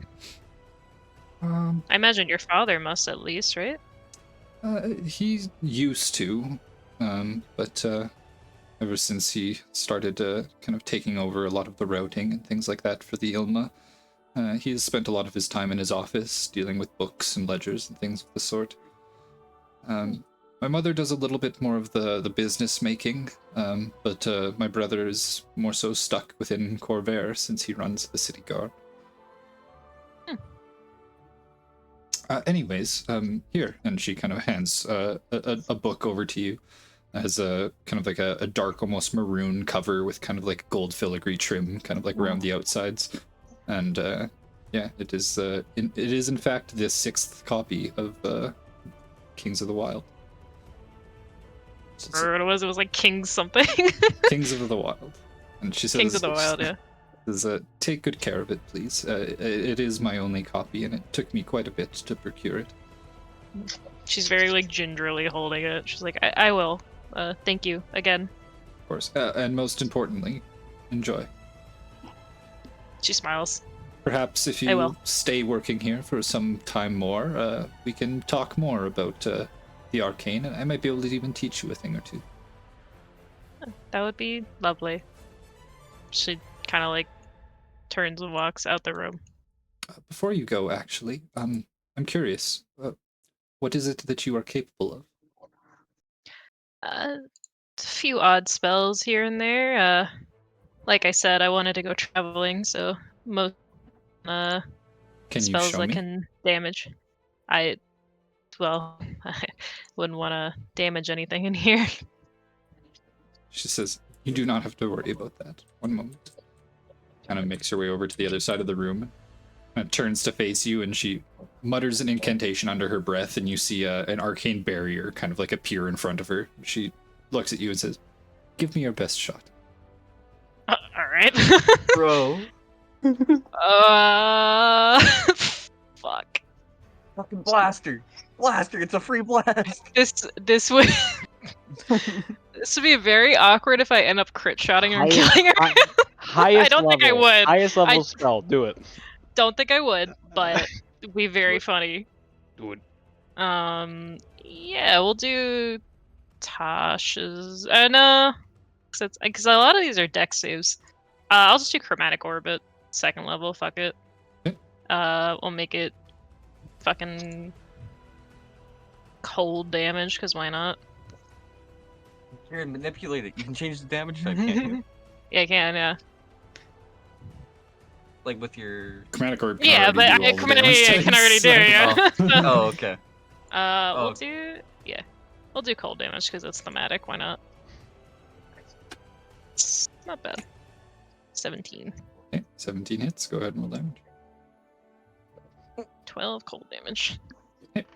So you see the orb flies across the room over the table. You see Snow's head kind of like turns and watches as the orb like flies across the room. It comes into contact with this barrier, and you see the ice kind of like shatter across the front of it. As you see it kind of like crackle and shimmer a little bit, and then the ice starts to retract slightly across the surface of the barrier, all the way down to a small kind of pinpoint. And then it starts to crackle and solidify, and then it drops into a single icicle that just kind of shatters across the surface of the ground. You see the barrier kind of dissipates. She like lifts her eyebrows slightly. She says, "Impressive. You are not so simple with this sort of thing as I once thought." Well, practice makes perfect, I suppose. She kind of like twirls her finger in the air. She smiles. Indeed, it does. I imagine she probably put the book down when she was doing that. She picks it back up off the table. I'll take my leave then. Thank you again for this. Of course. Have a good night. You as well. I'll close the door on my way out. I know you said that you severed the connection. Can I still reach out and talk to you in my head or no? Absolutely not. Alright. Connection was Fair severed enough. after all. Yeah, fair enough. It is about the end of your shift though, so. Yeah, I'll head back to the room with the book like tucked in both my arms, very carefully holding it.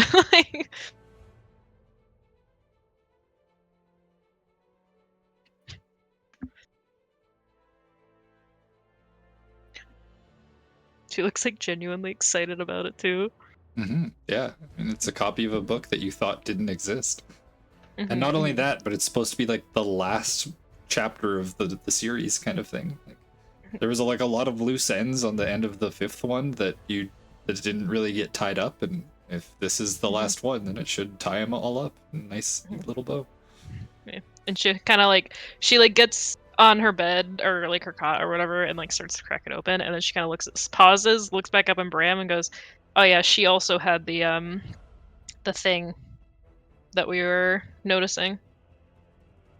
You could literally just like Brandgarn just like takes his right hand and like just kind of touches his left Yeah. shoulder and just She like nods. kind of taps and scratches like. Yeah. She like kind of half nods.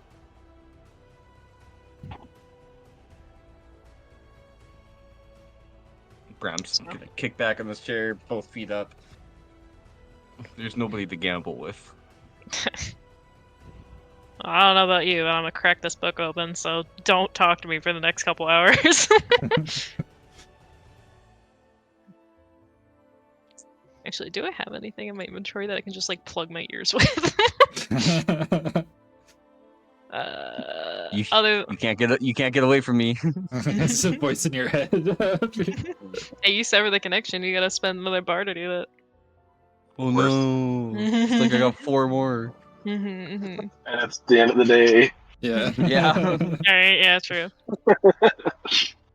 Would burn 10 out of 10. She's gonna start reading her book. Okay. If there's nothing else you guys are doing for the evening. No, that would be it. And then I guess for like the preceding weeks, it would be pretty much listening, hearing for gossip, and then seeing if Dominic has any special requests to be made within the kitchen, so on and so forth. And then Sai would basically be, as she's like going around cleaning stuff, just trying to catch a glimpse of either Noah or Victoria or Veronica. I keep getting mixed up. Victoria. Can try to catch a glimpse of either of them and see if that they're missing their pin. Okay. Oh, and sorry, Vanguard, what was your perception check when you tried to notice the pin for Dominic? Is that the 20 that was rolled up there? I believe, yeah. Yes. Okay. You would also have noticed a small silver key that is hanging around a chain across Dominic's neck. Okay.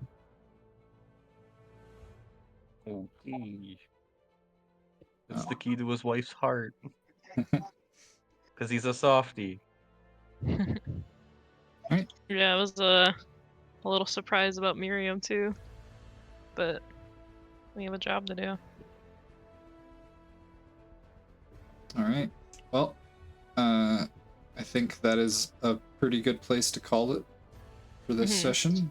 We will get into the remaining weeks of you guys, or like at least the next week of you guys working within the manor, and Percy and Hatch working down at the lumber mill, and what information you might be able to glean throughout those jobs.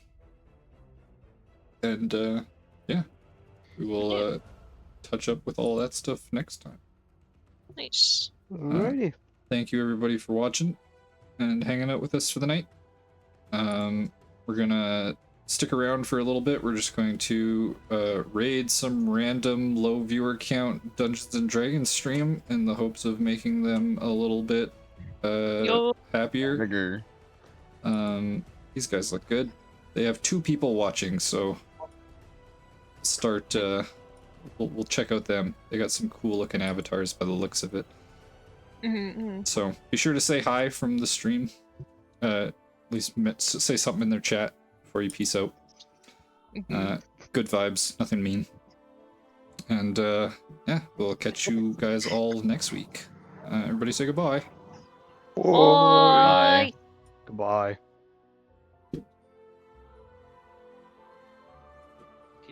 Key, and I will give the sorrow, and I will keep. Alrighty.